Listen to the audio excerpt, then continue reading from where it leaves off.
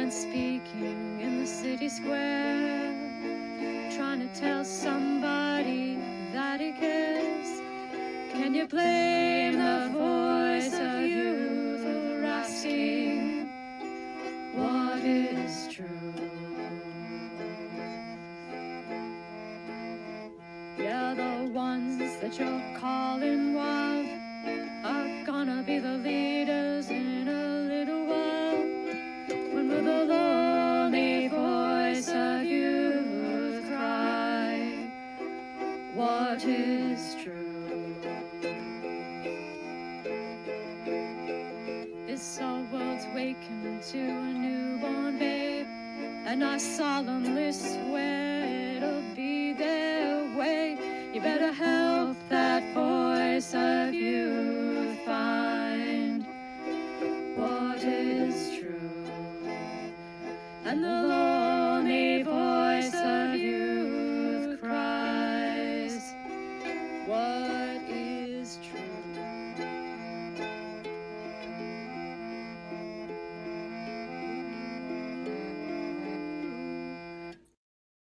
All right. Welcome in, everybody. Glad you're all here. I hope I'm all here. We'll find out. Kind of off the edge today, if you know what I mean. We are here and we are pirating and we have our Sampel, right? And we have some in the Muppet Cup because have you considered? You should. You should consider. I've got some dark chocolate here. I don't remember what brand. It doesn't matter. It's all yummy. It's like 80%, I think. It's good stuff. And I got some tea from the Table Rock Tea Company. I'm doing the winter blend again. It's good stuff. You need it in the summer. Definitely need it in the summer. So yeah, I'm just gonna. It's been an interesting day so far. I got to talk to Jesse this morning. So I haven't heard from Jesse in a while. We've all been wondering where he's been. And of course, I chatted with him for quite a bit, which was very lucky for me for getting up actually at a decent time. And we talked about the Matrix videos. So what we're going to do is, and we already have notes and stuff, but what we're going to do is we're going to do a video, talk about what we're going to do, right? And then we're going to propose a bunch of ways to do it, right? Threads we could follow, sort of a thing. And then we're going to ask the audience to comment and see which ways they want us, which threads they want us to pursue, right? Which will sort of set the tone, because we can't, you can't do an exhaustive sort of thing on the Matrix. That's not going to happen. Too many rabbit holes. So we're working on that, and that'll segue us into actually doing the videos. But we'll set the stage. We'll tell you what we're up to. We're not going to do a symbolic interpretation. That's dumb. We have something better in mind anyway. And then we'll proceed from there. And so this week has been, utterly fascinating. It's just a lot of the stuff is just dialed down from last week, but like there are memes flying everywhere. Twitter's on fire. The communists have decided to prove that they're communist by proposing communism after being called communists. It's inconceivable. People are still doubling down on obviously AI generated images being real, and I I don't know. Imagine half the country. It's not half the country. It's not even a third of the country, guy. Oh my goodness. Everyone's confused and lost. There's a lot of chaos. And much of the distraction with all this chaos keeps us from building things that last. That's what it does, right? It's very convenient for the forces of evil or disorder or bad demons or however you want to frame it, because they can just keep you distracted. Like they keep you convinced that the most unpopular vice president in history is suddenly the most popular president in history, or more popular than any previous president ever. Then you'll never build anything because of the uncertainty. right? Because you're not sure if that's true. It's not true. It can't possibly ever happen. Constraint of the world, right? Uh, Miserable idiots don't get popular suddenly. That doesn't happen. Especially not when they get caught just lying about everything and making stuff up and being idiots. And the thing is, keeping you distracted from building things that last, this is because, those things would interfere with the temporary fantasies in the minds of people. People want to believe their fantasies.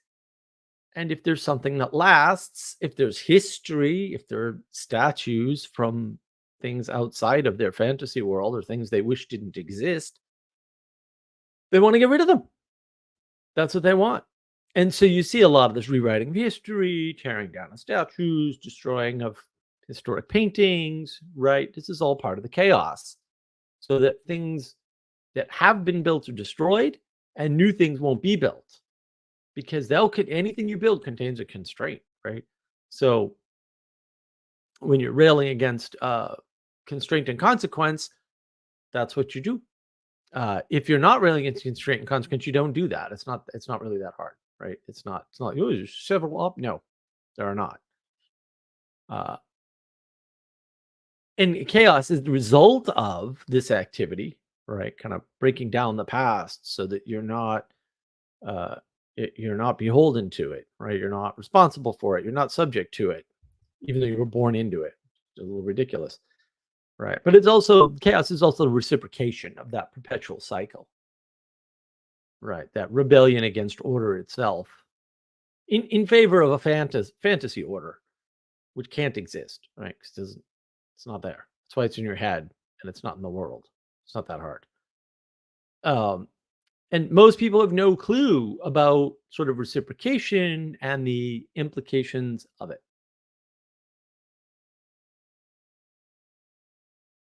And I'm going to try to make some of this more clear. I've got some videos coming out.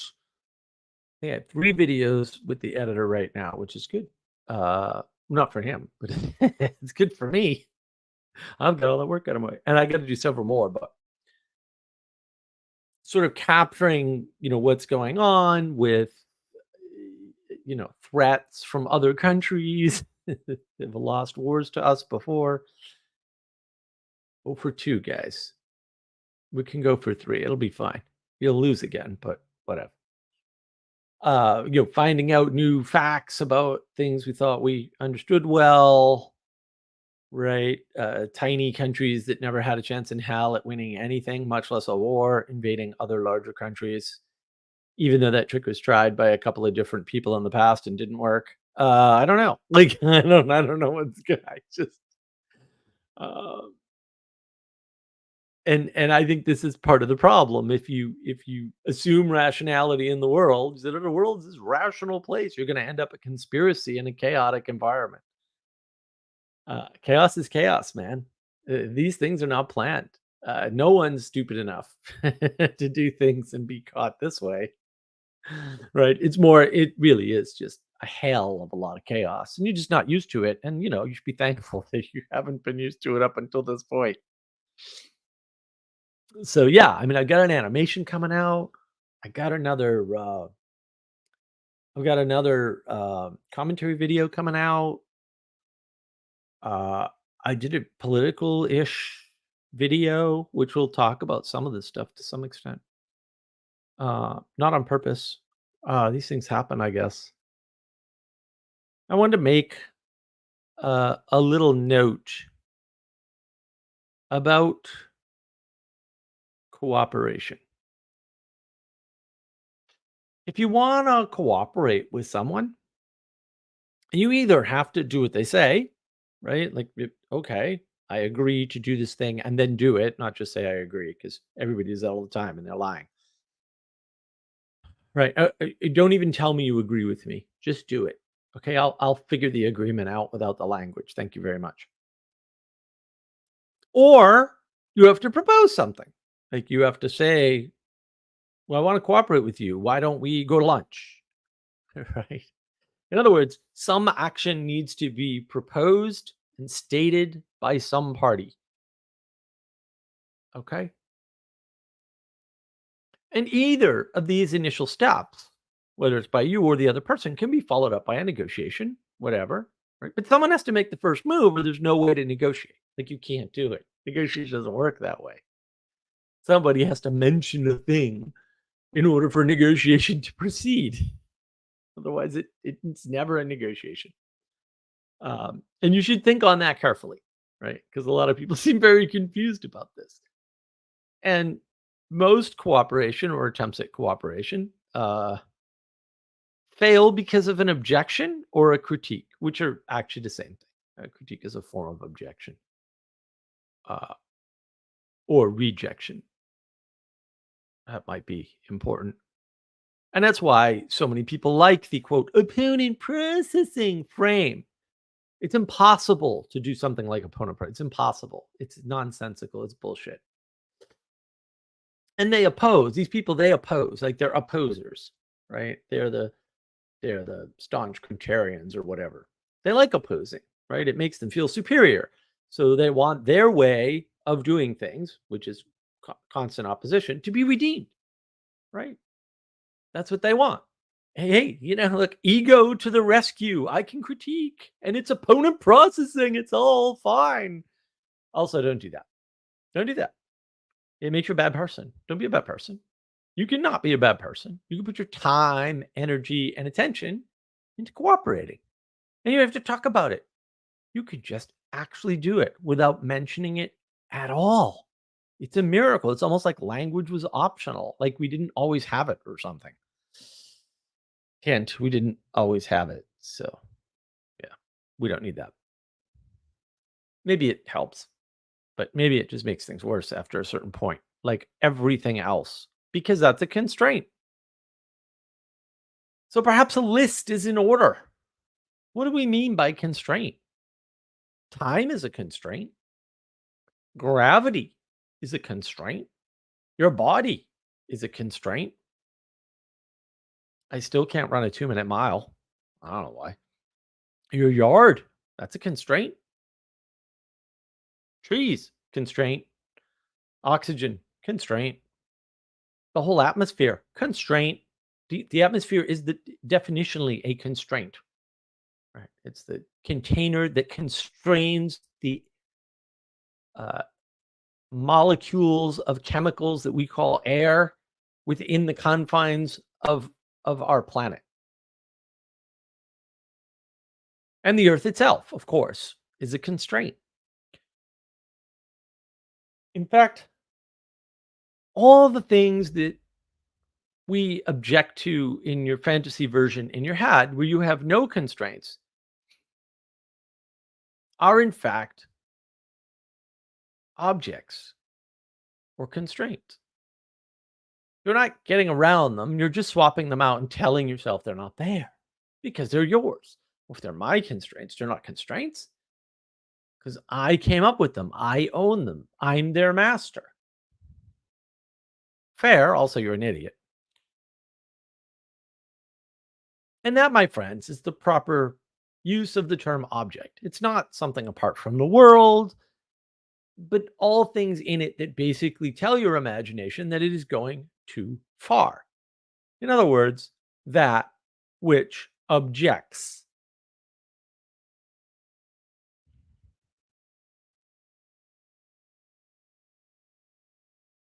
Now, you can say, we can overcome gravity with rockets. It's like, yes, but you cannot do that.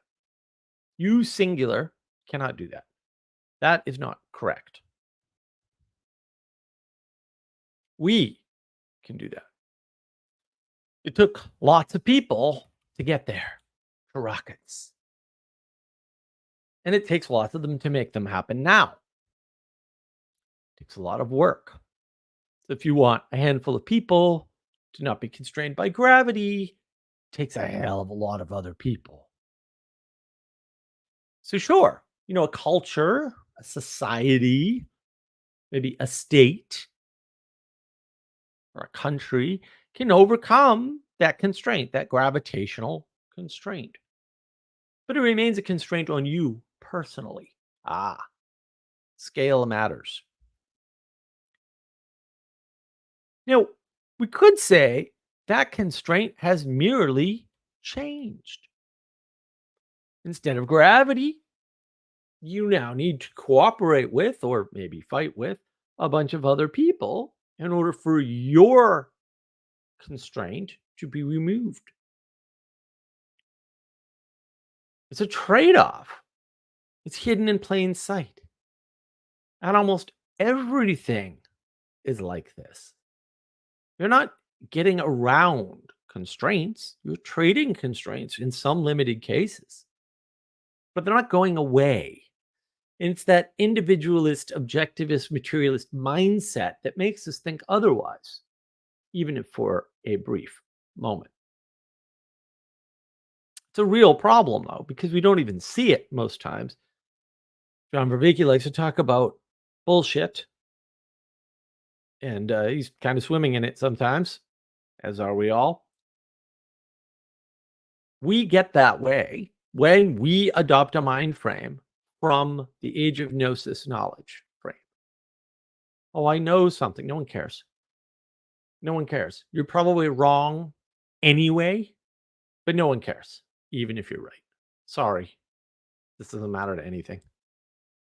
The world doesn't care. It objects to your knowledge. The world actually objects to knowledge, technically speaking. That already happened. It's good to know. It's good to know. All of the important things and all the most important things are constraints. That's what they are. Gravity is pretty important. Knowing how it works is pretty important, right? Understanding, interacting with it in a way is important. It's a constraint on you personally. And even if you want to remove that constraint, you have to do a bunch of stuff and cooperate with a bunch of people. And it won't be easy. Good luck.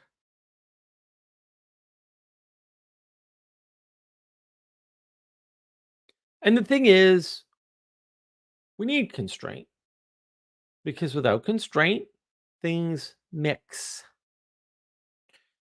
They become muddled. Boundaries are now impossible, or they move, which makes them impossible, by the way. You cannot tell where things end and other things begin. Sometimes that's you. Do you know where you end and other people begin? We all want the world to be a certain way in our head. Maybe we want the government to be the bad guy, or we want politics to save the world. Once my political candidate gets in, problem solved. Constraint is the thing that tells you that's not going to work, which is good to know because you can use constraint to shape your time, energy, and attention to the greatest good. You can spend most of your life figuring out how to get around gravity. There's a trade off there. Or you can accept that constraint and go after a different constraint. The Stoics, for example, talk a lot about the constraint as being your discipline or lack thereof. Because a lack of discipline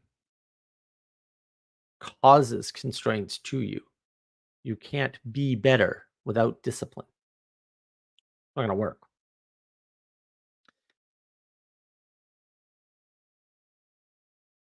You don't want things mixed up. That's the chaos. That's what we have. You want what we have? That's how you get what we have. Don't do that.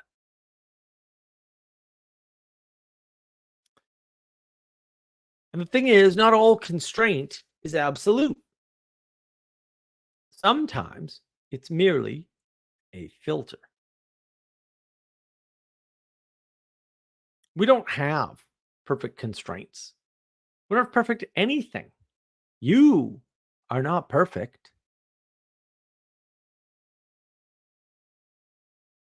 Get over it, Muppet. Get over all of it.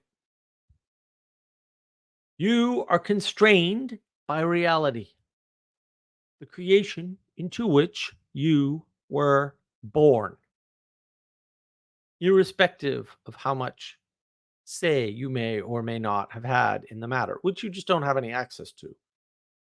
Too bad. So sad. Move on.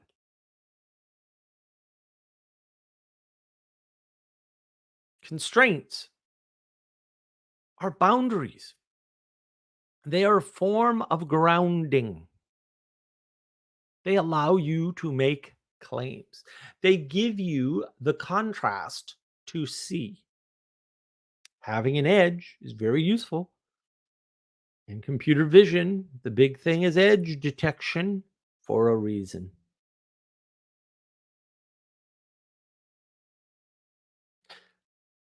These boundaries allow you to avoid things flooding in. Without boundaries, things will flood in. They will not be ordered.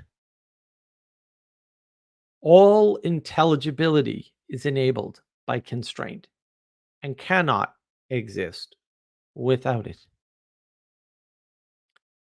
Order itself requires constraint and is a form of constraint.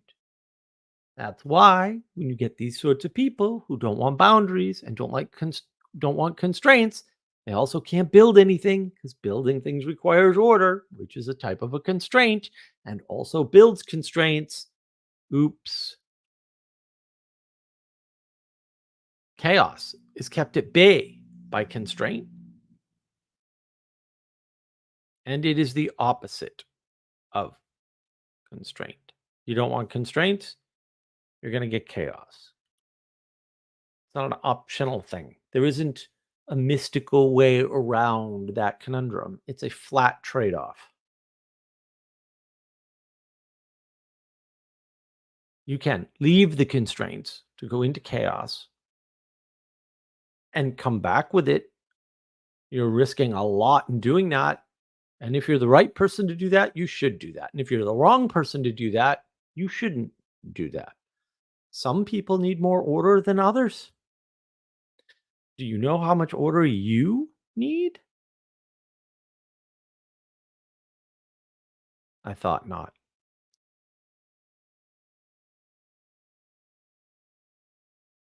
You know what else is a type of a constraint? Filters.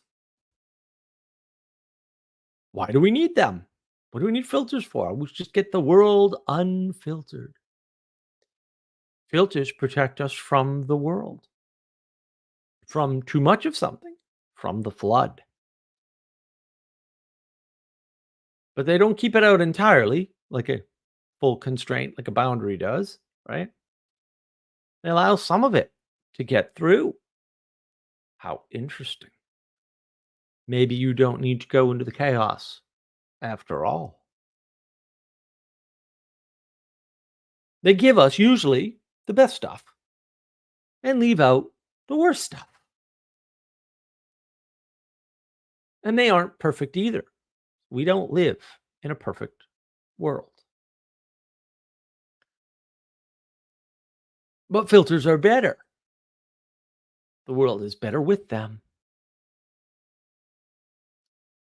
And this allows us additional intelligibility, an additional resolution, if you will. You see, maybe the boundaries tell you where all the humans are. There really aren't any in the desert, for example. And then maybe the filter tells you which ones are less likely to cause you harm because they're criminals. So you put the criminals in jail, that filters them out of society. Gives you an additional resolution, additional contrast to see, and additional protection against the outside, the flood, chaos itself. These filters are very useful. And let's keep in mind that filters are required. They're not optional and they're imperfect, but they're required. Doesn't that suck? It's helpful for discernment, though. Helps to train your discernment.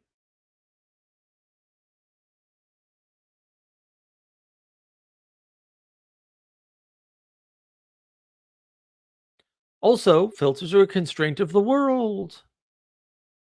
Imperfection is everywhere. If you don't pass through one filter, maybe you couldn't graduate high school, maybe you're doing something you should not or cannot do. That might be helpful to know. I bet no one told you that. I bet you grew up hearing you could do anything. You can't do anything. That's bullshit. I can prove it to you. You haven't seen or heard my purple talking unicorn. Therefore, you cannot do anything. Problem solved. The world has constraints. You have constraints. Constraints emerge as the result of all of these relationships. You want to be with somebody? That's got constraints. You want to be alone? That has constraints. You want to go meditate in the woods by yourself? Constraints.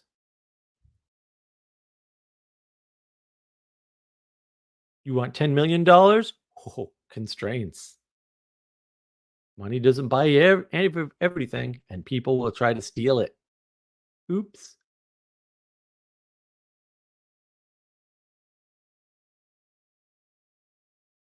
There's lots of constraints, and they change as a result of your relationship to the world and as a result of your orientation in the world.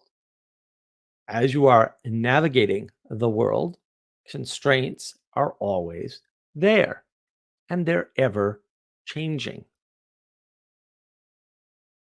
But they're not arbitrary, and they're not changing in a way that you can't understand unless you're not paying attention to them. Different problem. This is why discernment is so important. I have a previous live stream. It's over a year old now on discernment. It's discernment, judgment, action. 3 live streams. Excellent stuff. Constraints emerge from chaos, from order, from scale, from ignorance, from attention, from yourself.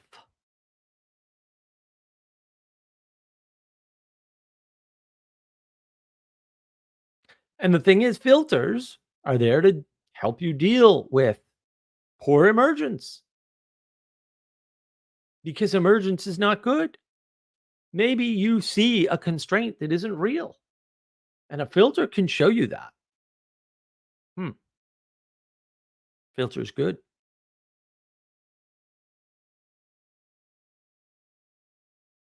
Emergence, not good. That's why you need filters and constraints to deal with emergence.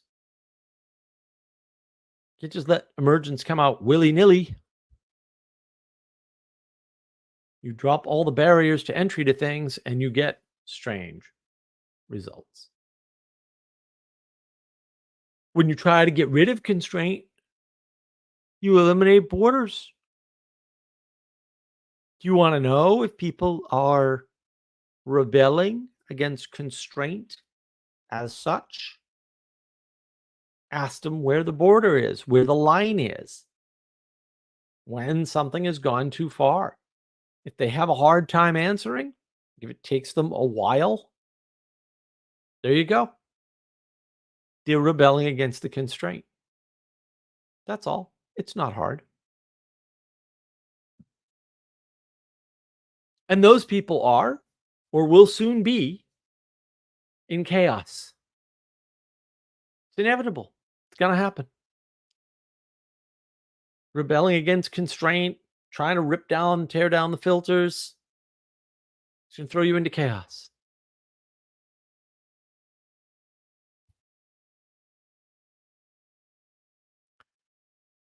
But when you get rid of filters, you flood the world. Your world, mostly. Let's assume you leave all the constraints intact. Get rid of the filters. And you say, I'll hire anybody. I'm not going to pay attention to if they're a criminal or if they're competent. You would be surprised at the number of people that are clumsy and just drop things. Therefore, they cannot be waiters or waitresses because they're just too clumsy. They cannot work in kitchens. They'll cut their little fingers off. We should filter them out for their own good.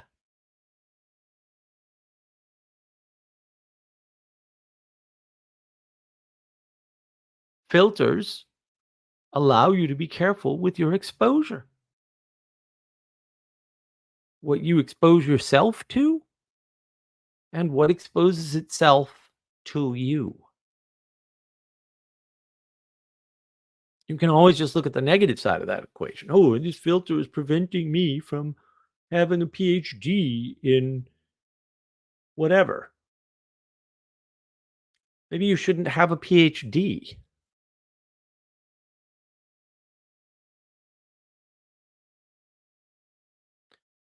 And when those filters don't work, you give people PhDs in things that don't exist and aren't useful in the world. And they go to the Olympics and get a 0.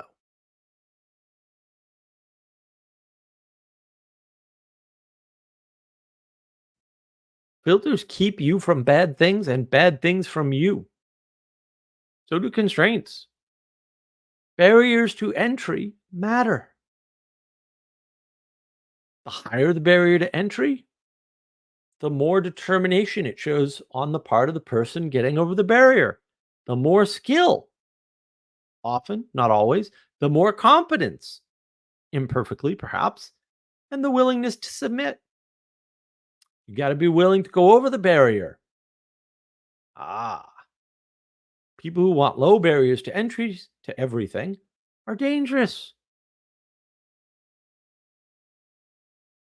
Even if they're not dangerous, the dangerous people want the low barrier to entry. They'll support them.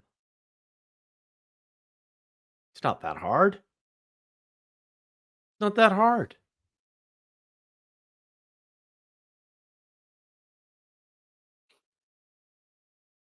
You have to consider why things are hard and what things are. Some things that are hard should not be hard. There's a reason why you want somebody with experience to operate a piece of heavy machinery. Now, I'm not saying you should hire somebody for heavy machinery based on a certification. I think that's stupid. You should hire them based on experience. And if you can't know that experience, you have to submit to somebody else's opinion about their experience. Sorry, that's a constraint. You can't be everywhere all at once and know all things. Pretty sure that's only reserved for one existence, we'll say. And that's not you.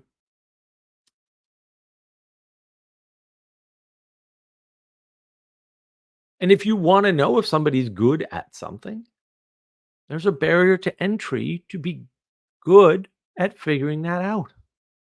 Did you put in the work, Muppet? Because I don't think you did. That's why people want barriers lowered. They don't want to put in the work. Not all the time, but often. If it's a specific barrier, if it's just one once, that's a good sign.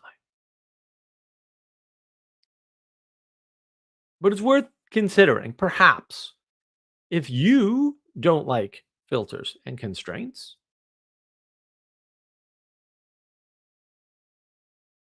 maybe your definition of freedom is freedom from constraint and consequence,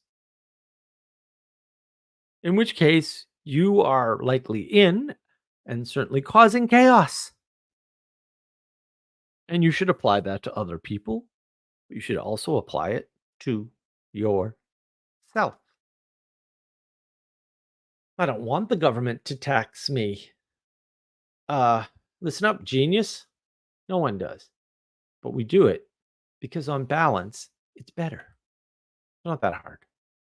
Don't make it hard.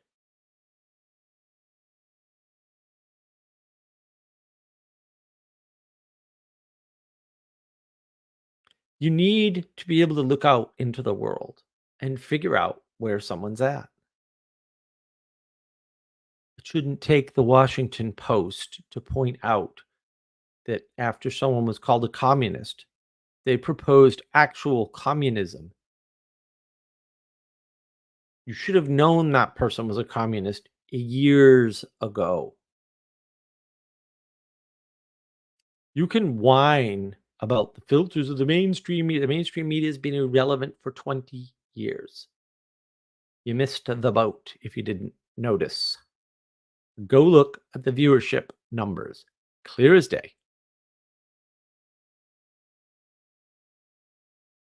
You can whine about being constrained and the true voices on YouTube have been No, they weren't.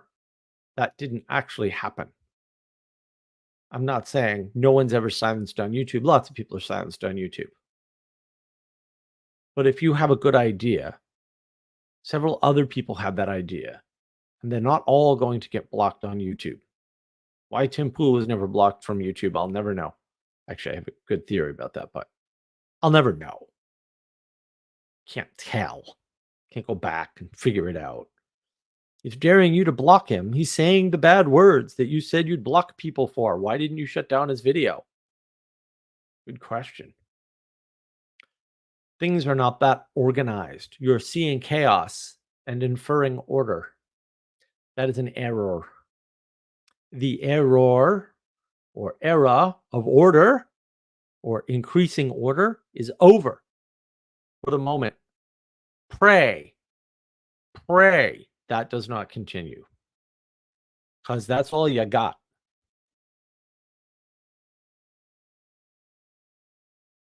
Filters provide intermediary boundaries, ways to slow things down. A good check against too much of a good thing. Because that happens too.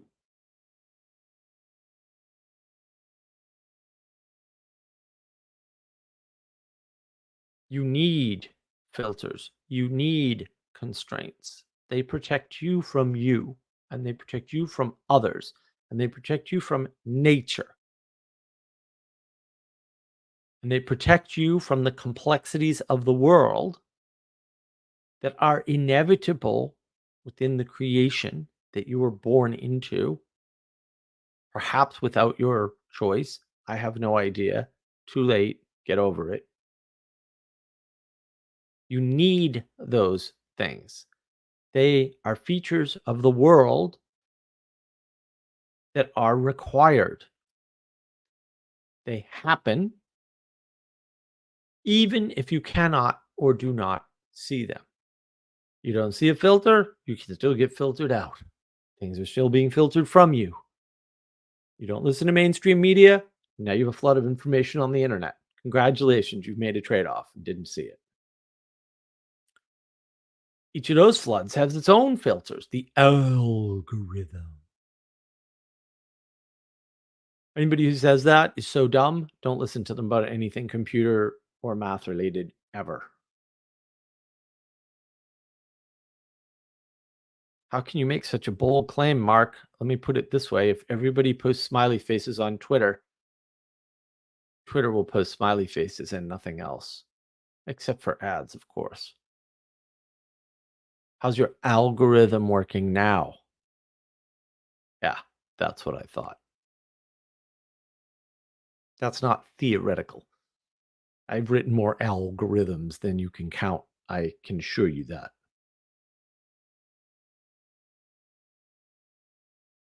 Having a bounded world is good. Having a constrained world is good. Having filters is good. Even if the potential is not bounded. This is where people get into trouble.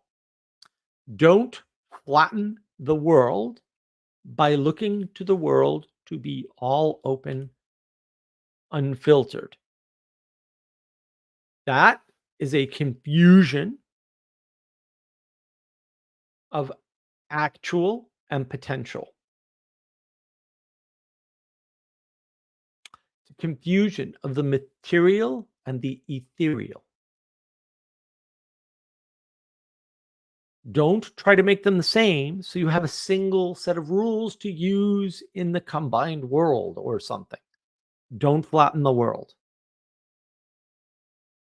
That just creates chaos unnecessarily that will affect you eventually. You will get overloaded and you will be immediately brainwashed. And you won't know it because that's what brainwashing is.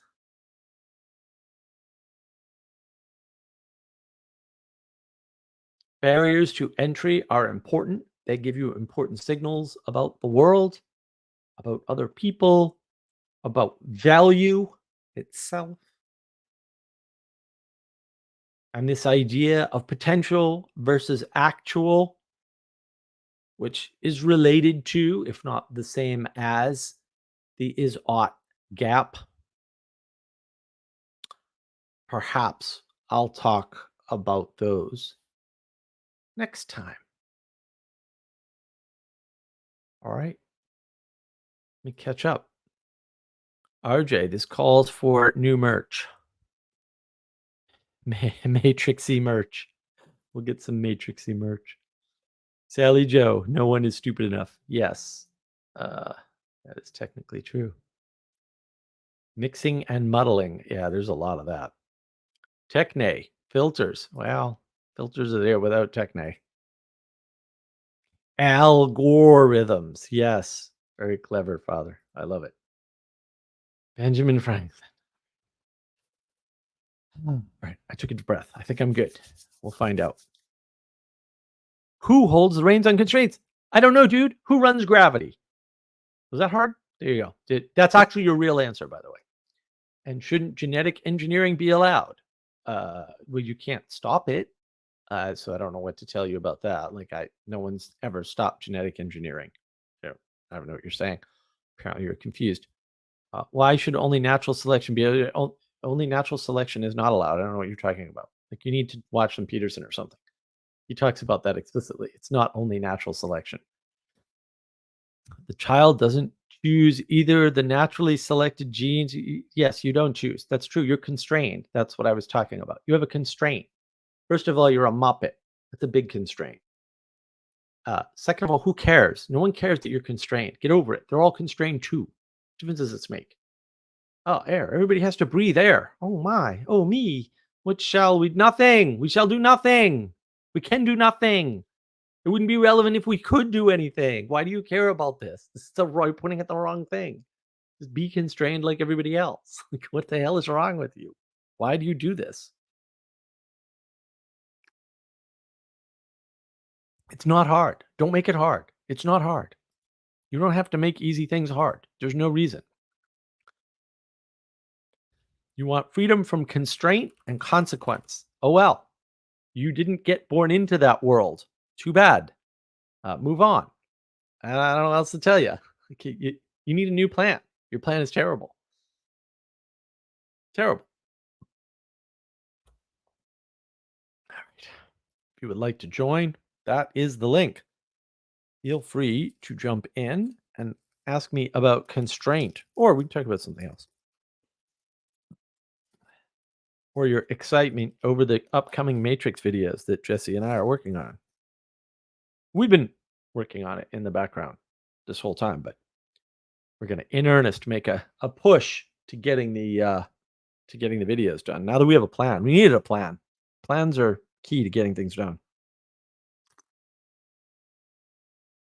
That's a constraint, If you want something good that lasts, you need to plan it out. Can't do this agile development methodology because it ain't gonna work. Sally Joe, we can change the channel name to Mark's Suffering. I don't think so. I don't believe in suffering. I'm a struggle guy. Suffering's a different issue. I'd love to slap the theologians, so-called theologians around about that. They seem to conflate struggle and suffer. And I'm like, why are you doing this? There's no reason. We have 2 videos.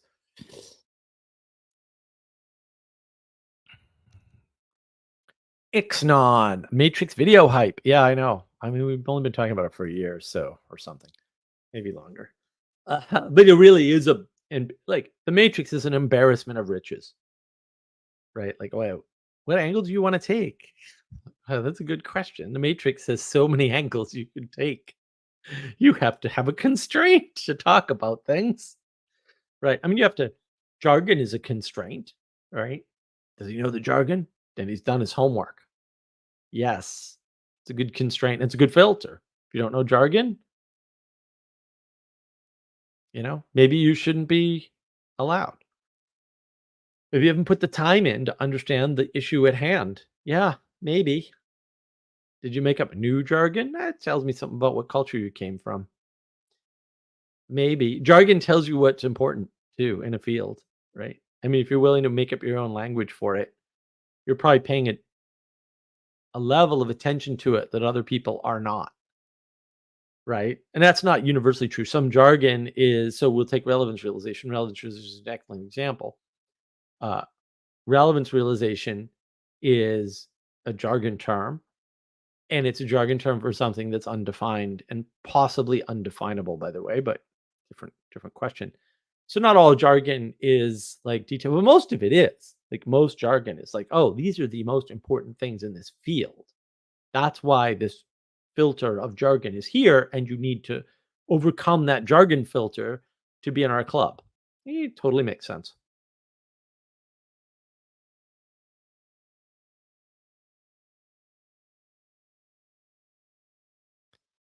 Benjamin Franklin, I've been watching Serial Experiment Lane. I think The Matrix was partly inspired by it.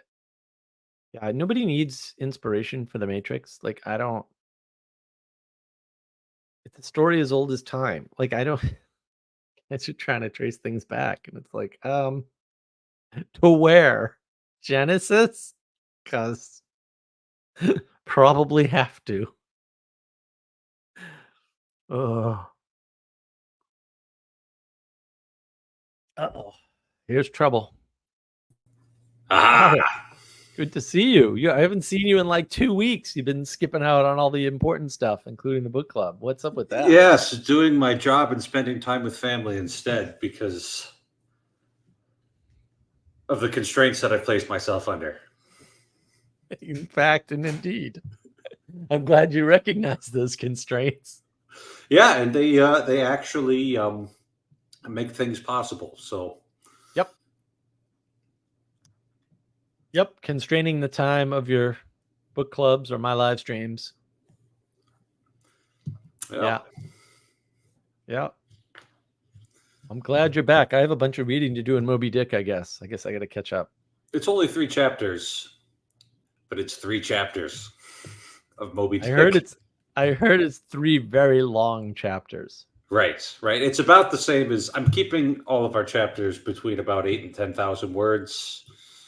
Oh, okay. Interesting. So that's how I'm like, but stupid modern web browsers, you highlight a huge chunk of text. It doesn't tell you how many words it is. You could code that in an afternoon, I'm sure. Oh, believe me, it flashed through my head like, JavaScript. Yeah. Yep. Yeah. But no, I have to copy paste it and put it into Word so it'll do it for me. So, but there's a browser extension waiting to be written right there. It might already be out there. I haven't looked I mean, I already have Word on my computer, so it's like, yeah. Yeah, no, just back in North Dakota. Nice to be back in a civilized place that doesn't smell like weed everywhere. And The most unbelievable thing was last year when I was driving back. I'm on the highway. You've heard of highways. I've People heard drive of- fast. yeah. I drive fast. I have a sports car. I had the top down. I'm doing 80 and I can smell weed on the highway. I'm like, what is with this place? Get me out of here. I couldn't believe it. oh, I man. was like, how do you smell weed on a highway at 80 miles an hour? That's unreal. It's not, it's not like there were tons of cars, right? I mean, it's like, is everybody smoking while driving down the highway? This isn't good.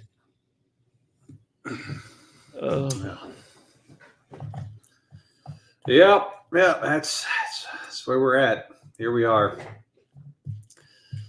It's it's not good. Double Viz. AI is getting constrained. AI was always constrained. Some are constrained to big woke, and some are constrained to telling the truth. Well, if only we could constrain AIs to tell the truth, that would be really useful. Yeah, AI is like all over the map. Perplexity is good. Claude is good, and Perplexity are really good. But yeah, the others are completely insane, and that's because somebody has to decide what is truth, right? Like, we hand the constraints to the AIs, and they can't break out of them. No, the AIs can only do the first, or they can't even do the first act of understanding. They can mimic the first act of knowledge, which is understanding, but they can't do judgment. They mimic knowledge, and what they do is they're parasitic on your thought. Since you're a rational creature, you rationalize things. So you rationalize AIs putting words together because they're close. Yeah. That's effectively what you're doing with LLMs. Don't tell anybody. I haven't told anybody. It'll be our little secret. Yeah. It's not like you can find information about it literally anywhere. It would be horrible if if somebody with well over 15 years of experience actually building the things actually spilled the beans about that and said, no, LLMs are just mostly illusory. Not useless by any means, but mostly illusory. Mm-hmm. Sorry. Sanjuro, good to see you, sir. The suffrage of Mark. What do you think of this suffrage idea? Suffrage? Well, Sally wanted to change the channel name to Mark's Suffering. Okay. I missed that part. Sally's always got these wonder ideas. Anyway, yes. Sally's always got these ideas. Yeah, exactly. Right. See, this is why I didn't want to go there. This is not going to end well. Oh my. I guess. I don't know. I've missed your Sunday live streams too. I thought for sure those were going to happen. Yeah, I've just had 2 busy weekends in a row. It's one weekend I was on vacation with my family, and I was mildly optimistic that I'd make it back on Sunday evening, and we didn't. Oh. And then the second weekend, it's like I had last Sunday, I had 2 masses with the bishop on the road. One of them beginning at 5 p.m. And it's an outdoor mass, so it's like, I'm not. It's just kind of like, okay, it's just gonna be a little summer break. Happen. That's what happens in Rome every year. Nobody works in August in Rome. The only thing that's in Rome in August is the dogs and the Americans, which is it sounds better in Italian because it's Cani e Americani. I love it. That's great. Yeah. So anyway, I'm just kind of taking my lead from the people of Rome and not working during our. We should be back on this weekend. Oh, good. All right. Well, I'll definitely do the reading. I got to. I'm way behind on reading, so I gotta do reading. Reading is hard. Not recommended. Burn all the books. I'm still there.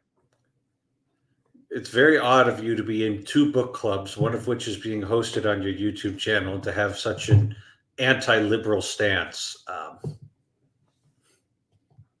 It's odd, but appropriate. It's another thing to cause you suffering, I guess. Exactly. That is the theme.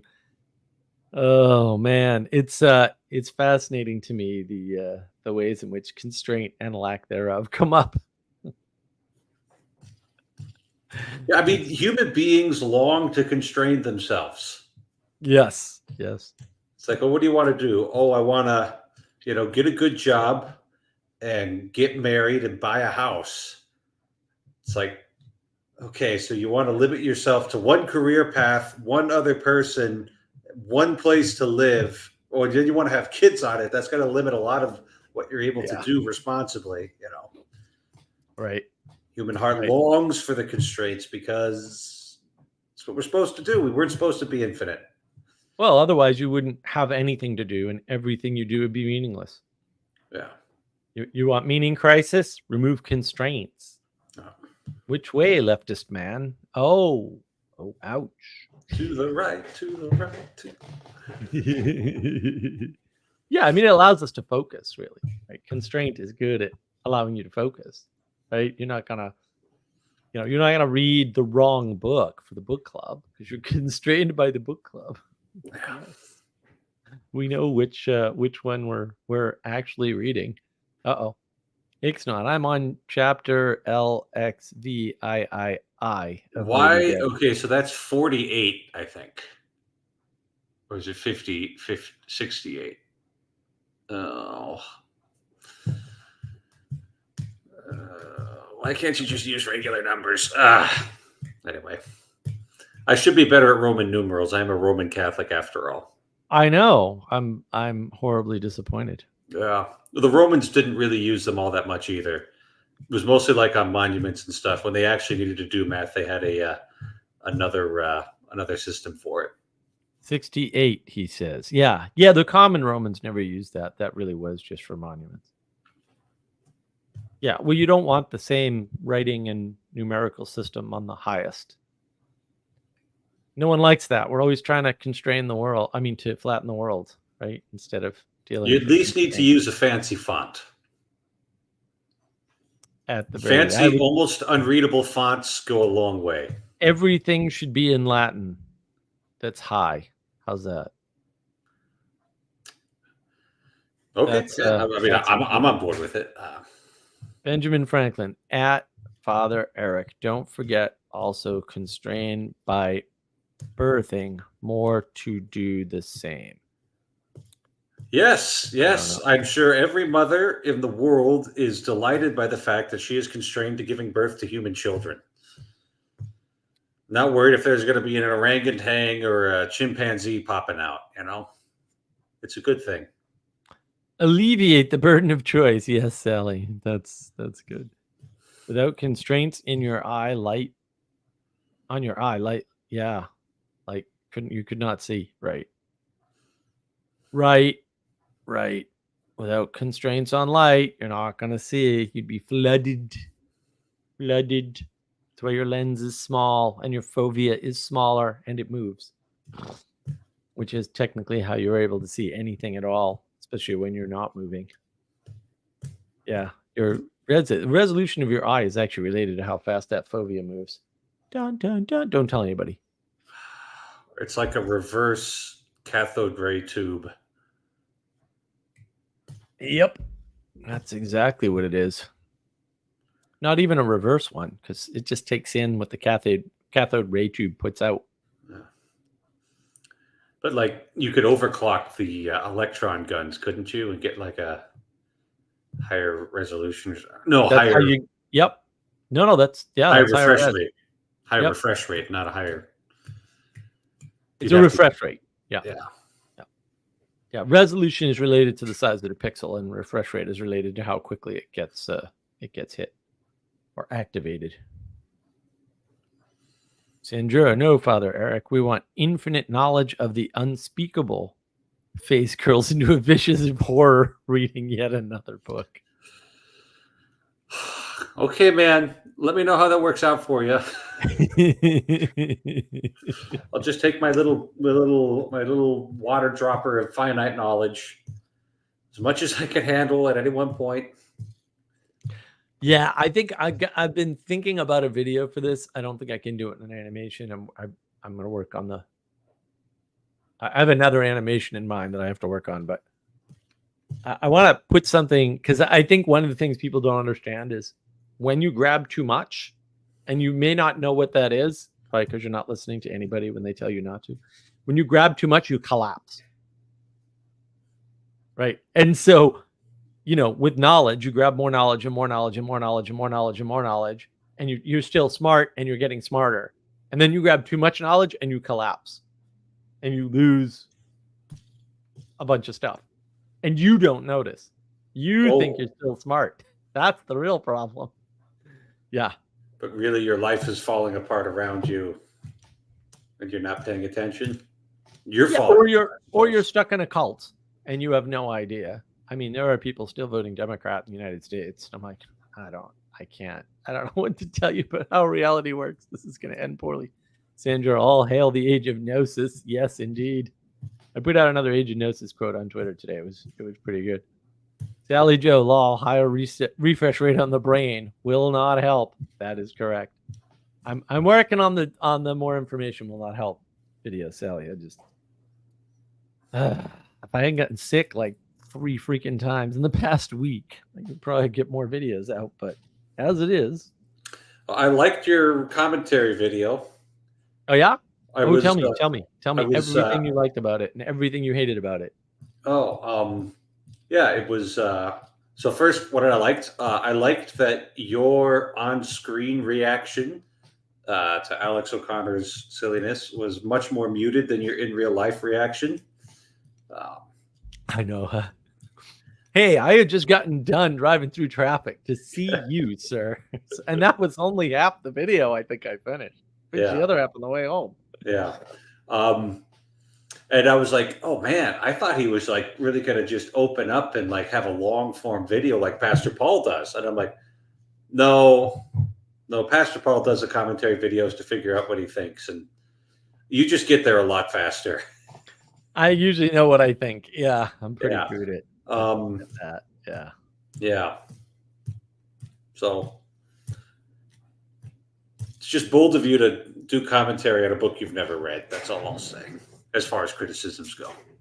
I wasn't doing commentary on the book. I was doing commentary on his idiotic assumptions, but sure. Okay. What did you hate about it? Oh, the fact that you're doing commentary on a book that you hadn't read. Fair. Yeah. The story I've heard. I mean, if I have to read the damn story, I heard the damn thing a few times. Okay. Sure. Hang out with Protestants. They'll tell you all the damn stories over and over again and not understand any of them. It's brilliant. Yeah. I'm just saying. BubbleViz, there is a sandbox game, Farm Simulator 22, and you're free to do what you want.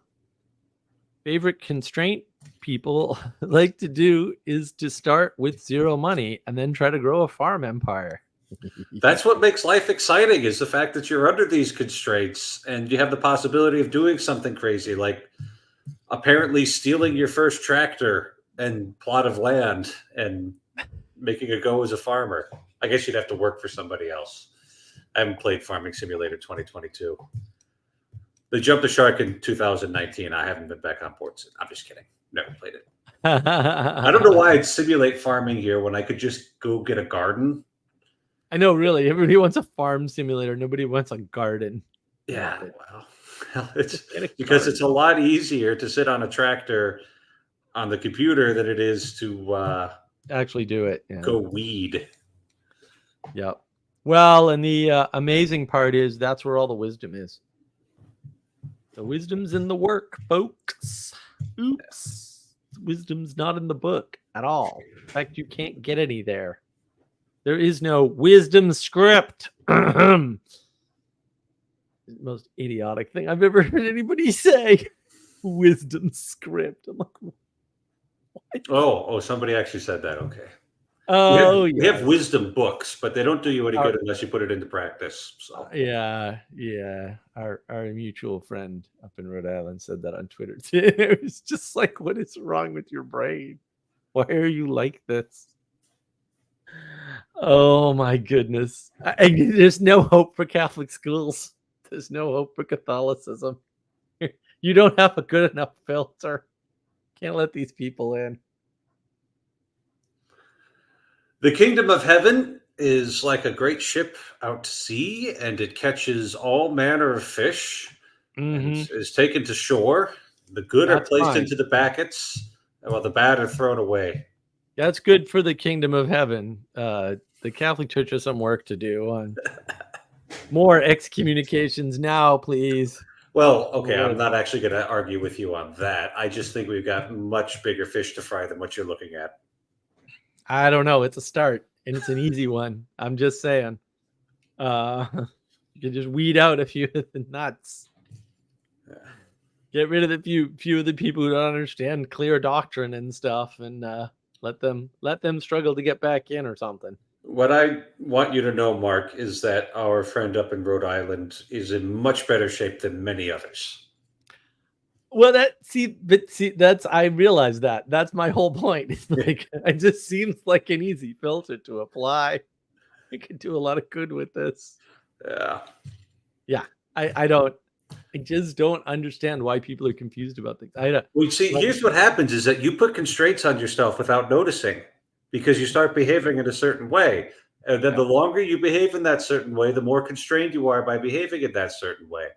So there was this theologian. I don't remember what exact year this happened, but I believe it was either the late 60s or the early 70s, teaching at Catholic University of America in Washington, D.C.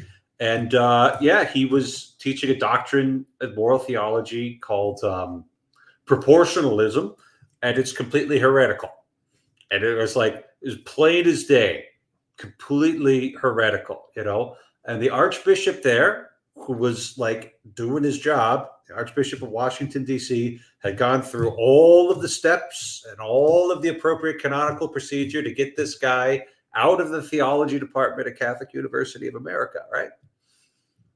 And then the Vatican comes in and undoes everything he just accomplished. No way. Yeah. And so you know what the Archbishop said? He said, you know what? I'm done. They can go and sit on top of the Washington Monument and dissent all they want. I don't care anymore. So anyway, you do like 50 years of that. Imagine trying to excommunicate somebody over doctrine under those circumstances. Yeah. You've got to want it real bad. That's too high a barrier of entry. It should be easy to kick people out, and it should be hard for them to get in. That's what makes a good club.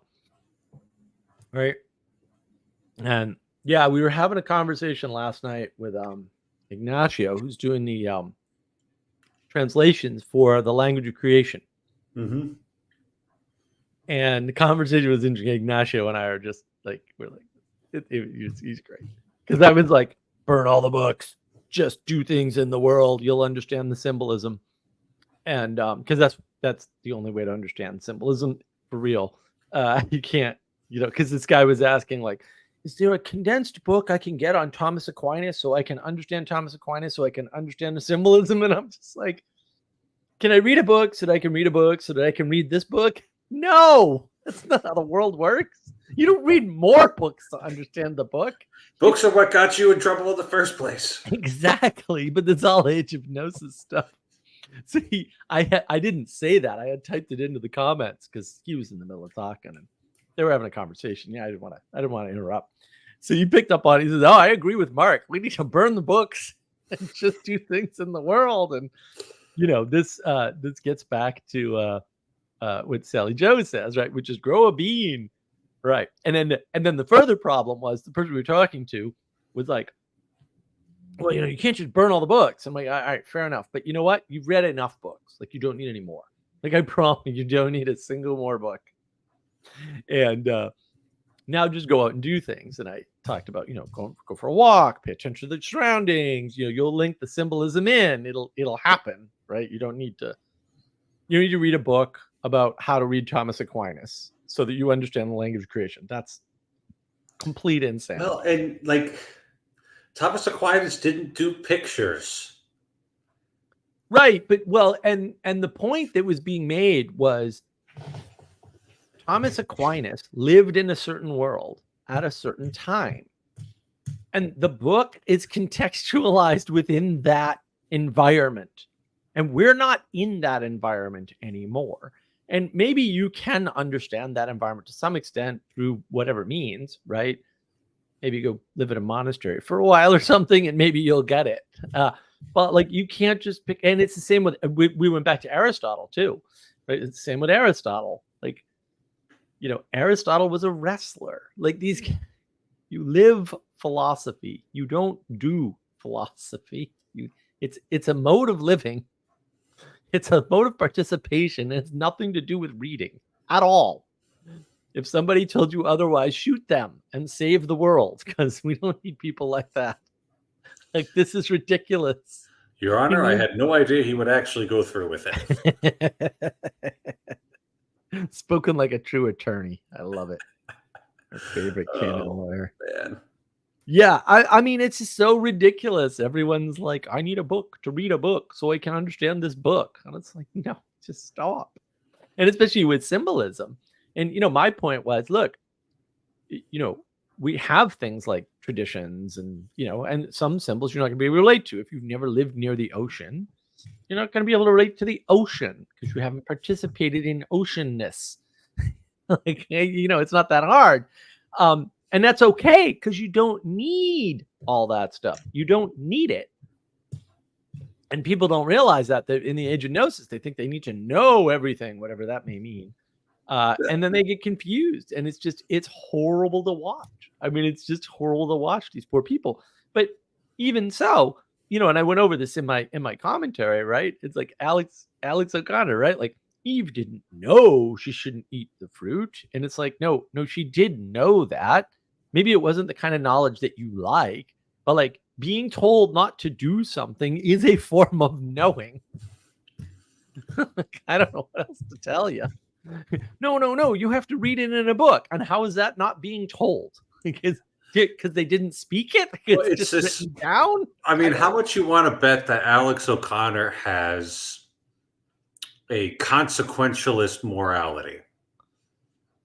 I don't think he has one, but I don't think he has. I bet you if you default ask anybody to analyze whether something is right or wrong in 21st century Anglosphere, unless they're like A, very well educated, or B, completely uneducated, they will default to some kind of consequentialist reasoning.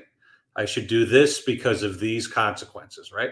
Which is the most arrogant way to reason about anything in the universe, as if you could know all of the consequences of your actions. Or any of them. Yeah, and the best you got is probability. Well, and this is the irony, right? The game theorists discovered this in the 1940s or 50s, I forget. They discovered this. They discovered the constraint of mapping it to math.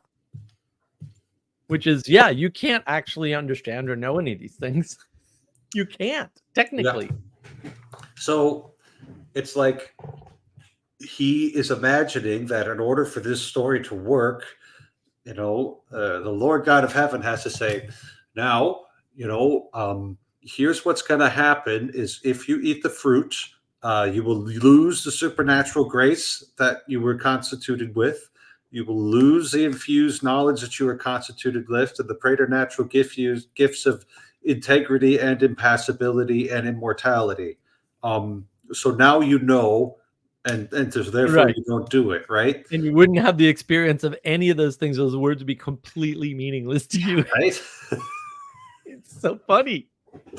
Whereas it's just like, hey, I'm trustworthy. Don't do that. I'll explain later. Yeah. That's enough to navigate on. Well, a lot of it, right? I mean, we still talk like this. You don't do that. You don't want to know what's going to happen. Right. So in other words, I can't convey the knowledge to you You only get the knowledge through the action, but also you don't want like you don't want to know what it's like to live in a car in the winter in New England while you're starving. You don't want to know that. I'm sorry, you don't, and I can't convey it to you. You'd have to do it, and you don't want to do that, no matter what you may think. That's not true. Yeah, it's a strange circumstance at some point. Let me catch up on comments. Benjamin Franklin. Let me breathe deep. All right, let's see if we can do this. All right. I've been thinking the same thing about reading Philosophers Out of Time. Oh, good. So you don't read any of them. Excellent. Excellent choice. Because you're not in their time and you're not going to be. I'm just constraint of time.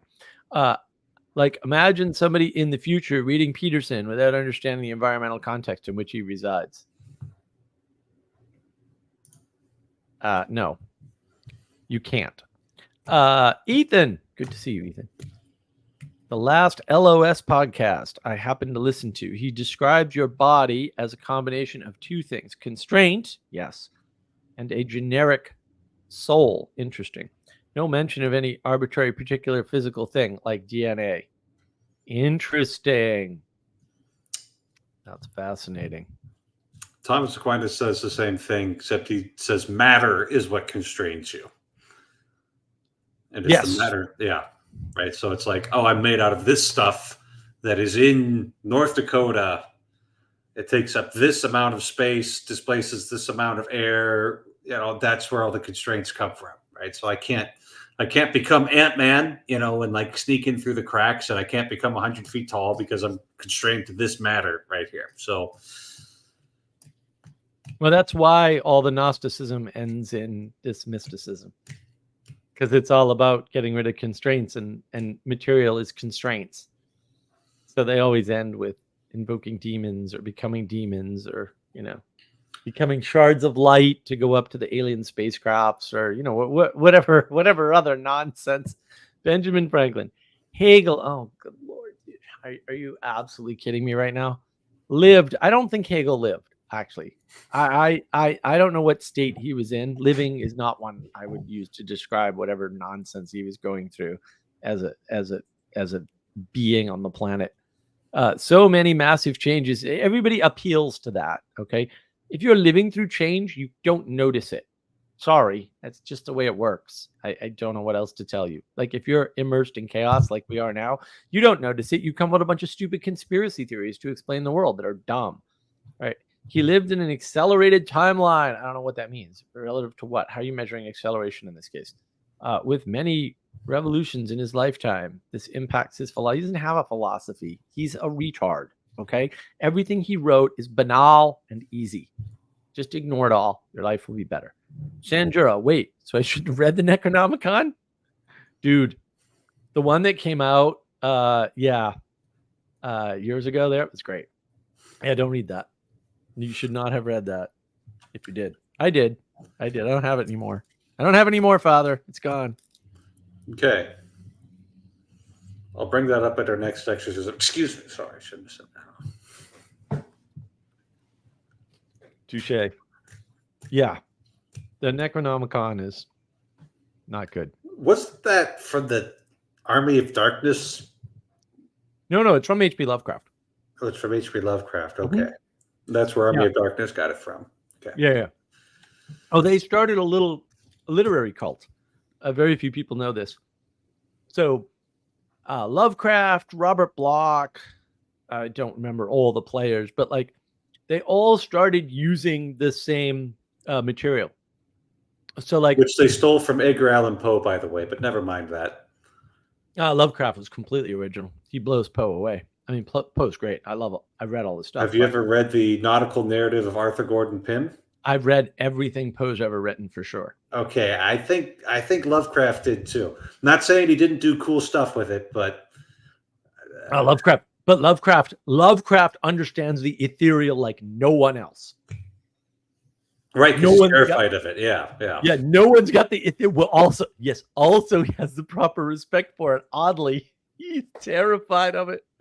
Right? I mean, like just all the stories where he talks about that barrier breaking or being breached, or that filter like letting go, and what squirts out. He uses terms like that too, right? It's such a good writer. His writing is so exquisite. You're just standing for other New Englanders now. No, I mean his style of writing, the concise storytelling that he does, and all the visual imagery somehow. I don't know how he does it. I have no idea how he does it. It's magic. It's definitely high spell casting, man. It's good. The thing is, though, he understands there's a veil, and he has this whole thing about what happens when the veil gets pierced or you cross it. And if you want a good introduction to Lovecraft, read The Horror at Red Hook, which I don't know if it's under his name or a pseudonym, or he ghost wrote it. It is the best detective story ever written. It is phenomenal. It is just great. But Lovecraft and all these other authors were trading letters back and forth, saying like, well, if you talk about this book, I'll talk about this book. And then there's a famous book like that. Hold on a sec.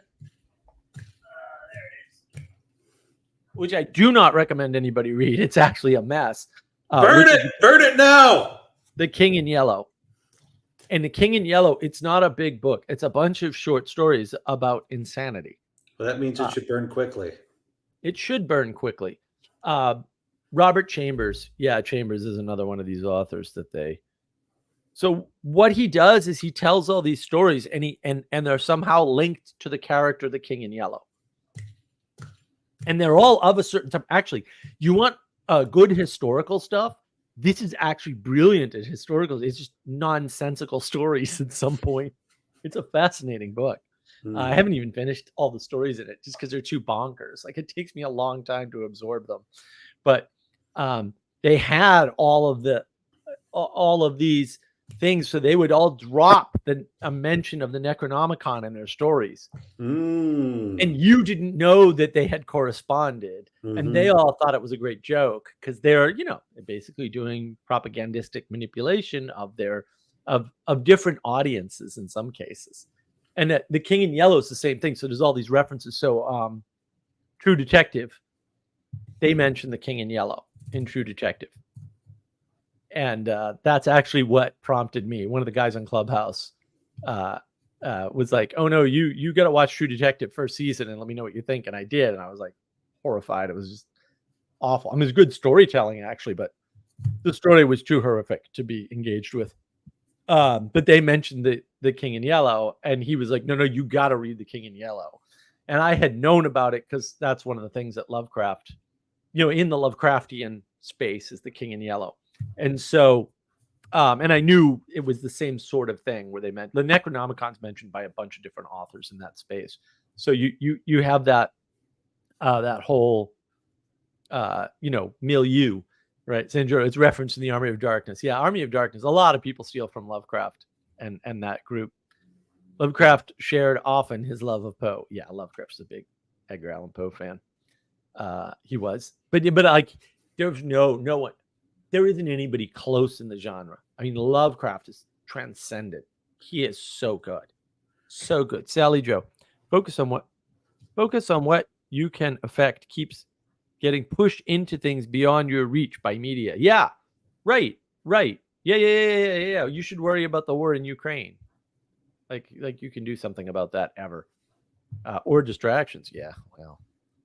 Well, that's the problem. See, and Lovecraft was really good at that too. Like he would talk about the trouble you get in with your curiosity. Because he'll say stuff like it would have been better had I not, right? And then talk about because a lot of his stories are told by one of the people in the stories looking back and stuff like that. He does a lot of clever stuff. And his writing though is so he might be my favorite author just because I love short stories. He wrote almost nothing but short stories, and the amount of stuff he packs in there is amazing. And I got to read some Milton because I guess Milton does something quite similar from what I've been told, but I've never really gotten around to He's reading not Milton. Short. No, but I guess he's got the sentences and the amount of data packed into a single sentence thing down. Yeah. I sat down and hacked through Paradise Lost, and I mean, it's well written. He's really good at English and all of that. I couldn't get past all the heresy. Heresy. There's a lot of heresy. There's a lot of heresy, a lot of anti-Catholicism in there because he was a Puritan. So Oh, I didn't know that. yeah. Oh. And the way he writes the story is that the second person of the Trinity is created in time, which is a heresy called Arianism.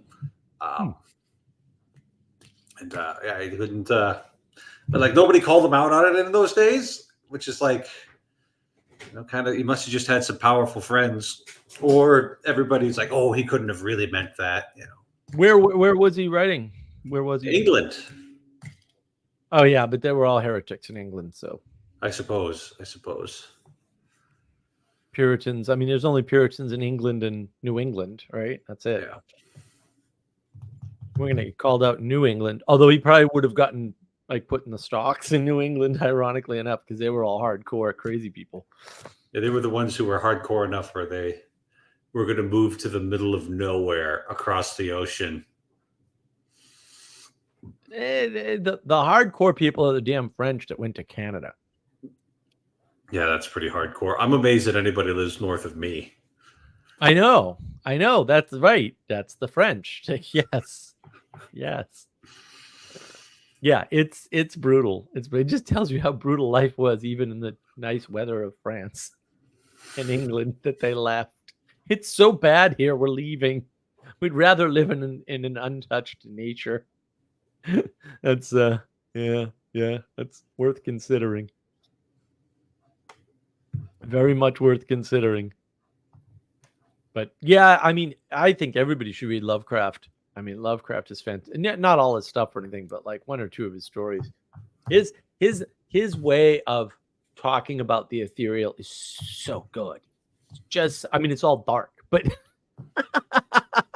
it's all dark and godless. But it's so good because it really gives you a sense for how dangerous it is for those things to happen, for invocations, for and he talks about it at different levels because he's got the Dagon worshippers, and it's a whole village basically, and he's doing secret societies, but they're all quasi-religious effectively, and many secret societies in the 19th century were.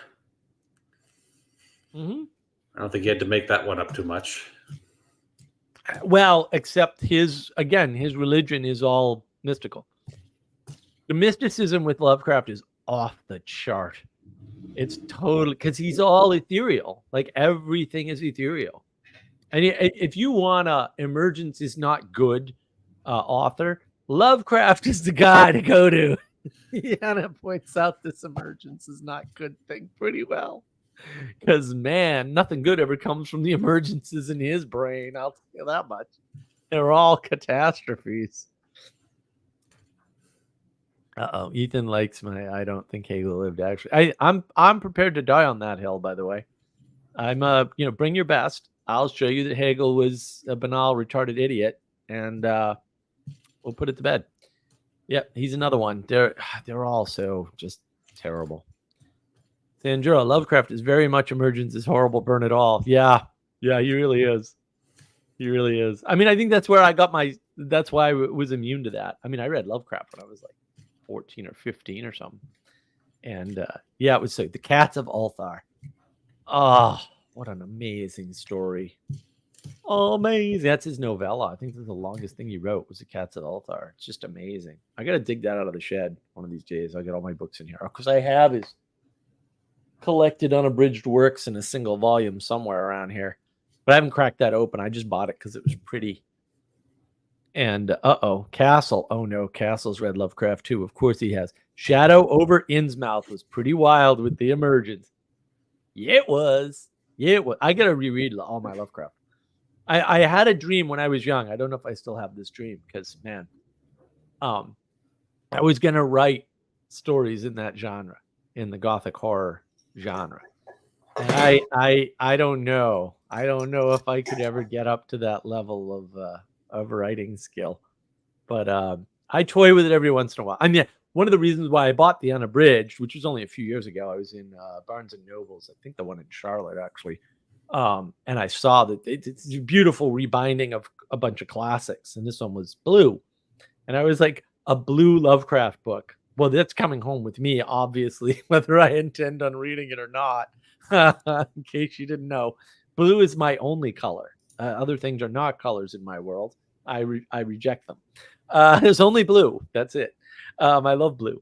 My house is painted blue in the inside. It's a brick house. It's not blue on the outside. My previous house was blue on the outside. That book, when I bought it, I was like, maybe I'll read this whole thing and I'll jumpstart into doing this dream that I had when I was like 15 or whatever. Didn't work out that way. Man, that is a monster of a book. Like H.P. Lovecraft wrote a lot of short stories. There's a lot of, and that might have some of his letters and stuff too, which I haven't read all his letters or anything. But yeah, I read a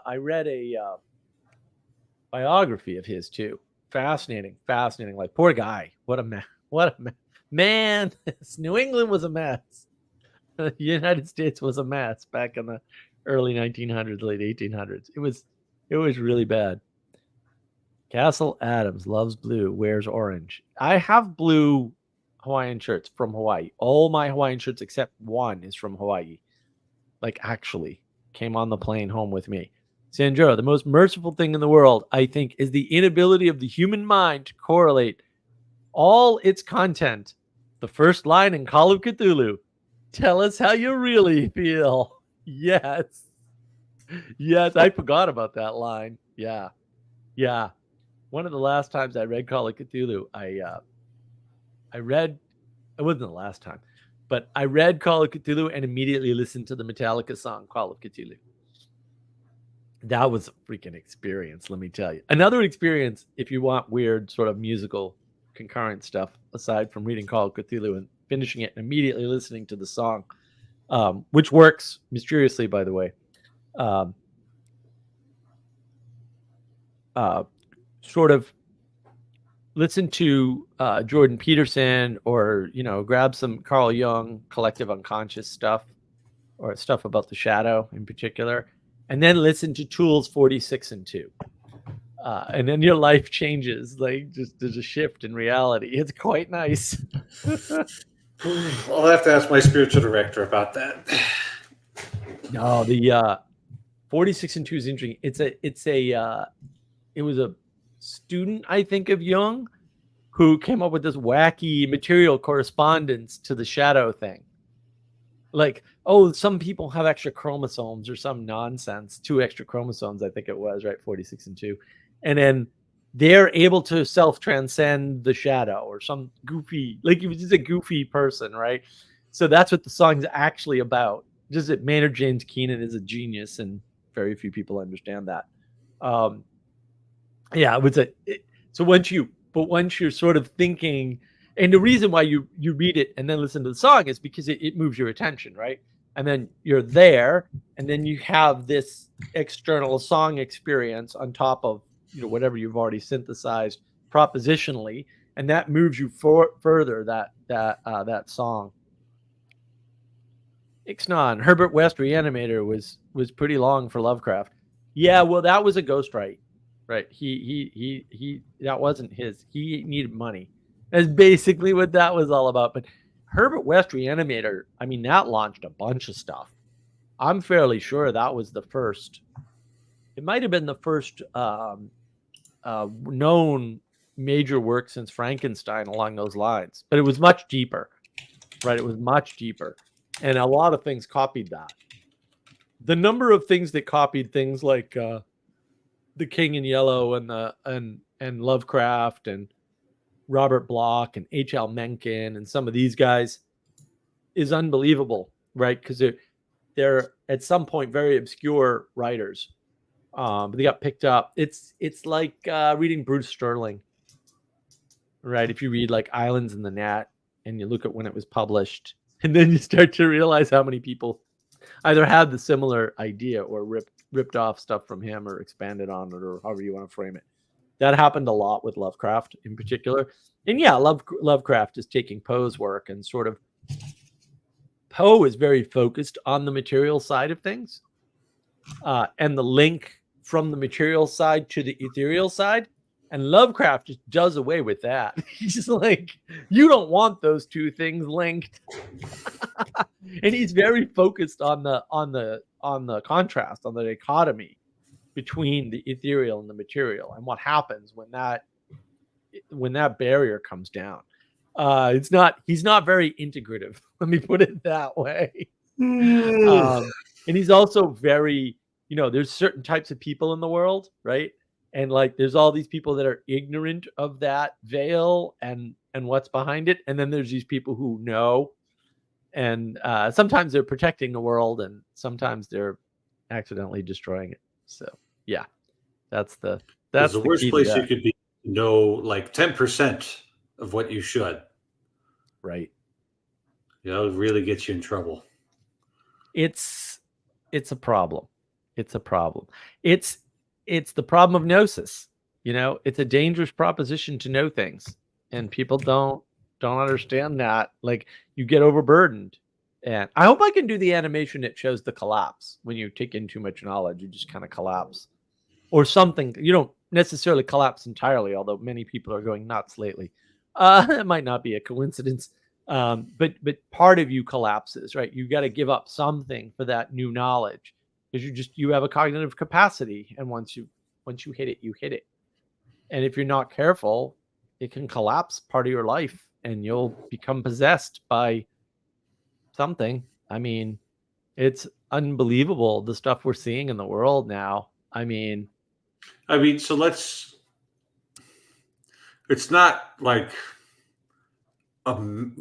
something like when you're trying to measure the capacity of a popsicle bridge to hold weight, and you put enough weight on it and then it snaps, right? It's not just like a linear quantity sort of analysis. Right. It has to do something with the quality of the knowledge that you're taking, and probably has something to do with the distance between your sphere of influence and that knowledge. So I could learn a lot about my congregation as a pastor. I could really get to know these people, and because I'm right there, and let's say I'm doing the things that I need to do in order to be properly integrated and healthy, holy, all of those sorts of things.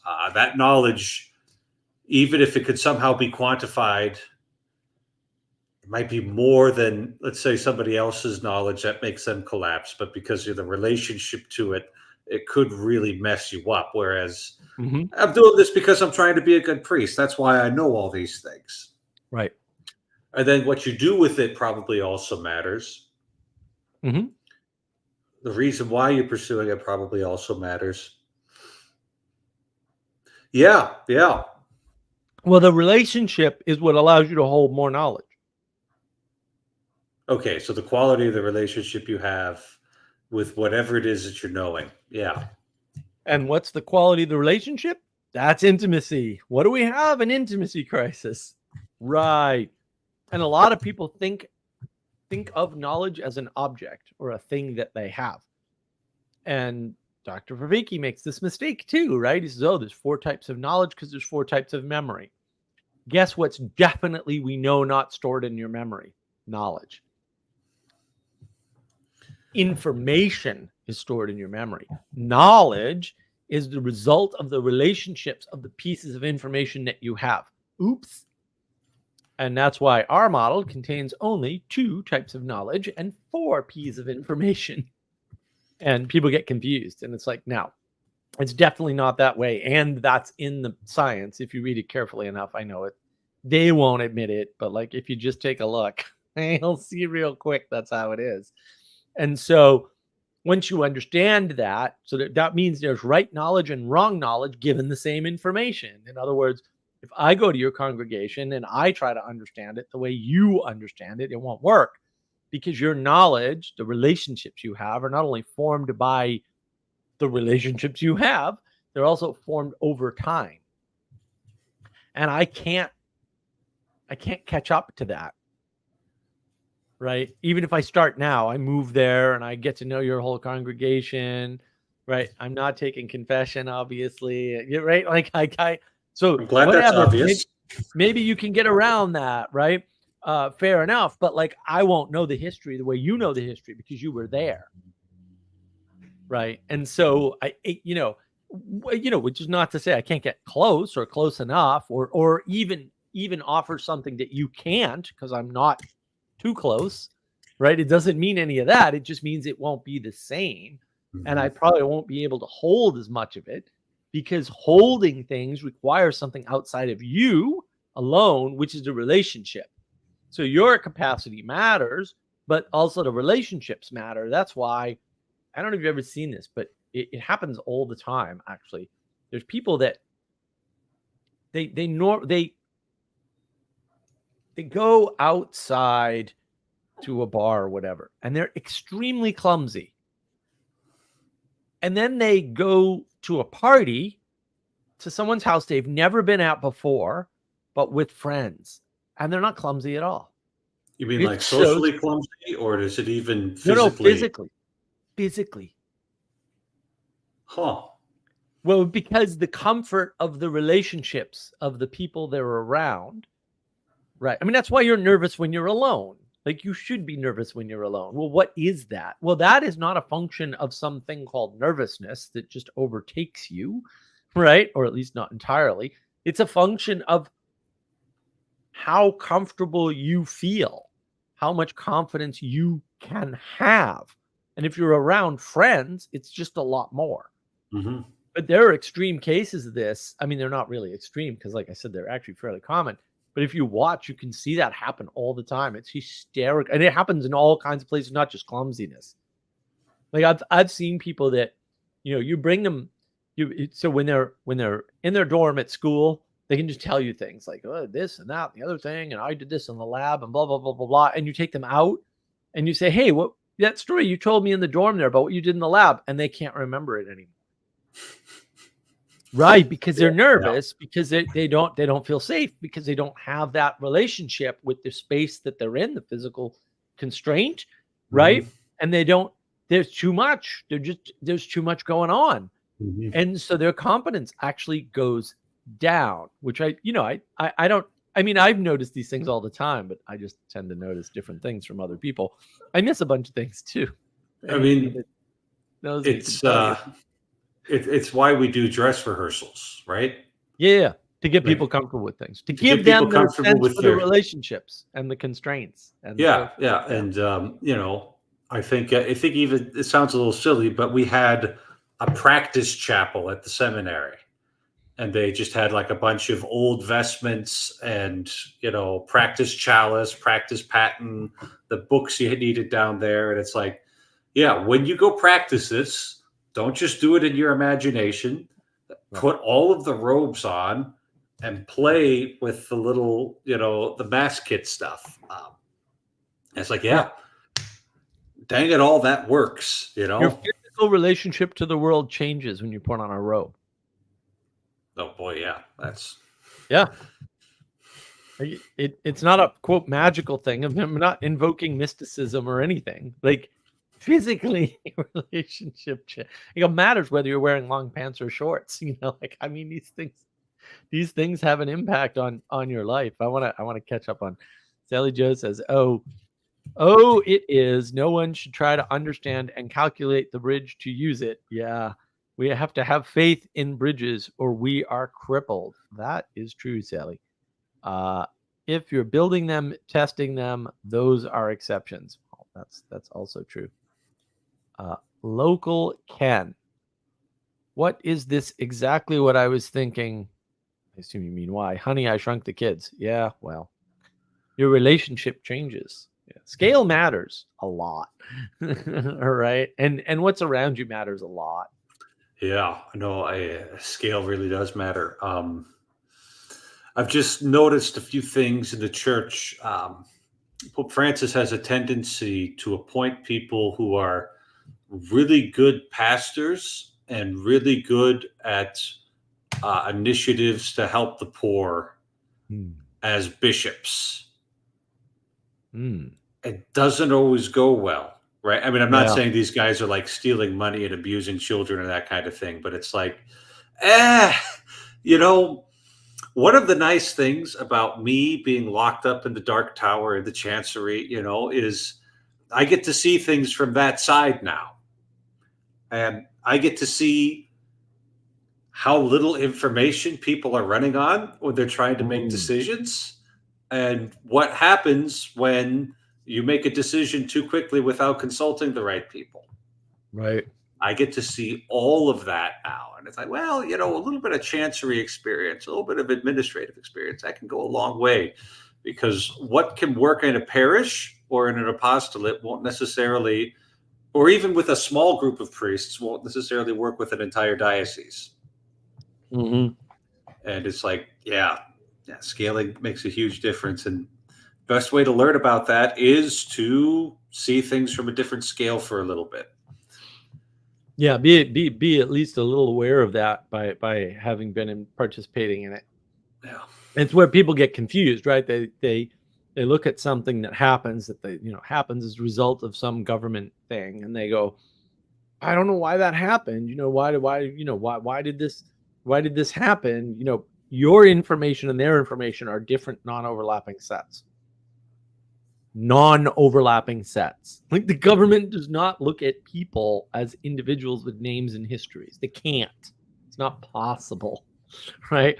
People are just social security numbers to them, and income figures, and family size, because they have to be. The thing at the large scale can't know you in that way, right? And sometimes, you write to your congressman or whatever and say, hey, the government screwed up, and the congressman fixes it. Like, that happens too, right? And that's the proper thing. Like, maybe it should work more efficiently or so. It can't, like that. So you just have to put in the work. Like, it's just the way it is. Yeah, the government doesn't know what you know, and it doesn't know you, and it doesn't know the people it's affecting. And it's not supposed to, and it's never going to. It's just a constraint of reality, in essence. And that's, people don't understand the constraints of scale at all. Like, the number of people who like sit there and say, Google did this on purpose, and I'm like, bro, have you been to a Fortune 500 company?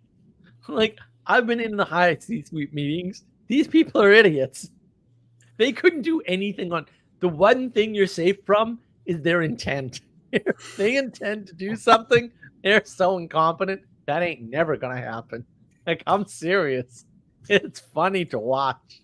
It's like, we're gonna move this forward. And like Microsoft, you know how many times Microsoft has tried to get in the cell phone business? Like 4. You know how many times they succeeded? Like 0. It's so funny. And they've got intent, man. They planted one of their high up execs as the CEO of Nokia, and they like had a plan together, and they went and they executed it, and they bought the whole damn cell phone business, and it did them no good because they're totally incompetent and can't operate in a competitive marketplace because they grew up as a monopoly. And so they have no experience competing in the marketplace. So every business they've ever been in, except one, although I'll argue they'll never make their money back on that one, they've never succeeded. It does not matter. They have never succeeded in a competitive market, ever. It is the worst company to look at because they've never had to improve their product, ever. They've never had to listen to customers, and they don't. Routine, they're famous for not listening to their customers, right? So what you're saying is that this is the year of the Linux desktop. That was the funny part. It's so funny you mentioned that. So a couple of days ago, when I was stuck in bed, I was watching some random videos at Gamers Nexus, and he was on some other channel. So the YouTube algo switched me over to that. And they were talking about, is Windows dead? Is Microsoft killing Windows 11? Which it is, but through Windows 10. Windows 10. Or you mean literally just killing it? Okay. Yeah. Okay. Windows 11. Yes. I'm saying I'm a 10 as long as I can manage. Oh, you should. You should. And like he was talking about all these stupid little things that they do that are clearly wrong, like from any perspective, technical perspective, customer perspective. It's just stupid decisions, right?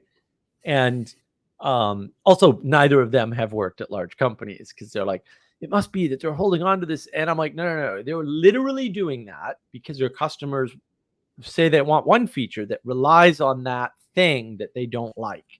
And the customers don't know this, and managers are stupid. And so they say you can't remove that because the customers want this feature. And the two are just connected, right? It's a constraint. Like, you want this cloud feature, you have to log into the cloud when you boot your machine. You can't get rid of log into the cloud because there's like 5 or 6 features in Windows that customers use all the time that make their lives easier, right? And so they don't want to log into the cloud, but they don't realize what they lose. And the company just makes a decision, no, we're not going to change that policy. So they're talking about this and they're going, are people going to go to Linux desktop? And they're, and I'm like, no, dude, they're all going to get Chromebooks. Every single one of them, because Chromebooks are easy to use and they work like phones, and everyone's got a phone. And so isn't Chromebook running on a version of Linux? It uses the Linux kernel. This is the problem with calling it Linux. First of all, there's no Linux. It's GNU Linux minimally. So Linux is a Unix variant, right? So it's a Unix. It's actually just the kernel. So there's a Unix style kernel called Linux. There's another one called Minix, and there's a bunch of others. And then that has a bunch of tools around it, like ls, directory listing, and all that. Those are not part of Linux. Like Linus didn't write any of that. It's all written for him. Those are the GNU tools. So that's the actual operating system. So there's a kernel, that's Linux. Then there's this stuff on top of it. And then there's the distribution, which software packages use all the standard Unixy stuff. So the Unix includes all sorts of, or GNU Linux in particular, as a Unix variant, includes all sorts of things like standard libraries and shared libraries and common binaries like grep and awk and make and compilers and whatever. So I wasn't wrong, but I wasn't particularly correct. You weren't precise enough. And you're talking to somebody with way too much knowledge of such things who can actually explain it. Some people have too much knowledge and can't explain it, and they should just shut up. But that was my living, was actually being able to talk. Like what I used to do is I used to talk between the IT department and the developers, because they don't talk the same language at all. Mm-hmm. And so I'd be able to do that. And then, but I'd also have customers, right? I also started in customer support, so I could talk to customers about customer support stuff at the same time. Spoke 3 languages, very valuable. Pretty much. Well, more than 3, but we'll go with 3. That's fine. Okay. 3 Englishy languages. Yeah. But you have to know the concepts and you have to be able to abstract them out. And I deal entirely in abstractions. So all I have to do is translate down to material concrete language. It's not that hard. If you try to do it the other way around, it's much more difficult. But most people are taught that way. Like our education system works that way. So that's probably blowing people up left, right, and center. There's an article, I'm almost certain it was on Medium several years ago about this, and I have not been able to find it. Every time I look for it, I can't find it. It was written by a female psychologist or psychiatrist or something, where she actually grabbed all the studies and showed pre-kindergarten and kindergarten, where they have kids behind desks, is absolutely detrimental to their future success. And she shows why, like they know why. And it's basically the Peterson story. You need rough and tumble play. That's basically this is why I'm like, well, no kidding, Peterson. Everybody knows this, don't they? And it turns out they didn't. You have to be educated into not knowing that. Well, and that's the other problem, right? Even if you look at the banal sort of propositional knowledge way of thinking about the world, man, there's got to be limits to that. So it kind of matters which knowledge you're fed and when and how. And I think one of the problems, I'm going to do a video on this for sure. We have like 2 generations of gamers. And the thing is, they just can't conceive of anybody knowing how to fix a car, how to cut down a tree, how to build a house. One person knowing all these things because they've been busy spending all their time gaming. So they learned how to win, these silly games instead of spending their time learning how to cut down trees, how to fix cars, how to, they don't know any of this stuff. And so, or virtually every interesting thing about computers, and not to mention like all of those things, right? Like how to sail, right? I could go on, right? But they can't conceive of somebody knowing things like that in that number because they don't. But then they've been gaming their whole lives, so they're kind of stuck. Castle Adams. Gamers continuing to be the most opposed demographic of all. I think Father Eric is correct. It's all a cell phone. That's the problem. Time is a constraint, right? So you can spend your time learning all the games in the world and being the world's best player at whatever. And there's nothing wrong with that. And as long as you keep it as a hobby, but you can't also learn that and how to sail, how to fix cars, how to be a network engineer, how to be a software engineer, how to do customer service, right? Like, yeah, the number of things you can learn is just, it gets constrained, right? I mean, it's one of the reasons I think why people are impressed with John Vervaeke, and you should be. John's pretty smart. He has a breadth of knowledge about history and psychology and cognitive science and philosophy that's, pretty freaking impressive. But he doesn't know how to sail. And if he did, he'd know how to integrate those things better than he does. I'm just saying. That's actually really important to know. And it's Sanjuro. Destiny trying to 1v1 the world. It keeps losing the metagame. Exactly. This is exactly who I keep thinking of. Like Destiny's always like making these dumb, he's stating these facts, all of which are wrong. I've actually never heard him make a true statement ever. Like I know where he gets it from too. It's just false. And I'm like, dude, you need to look it up because you can tell he doesn't look anything up. I mean, he says he games 10 hours a day. It's like, well, fair enough, but you probably don't know anything if you game 10 hours a day, dude. Ixnon, cell phone via cell phone. Yes. Castle, jump in here. Where are you? I didn't say they weren't responsible for the oppression too. Hey, fair. He's defending himself. That's yeah. It's amazing to me, and I'm talking about Constraint too. Is the setup for this whole my ultimate attack on gamerdom. True story, bro. These are not unplanned. They're not planned in the way you think, but they're also not unplanned. I have a very good idea of which concepts now, and I keep refining that idea as I talk to more people, which concepts I need to cover where and how, so that I can make bigger, better points later, which is, of course, also going to be a problem. And I know, Sandra, I did partially screw up the commentary video. The next one, I will not make that mistake. I will start on the glossary project post haste, and we'll make sure we get that in there. Yeah, we need a glossary. We need an on-ramp for these things. So I'm going to start doing that. You've got to write a book. And by that, I mean program a large language model to do all the drafting for you. I already have most of that. Yeah. Now I got to, Sally Joe, video games, the butthole of Satan. I don't know, Sally, that seems a little tough, but also it's easy to get sucked into your addictions. And often if you remove an addiction, one other one will appear pretty quickly. That's why you need to fill the world with your higher beliefs, we'll say. Otherwise, you will get sucked into an addiction of some kind. Sally Joe, I loathe all the virtual worlds for the brain cancer it's wrenched upon the world. Fair? I guess. I guess that's fair. Yeah, I don't know, Father. What do you think? You're a gamer, so what do you No, I am not. I Okay, play video games sometimes. there we go.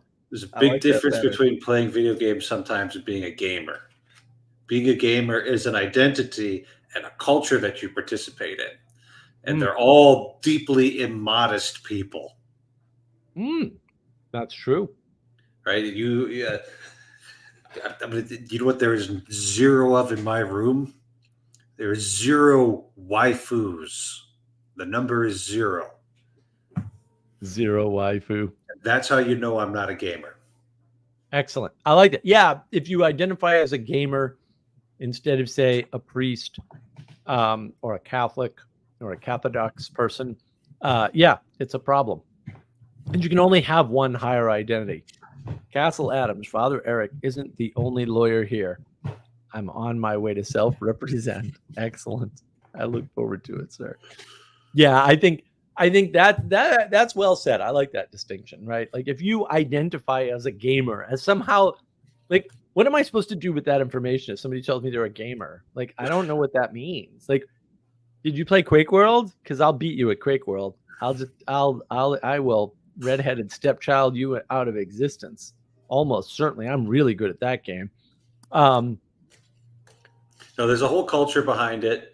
And I'd rather just be a guy who like sometimes plays video games. That's much better than being a gamer. I don't want to these sweaty. Oh man. Well, I primarily only played multiplayer online games because my friends were like, "Oh, you're going to play this game with us. We don't get to see you very often." And I'm like, "Well, that's actually kind of your fault since you won't let me go over your house. But sure, we'll play this game, I guess." So, yeah. And Quake World was a good one for me. And yeah, I don't strategic games. I'm good. I'm okay at strategic games. That I can do. And when I get immersed in them enough, I can pretty much make my way. Although I got trounced in World of Tanks. I never made it very far in World of Tanks. But like there's a lot of grinding in World of Tanks. Like you just have to put in time, and I was just not in the mood to put in that kind of time. Yeah. I was like, no way, man. Gosh, I used to just blow time on RuneScape. Oh. I couldn't do that anymore. Right? Just like grinding levels. It's like I don't have the patience for it. I hate grinding levels. I really don't like that. Castle, brace yourself, Sanjuro. Uh-oh. Looks like these guys are gonna go get into it. Here we go. Oh, he's got the objection up behind him. I don't know if you can tell. That's irrelevant. Is it a mouse? It's Mark knows what it is. It's Ricky Tikki Tavi. We've been over this. What is wrong with you? These heretical figures who don't understand the mongoose. Like, see, I'm just gonna keep on making these obscure jokes that like only Mark is gonna understand because I'm just making... not only me. I'm not the only Ricky Tikki Tavi fan, sir. This is true, but the mongoose law joke is not as obscure as it gets. So. That is true. Mongoose at law is pretty obscure. I am enjoying this thoroughly though. This is fantastic. It's a gift. It's a gift. I'm not. Oh my goodness. Father Eric, do you know Ricky Tikki Tavi? Have you engaged with this? So my only point of reference is a gag from Rick and Morty, where that was one of Rick's funny made up sayings. Oh my God. You have to read the story and watch at least one, if not all of the cartoons. Cartoon movies. That sounds like something a gamer would do. No. Only cool people know. This way predates gaming. It's old stuff. It's good stuff. Good stuff. Ricky, look, I changed Sally's mind. Accept my repentance. Excellent. I love it. Well done. This, I think, is also pretty key. Zero waifus. That's Zero actually great merchant. I know it's technically identifying against, but I'm at peace with identifying against in this particular scenario. Adam will be happy if he ever watches this stream. He's a zero waifus Catholic. So yeah. Well, that's the official church doctrine, I'm pretty sure. Where is that covered in canon law again? It's not in canon law. I think I could find something in the catechism where it'd be like, yeah, it's under there somewhere. It's probably like a Justicio thing. Just chalk it up to that. False gods, false idols. Yeah. I think probably all gaming falls under the false idols clause for sure. Benjamin Franklin, I got to level 99 mining on RuneScape just by grinding coal. That's very exciting. At the end of it, I had something like 1.4 million coal or something. This is thrilling. This is really thrilling. It took 6 months of day-to-night mining. I don't think I'd tell anybody that. Just personally. You mentioned like kind of the identifying as gamer thing, and immediately I thought of like those. You see those things where there's guys that talk about specifically like RuneScape or Destiny or something like that, where people put like, you know, I saw one where some guy put like 20,000 hours on RuneScape or something like that. It's like, oh my goodness! Like I put some time on games, but across time, you know, and like I don't know. It's just it's wild to me. That's why I have a hard time, like I can never get into like MMO type stuff, like stuff that has like an enormous end game. I like stuff that I can like go back to, but I like being able to actually finish it in a reasonable amount of time and then like maybe go back and re-enjoy it again. But yeah. Pac-Man. Pac-Man's Asteroids. Yeah. You know. I used to play Galaga so much as a kid.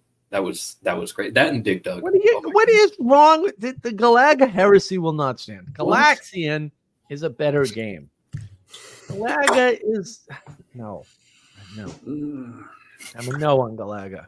You know, I'm just pretty careful to not buy any games that I know will really suck me in these days. And so usually it's like I play for about an hour and then I'm like, okay, that was good. And then I'm done. But entertainment is good, right? And or you know, as long as you moderate it. And the older games, that's what they were. Like you couldn't really play Asteroids for 6 hours, you know, or you could every once in a while, but generally you just get bored and your entertainment quotient would be satiated and you could move on. Yeah. And that was good, you know, which is not to say I did not, in fact, flip Asteroids for 4 hours because I did, but whatever. There wasn't a daily occurrence for you. No, I only did it once. Well, I only had to do it once because then it was like I did it once. That's good, you know.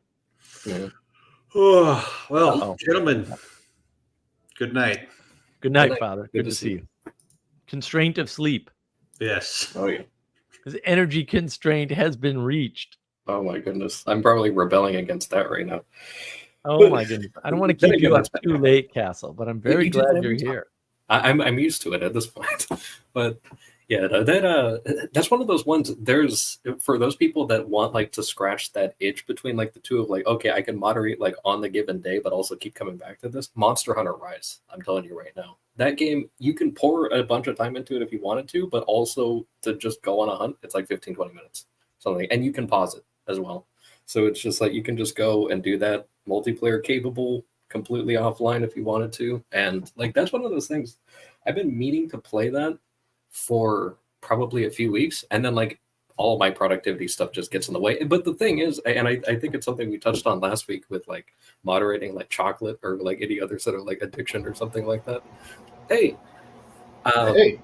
Is just that thing. Like if you can just drop it and not get emotional about it, and that's the thing I noticed. Like I'll try to like, you know, play 20 minutes of a game or an hour of a game or something, and I'll like have that, and I'll have the time slot ready, and then something else comes up, and it's like, okay, it's time to go to bed, and like I'm not upset.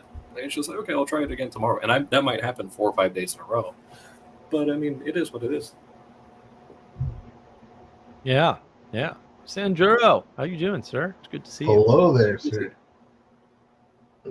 I have a much different approach to video games, and this made me a rarity even amongst gamers because I often didn't get along with them a lot of the times. And the reason why was because like when I was a kid, I grew up with Mario and Nintendo, and what drew me to it was like the first thing I remember. The first thing that drew me to it was the pictures were moving on the screen, and there was something that I was doing that was making the thing that I was looking at move, as opposed to like a movie or watching a TV show or something. And I remember being a kid and like looking behind it and trying to figure out like what's going on with that. And I like the haptic feedback from that, like that sensory thing specifically. But I was always still enchanted with the real world. Yeah. And if I had my choice to go outside and play hide and go seek or play a video game, it was always go outside. And then I pretty much stopped playing games. Like it was more like something that I did because I was kind of a lonely kid, and my older siblings didn't really want to hang out with me too much. They were also girls, so that plays a factor. But so I would play every now and then. But the thing that I got obsessed with was like Castlevania or Mario. It was like to complete it to the end. And when I would complete it to the end, I pretty much stopped playing it. Like I had no interest in playing it anymore. And it wasn't until I played soccer and sports, and then it was when I was around 14, 15, and then I discovered Counter-Strike. It was the sports element of it, the 5v5 going to the competitive PvP. I never really liked non-PvP games. Like since Nintendo, I stopped. They weren't interesting to me. Like it was like, okay, it was I liked the challenge, but once the challenge was complete, I left. But the Counter-Strike thing was like, oh, it's like soccer, but I could get that feed. I could go again, and again. And that was always the thing for me, was the mastery. And I wouldn't call myself a gamer. I would always tell people that I was a career gamer, because I only played one game. I didn't play anything else. I didn't care about anything else. I just wanted to get better. Like the mastery part is what got me there. That flow state, being in that flow state, staying in that flow state as long as possible, and hemi-syncing with my teammates was like, I would describe it as like dancing with the gods of Mount Olympus. Like it was just when it was you and your 5 versus another really strong 5, and you just can't predict. You guys are way past your limits of what you thought was possible, and it was just like that was the greatest time ever. And I did not find that as a very common reason why people play games. I always got in a lot of beef with people because my friends would always try to get me to go play World of Warcraft or something. I played a little bit of WoW, but I just, I'm like, it's boring after a while. I'm like, I'm not doing anything. I'd rather go read a book or like talk to humans. Well, and the gaming thing's interesting, right? Because I mean, effectively, what happened was, you had the original Quake world, which obviously was the most perfect thing ever. Dude, Quake and they went to Quake 2, and Quake 2 was garbage. Yeah, and then they Quake went to 3 Quake was 3. even worse. Right, and it got worse. And I'm like, man, you took 2 Fort 4, which was the perfect game, and you destroyed it. And you're Muppets. Like, why would you do Your Muppets were destroying my game. Well, and that's the thing, though it was good to have that world lost. Dude, Interesting. I was a good player. Like, Joe Rogan talks specifically about being addicted to that game too. I was in the top 3 on any server I went, and if I played like 10 games, I'd make number 1 player for that round on at least 2 of them. Like, no, I was good. Oh, I also put in hours too. All those guys back then that were really into Quake, they were all like software engineers and such. Because that's that time, remember, like where it was like, it wasn't as widespread or common. No. It was an elite thing for sure. It was awesome. Yeah. And we all ran our own servers. Like I had a server in my basement. This was one of the problems, right? I mean, I had like 50 computers in the basement, plus 8 upstairs. I'm a complete psychopath. But I had all this stuff set up, and like one day I was doing tech support at the bank, one of the banks I worked for a while. And like the quote software engineers who weren't software engineers, they knew Visual Basic. I'm like, oh, okay, you can call yourself a software engineer, I guess, but like no, they were macking on me because they were software engineers and I was a support guy, right? Meanwhile, I did stuff in the bank that was there for 15 years. I guarantee you, their software was gone, and in less than 5. So they were like, "Oh, you play Quake World?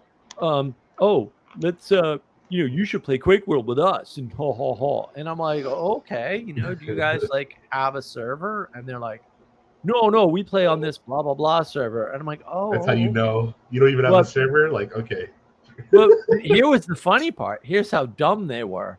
I was like, "Oh, well, I have my own server. Do you guys want to play on my server?" And they didn't understand what that meant. Like, my server is one wire and one switch away from the computer I'm playing on. And you're over the internet. That means I have an immediate, huge latency advantage. It's not a small one. It's enormous. And of course, my network was tuned. Like, I very much doubt there was a human being that could tune the network better than I could back then, man. I had it dialed in. I spent untold numbers of hours tuning my network. Was It the was motivation to make the gaming experience better? Oh, yeah. Yeah. No, but like by network tuning, so a lot of people don't understand this. It's not like, you're in the switches and changing. No. I'm in the Linux kernel with the Linux kernel settings. Oh my changing the Linux kernel settings gosh. on each individual machine for the network load that it had. It's different for every net. Like if you're doing web stuff, you need a certain set of tuning, and if you're doing video gaming, you need a different set of tuning.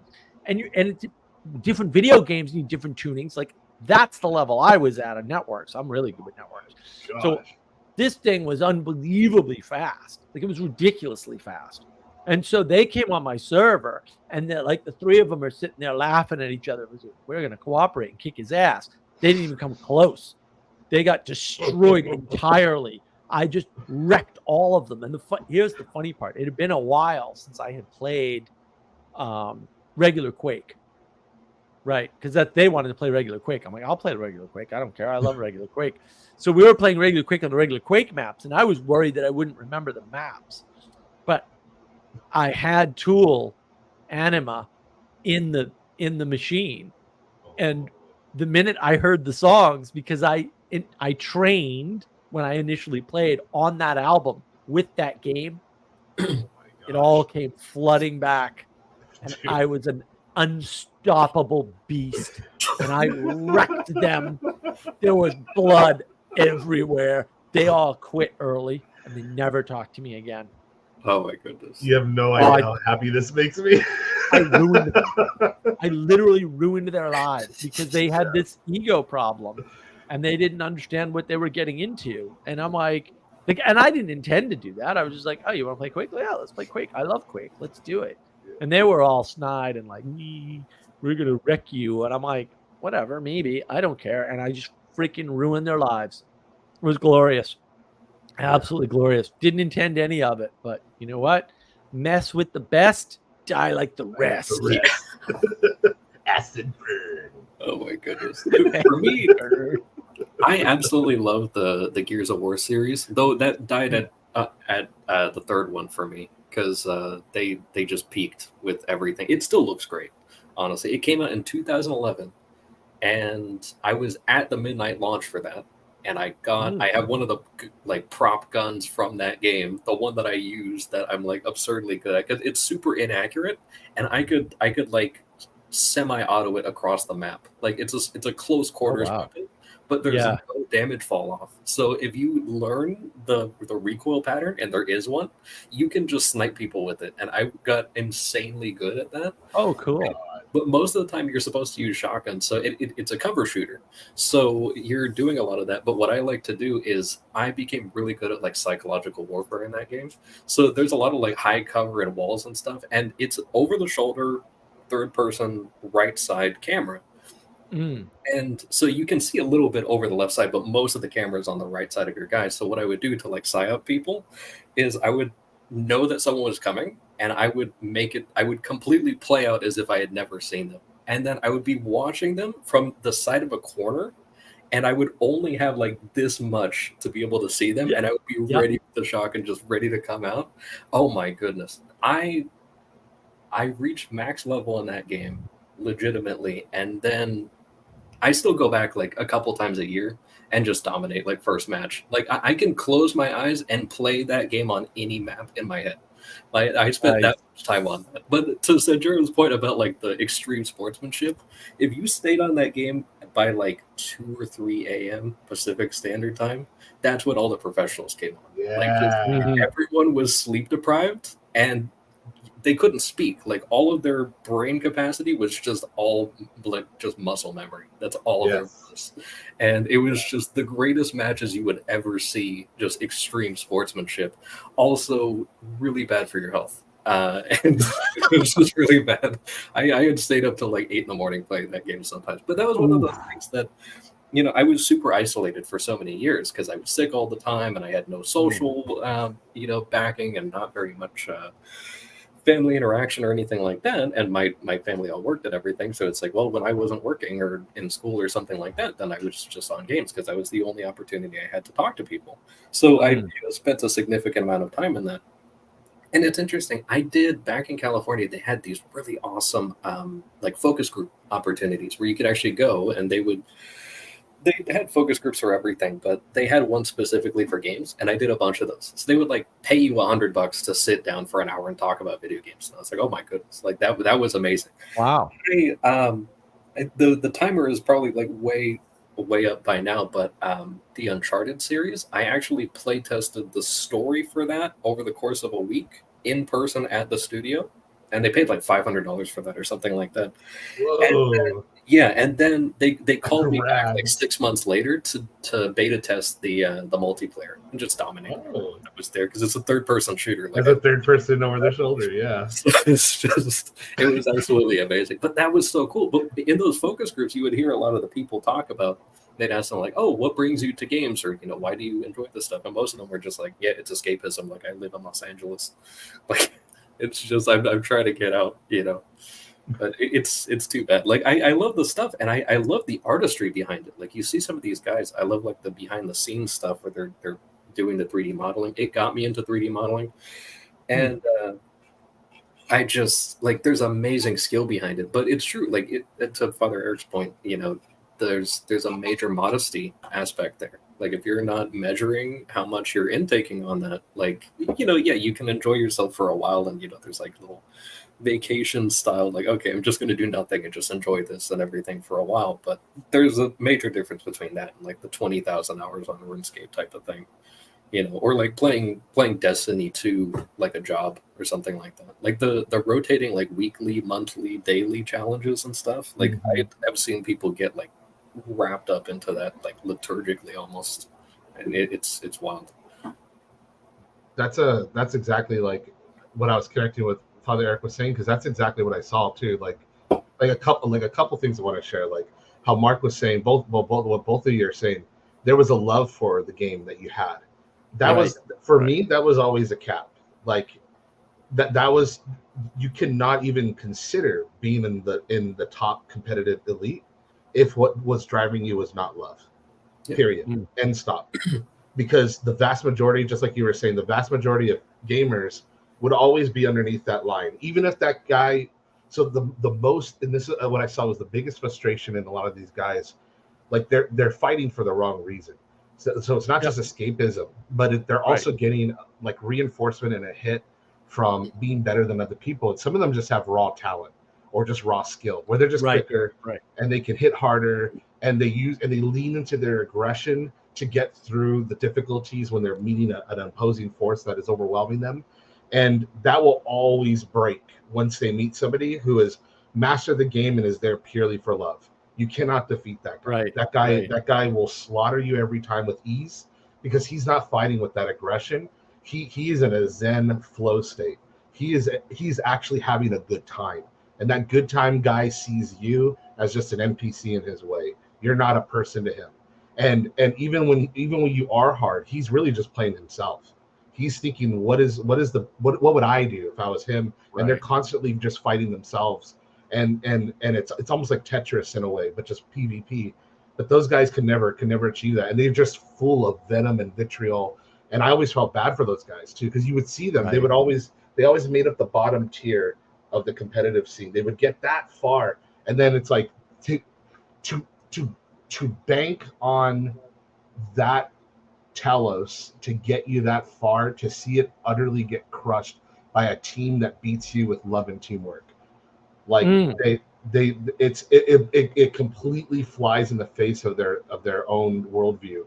So Well, and bad that's that what they're it'll crush missing. them. And that's what they're missing in their lives too. Yeah, Right. it's interesting. There's a fun movie. I actually really enjoy it called Grandma's Boy. I love Grandma's Boy. Isn't it great? Please sit on my face. What was that, JP? No, nothing. How did he see me? That's a fun movie. I've probably seen it like 3 or 4 times. It's an underrated movie too. It's very underrated movie. Very underrated movie.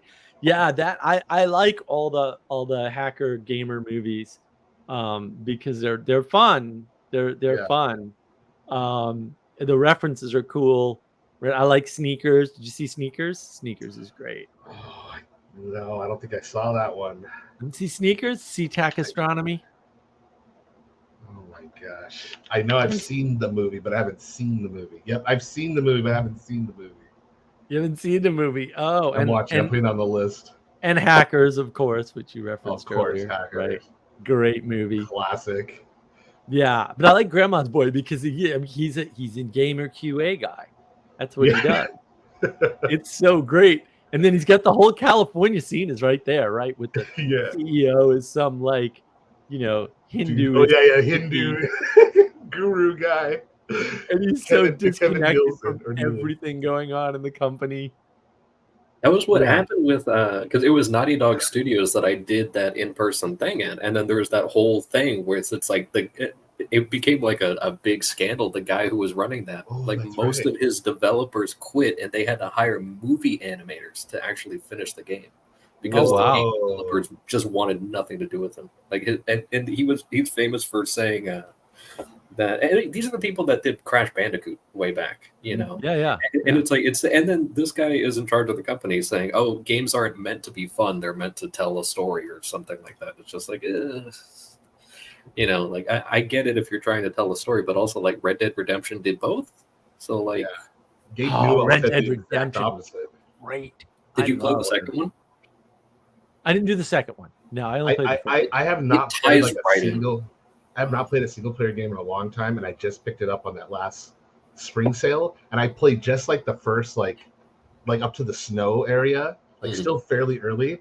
I was blown away. It was like living in the greatest Western remix ever made. The first shootout, I got goosebumps. I started shooting, and I just hear Sergio Leone like a soundtrack kicking up. There's like, I'm in there. I'm in a Sergio Leone movie. This is amazing. It's so good. The writing was incredible, and I love the guys because they had all the same voice actors that played the previous characters. I mean, the guy who does Dutch is just fantastic in like everything he does.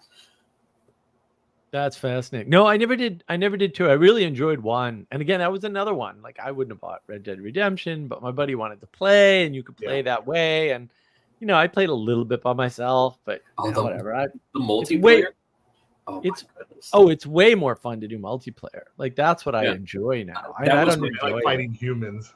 I was prey. Yeah, I was a hunter on that. I used to depopulate lobbies with my buffalo rifle because it was a single shot. But I had my roll to headshot moved down just right that I would just dominate towns, and then it would just be me by myself in the lobby, and I'd have to lobby migrate to find more. Is that the Sparks rifle, the single shot? Yeah.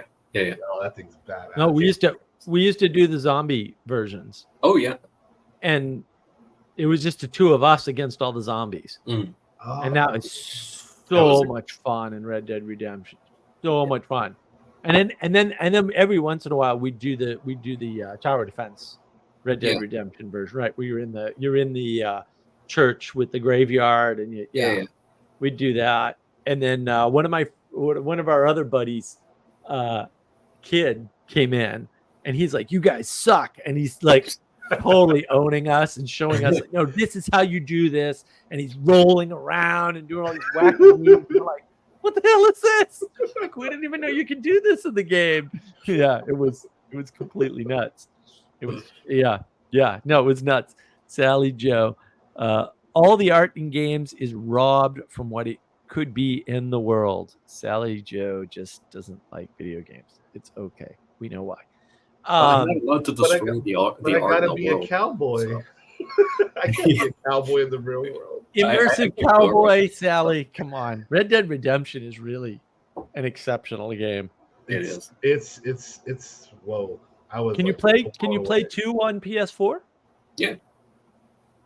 There's a whole multiplayer campaign as well, but that'll suck your time. But the campaign is excellent, and it leads right into the first game. It's a as we kinda prequel. go. Yeah, it's a prequel. I never played the first one, so that's interesting. Yeah, because the first one, the main character was John Marston, and then John Yeah. Marston is a supporting character in Red Dead Redemption 2. But it shows like kind of the back when he was with the gang that he's hunting down in the first game.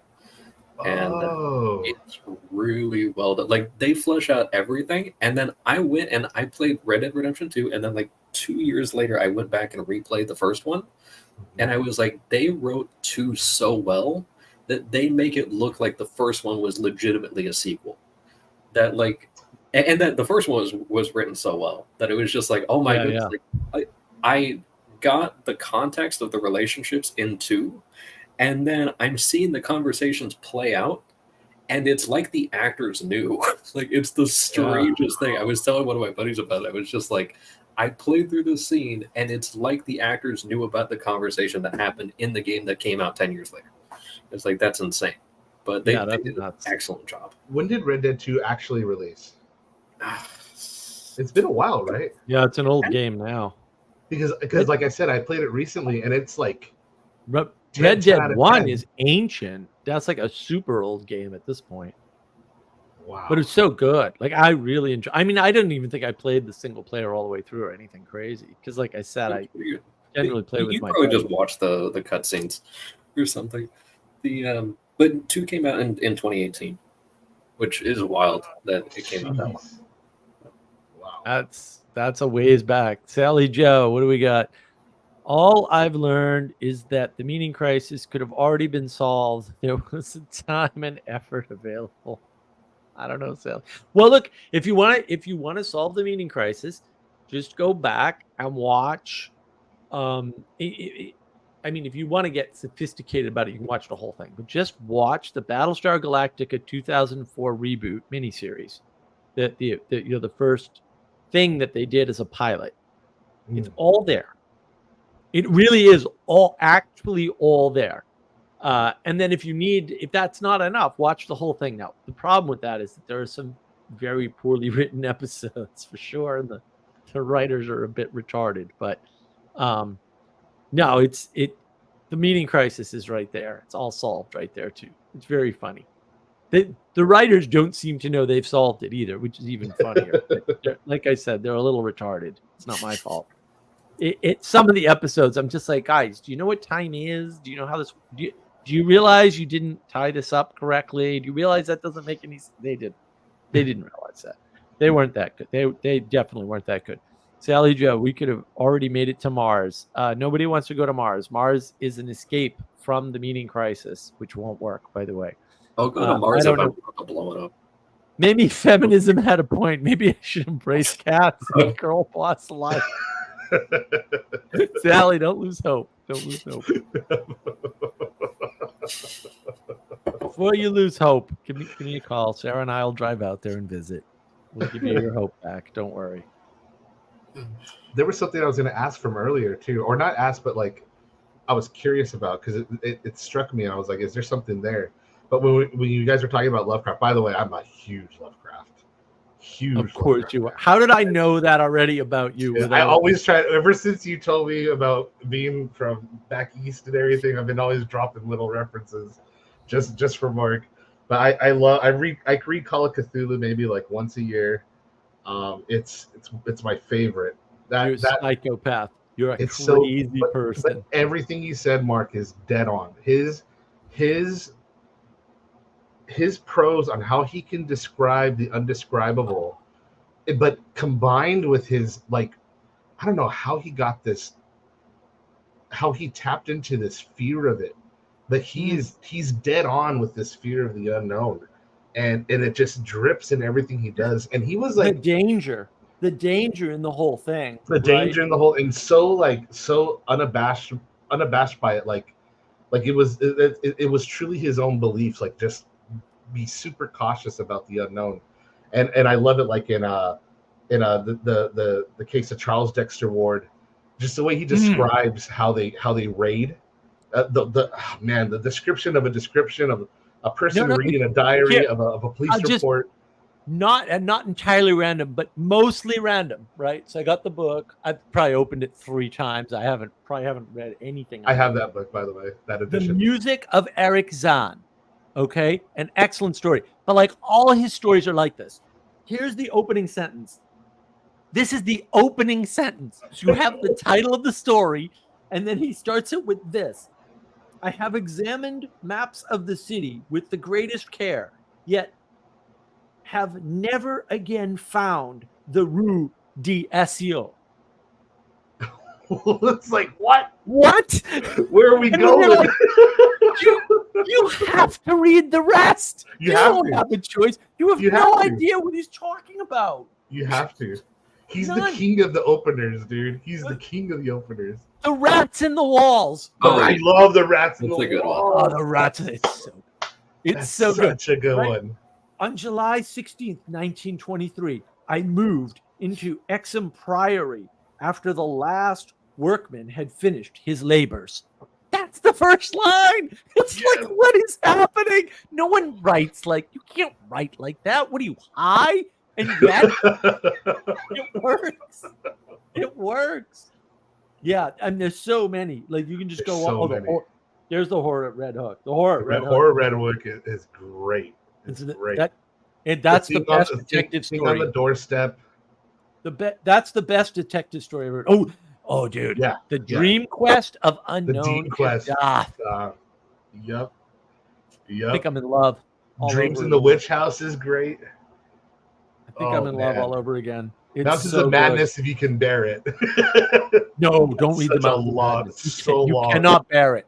I will say there is an adaptation from I think his name's Goltanabe. If you look it up on Amazon, it's a manga adaptation. This guy's been doing H.P. Lovecraft adaptations in manga form, and they are by far the best adaptations I've ever seen of Lovecraft, purely because it's a medium over. So since he's doing a manga, he takes and captures the essence of showing the fear, but still, like, this guy knows Lovecraft, still refrains from showing you sometimes, or leaves you on a page with their face and lingers and forces you to turn the page to see the thing. Like he's a master of the manga, but then perfectly adapts Lovecraft to it.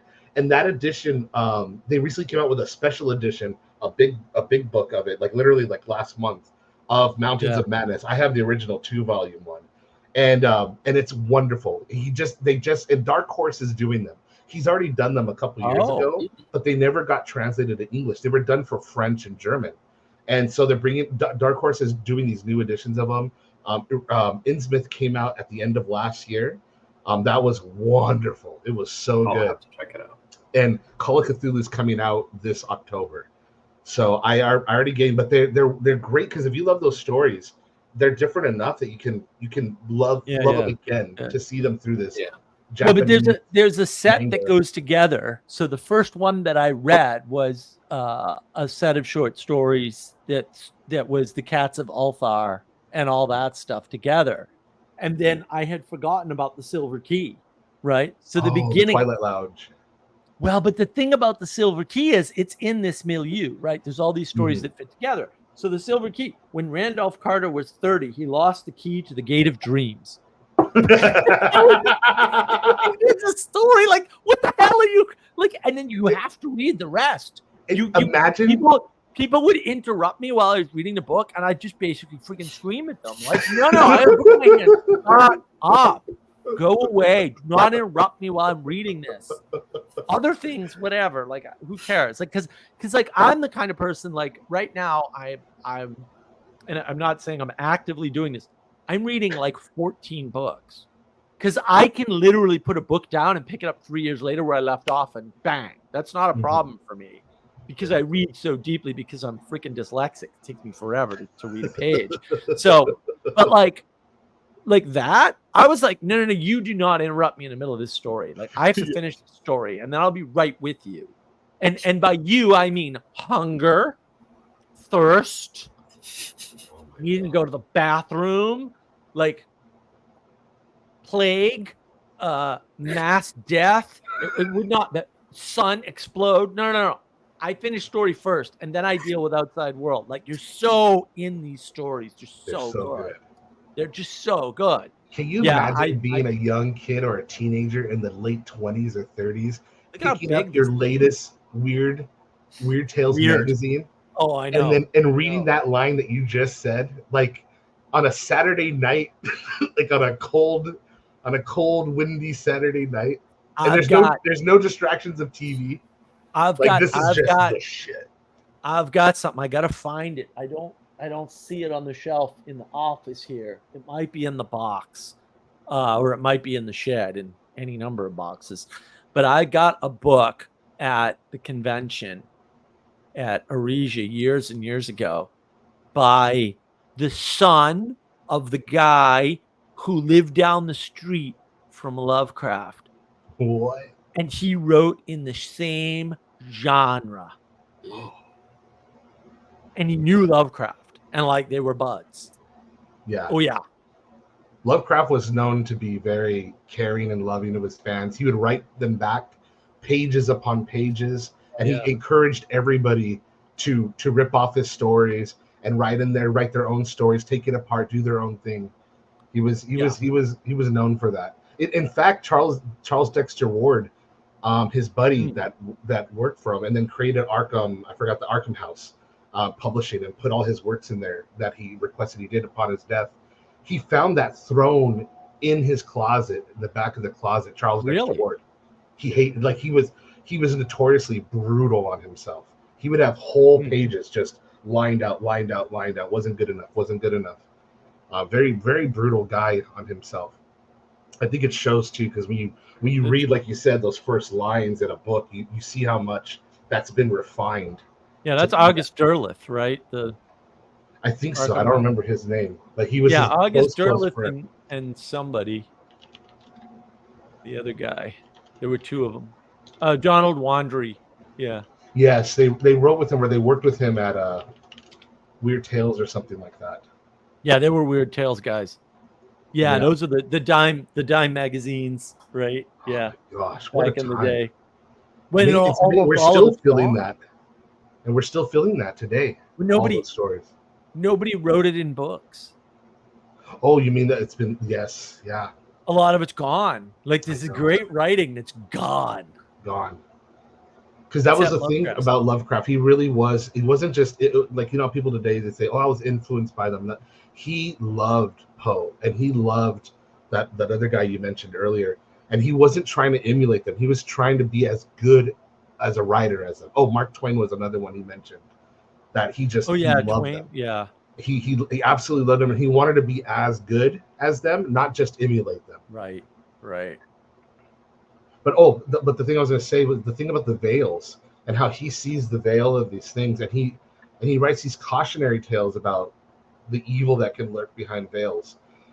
I think that's interesting because he's pointing to that, but then the using veils to hide beauty as well, like how that's also a thing. I don't know. There was just something about that I was like, what is that? Yeah. I would say Lovecraft was the master of the veil.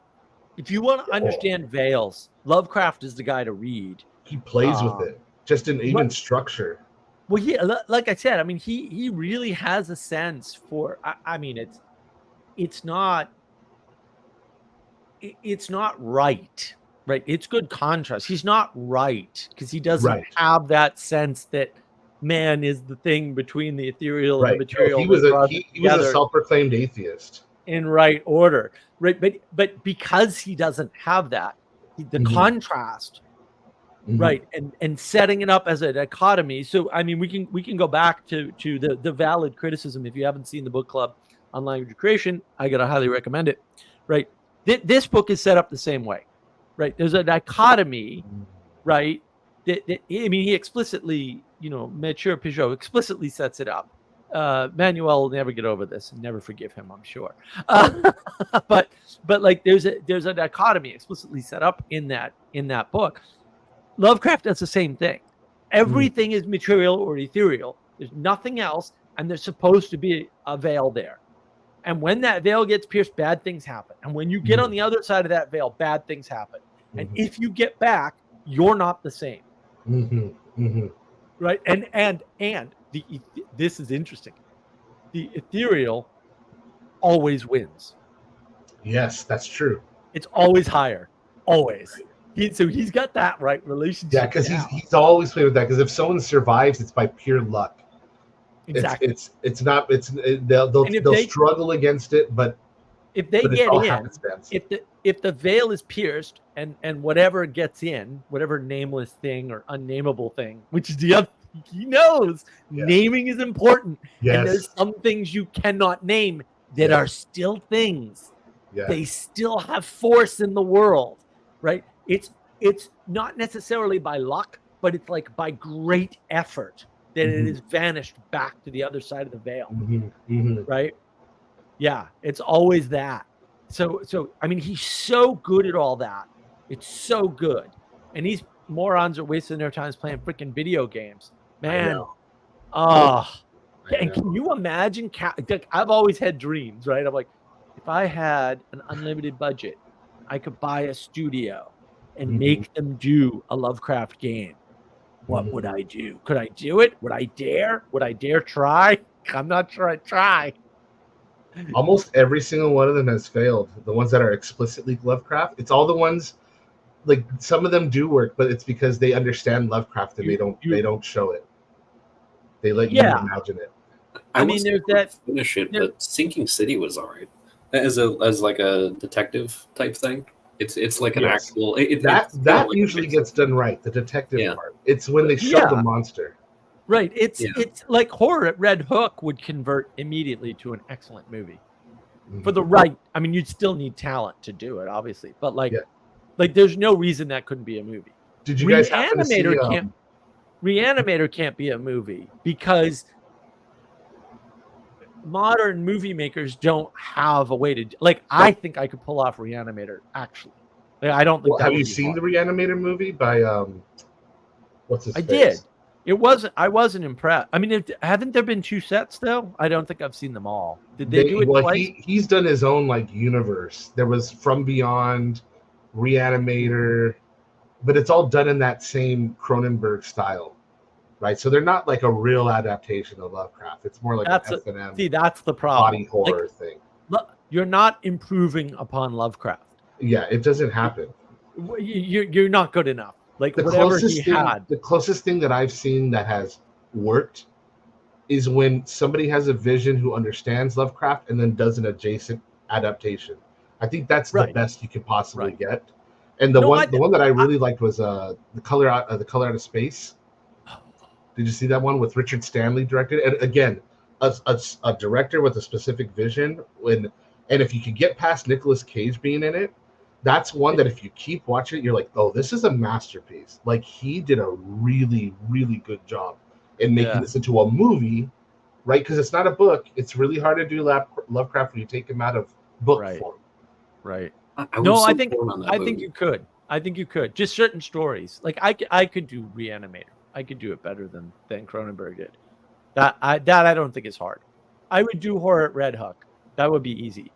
But like you're not going to do Cats of Althar. You're not going to do Silver Key, right? And I think you get a glimpse. You get a real glimpse in John Carter of Mars, the recent one there that they did. You get a glimpse of what you could do if you really understood the story.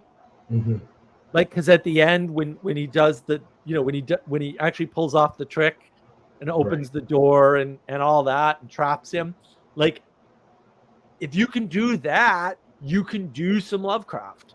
You could do it. I would love to see like a an HBO series on Lovecraft, like not movies. Give me just an hour for a lot of his short story stuff. I think that would translate well. I don't know. What is that game? They've got that card game, that paranoia card game or whatever it is. Oh, Arkham Horror. Arkham Horror. Yeah. Oh, That's actually really well done. You mean all those boxes right there? Oh no.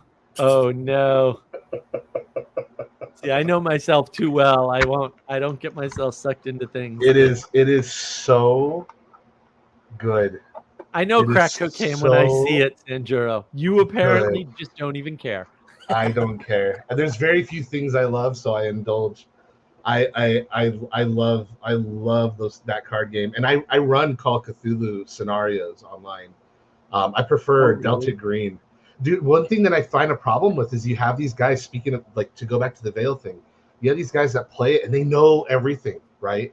And back to what you said about naming stuff, and they want to name things right away. And I'm just like, just get immersed in the mystery, man. You're missing the whole point. Like, they turn Lovecraft into an arcade game, and it's like, no, that's not what's fun at all. So I threw a curveball at them. I got this Kickstarter PDF of, it's called Occam's Razor, and it's all these scenarios that are specifically designed to run like a normal one shot. Some of them can be turned into campaigns, but they're designed to look like it's a cult, to look like it's this, but in the end it's always just like a murderer or it was an accident. And it's specifically for these kind of jerks that want to name everything, because they all go like, oh, is it this character, is it this monster and stuff, and it's like, no, they're just some serial killer. Which elder god is it? Yeah, which elder's god, and it's made to trip those guys up so that they make mistakes. Yeah, they make mistakes and they go for the red herrings, and it's like, yeah, you fools, like that's what you do. Speaking of which, that True Detective and the Yellow King, man. All the other ones, I did like the third one with Masha Ali, because it wasn't what you thought it was, and I liked that. I'm like, that's actually pretty Lovecraft, that it's not what you thought it was. I couldn't. I only watched the first. The first season. One is that's silly. It's bonkers. I mean, it's really good. It's actually really good in a way, but it's so brutal. And this King in Yellow thing, have you read the King in Yellow? Like, I didn't finish it. I've read bits of it. I couldn't finish it. Yeah, I just got distracted though. It's too out there. But the interesting thing, I love the idea about a language infecting your mind. Well, that's like, the thing. Seeing the image or the symbol. But like, the stories are set in the 1800s and stuff. Right. And it's like, oh my God, how was the world? And you're just like, wow. It's so fascinating that the world was like that, and that people were writing about it like that. Yes, like that. At that time. That's the part that blew my mind too, with all of that. Well, yeah, and I think actually probably Insanity looked like that back then. And Insanity doesn't look like that anymore. Oh, that's an interesting way to see that. Yeah. Yeah. Interesting. Yeah, I don't know, but I think so. Like, I can see where that would, because you get a sense for that with Poe. Right. Right. And have you been to Boston, by the way? No, I want. Okay. There's a thing called Fort Independence, which it's called Castle Island, which I think Castle owns, right? It must be, because it's your name. Well, I'm going to annex it, and then I'm not change the name because it's already. Just claim it. Just claim it. Say, my name is Castle. This is Castle Island. Fort Independence, therefore, is mine. That's fine. Beautiful spot in Boston. I mean, it's gorgeous. Like, if you go to Boston, you're going to go there. It's very famous, too. It's very popular. Beautiful way to walk out on the water. There's these little things you can walk out in the bay and stuff. It's kind of cool. Well, apparently, like, who knows, right? Could be one of these wacky stories that isn't true. Apparently, that's where he got the idea for one of his stories from, because a guy there, he was stationed there, Poe. He was stationed at Fort Independence. And there was a story at the time that a guy was walled into the wall still alive. Oh. Right. Oh. Right. And that's where he's ripped off the story from. Was that the Telltale Heart? Yeah, well, two stories actually. There's two stories that are like that, right? So the question is, how much of Poe is, we'll say, unrealistic for its time compared to how we see it, because we're so much further away from that time because there's just been so much change, right? Like he dies penniless, having his organs stolen on the street because he got drunk. It's like, what? Things like that don't happen. They did back then. I can't imagine that. Like, I can't imagine. That's what are pretty you talking about? brutal. There was a rash of people stealing organs of drunk people off the street. What? I'm sure there's some countries where that still happens, but not in the No, US. it happens. It happens now, but it happens completely differently. Hmm. Like, for example, back then, surgery killed you. Mm. Like, just period. Like, if you had to have surgery, your odds were not good. Right? And they're actually stealing organs and stuff. And then just dropping you off back where they got you, sort of a thing. And it's not the bathtub stealing your kidney stuff that they did in Russia for sure and other places. But yeah, I mean, it's hard to know how out there Poe really was for his time, because so much, when everybody was exposed to death, bodies would be in the house for days after people were dead. That's Things so true.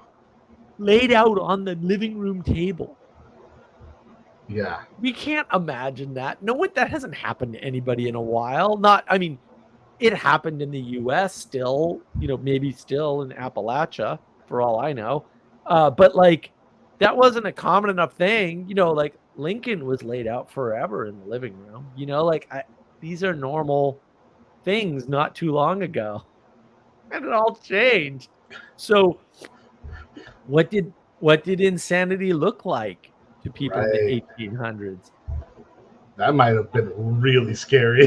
That's why I don't know how far out there The King in Yellow is. I just Right. know I couldn't keep reading it. Wow. Right. It affected you that much, huh? Oh, dude. Well, because then I read very deeply. This is Yeah, the but problem. I was just about to say, because you said something similar about watching season 1 of True Detective. I'm like, yeah, but what does Mark see that I'm not seeing, right? Oh my God, dude. There's so much in there. But this is like I was saying, like, yeah, Jesse and I have been working on the Matrix thing. And the problem is Jesse and I both are like just overwhelmed. Like, what angle do you take talking about the Matrix? And it's like, you could say, oh, you talk about one aspect of the Matrix. And I'm like, what do you, that doesn't even make any that movie sense. was a phenomenon for a reason. But, right, because it's so deep. And it touched on so many deep things. You have no idea. That's one of the things. Like, this is what Jesse and I were talking about this morning. Like, oh yeah, we're gonna have to do, but we figured it out. So we're gonna do a video, and like say this is what we're doing. We're not doing a symbolic breakdown. That would be lame. Like, who cares? Like, not important. But we're gonna do this whole cultural tie it into the culture and to your life. That's what we're going to try to do. Oh yeah, we're going to swallow the whole elephant in one bite. Yeah, because I remember walking out of that theater and having an existential crisis. Like, I was just like, are the stars real? Is this real? And it spoke to me on such a deep level that it's like, it's impossible, because what if the wool is draped completely over your eyes at such a total level? Well, and it is to some extent. It is to some extent, but you don't know to what extent. To what extent, exactly. Right? But that's not the problem. So that's how it relates to you, right? Here's the problem.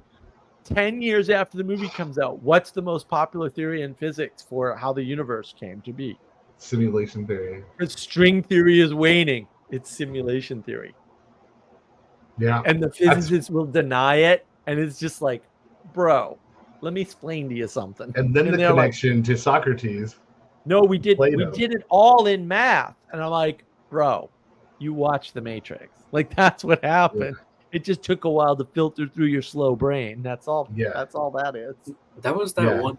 A while back, there was an interview that Jonathan Peugeot did with, he was like some kind of physicist or something like that. It was painful to listen to. And he went into this whole thing of that he saw how the graphics were rendered in Grand Theft Auto 5. And and this happens in like a lot of different games where you have kind of like the field of view, and that it's only rendering the things in the field of view because there's no reason to actually render every other thing that you're not looking at. And that's one of those things in that game you could kind of manipulate that, where if you called a vehicle that was supposed to spawn nearby, if you wanted it somewhere, you would look the other direction, and then it would spawn behind you, and that was kind of the way that you could do it. And then by the time you turn back, it would then render for you, and you could speed things up that way. But he actually, like, this guy, whatever kind of scientist he said he was, actually believed that like reality itself worked that way. That like if you weren't looking at something, like it just ceased to exist, and that it just only your field of view was rendering reality. And then he was like, oh yeah, and then he went into like some other thing, or he actually believed that like the Christian message was that you would die and then find out that you were God or something. It's like, dude, this is like painful to listen. That you would meet each other and realize like, oh, we're the same guy. Like, oh, we're all Agent Smith. It's just like, what in the world is this guy? Mr. Anderson. That's what happens with Gnosticism. But I want to catch up on questions. Local Ken. That's my question, really, man. What's going on, Mark? What's going on with what, dude? Like, there's so many things. Like, watch my whole channel. Listen to country music like horses. Well, the Big Bang is in the Bible Belt. Yeah, well, pretty much. It's in the Bible for sure. Free speech is First Amendment. Yeah, well, there's a lot of problems.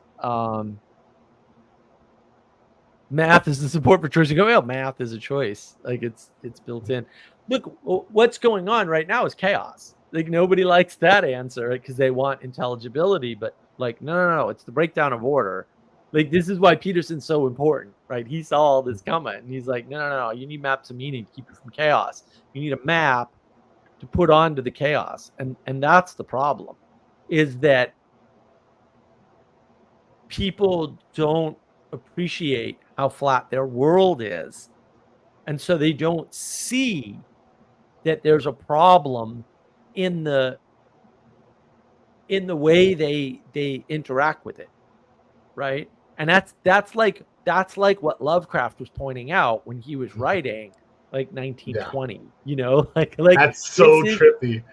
Right. Like and the thing, this is where the quote modernity frame doesn't work, but also makes sense, right? It's like the things that led up to World War I, right? Well, what led up to World War I? Well, actually, the answer is Napoleon.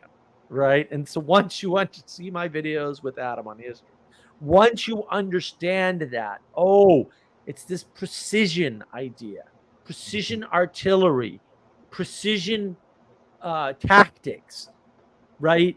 Calculations that you can make to take a small group, because this is people don't appreciate Napoleon. First of all, he wasn't French, which is why he was so good. Sorry. Also, not sorry. French Canadian. Thank you. We left for a reason, right? He could take a small force and destroy a larger force. He did it all the time. It wasn't a fluke. The guy knew something. He knew what he was doing, and he could get away with it consistently. And that leads people down this path.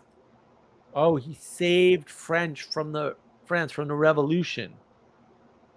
Kind of like, no, but sure. Right. Because I mean, at least the revolution burned itself out. Right. But he just filled the vacuum that was created by it in the first place. But whatever, you can see it that way. It's all these misunderstandings that lead to this war machine in World War I. Like World War II is just like round 2 of the Great War. There's no World War I and World War II. That didn't happen. So the easy way to think about it is one war. Are you saying that his level of precision opened up the Pandora's box to that way of fighting, that it just changed how fighting was going to be done from that point forward? Yeah, because that's how the Germans come in, all in gray and Gatling guns, and wipe out dudes on horses with cannonballs. They use techne. They use techne to conduct war. It's the garments of skin. War was never about techne.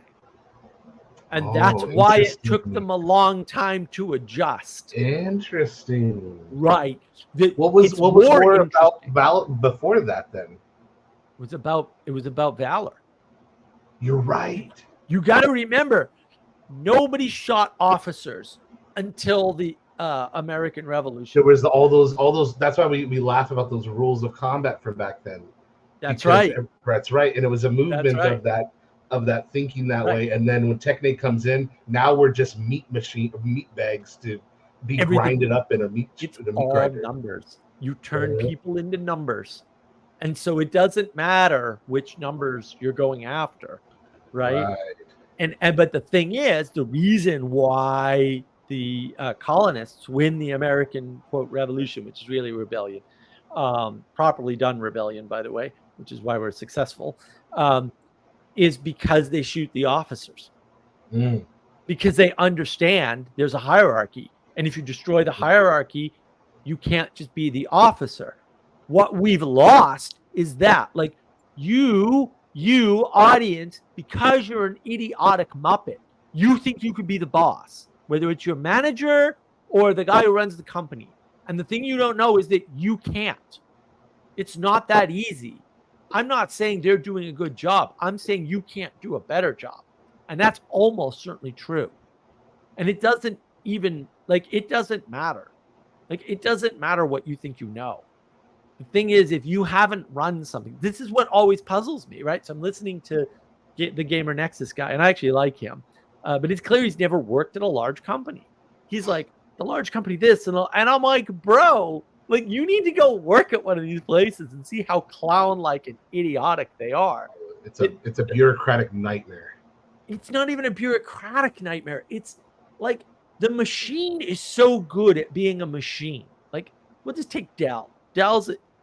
Michael Dell's brilliant, and he set up a system that's so good that you can put idiots in it, and the machine doesn't break. That's what's happening. I see what your point is. That's what's happening. The great man set up, and he's only great because he set this thing up. Michael Dell, by the way, needs to, like, go away because he's responsible for me losing that $500,000 house, by the way. So, like, oh yeah, no, Mark is not happy with Michael Dell.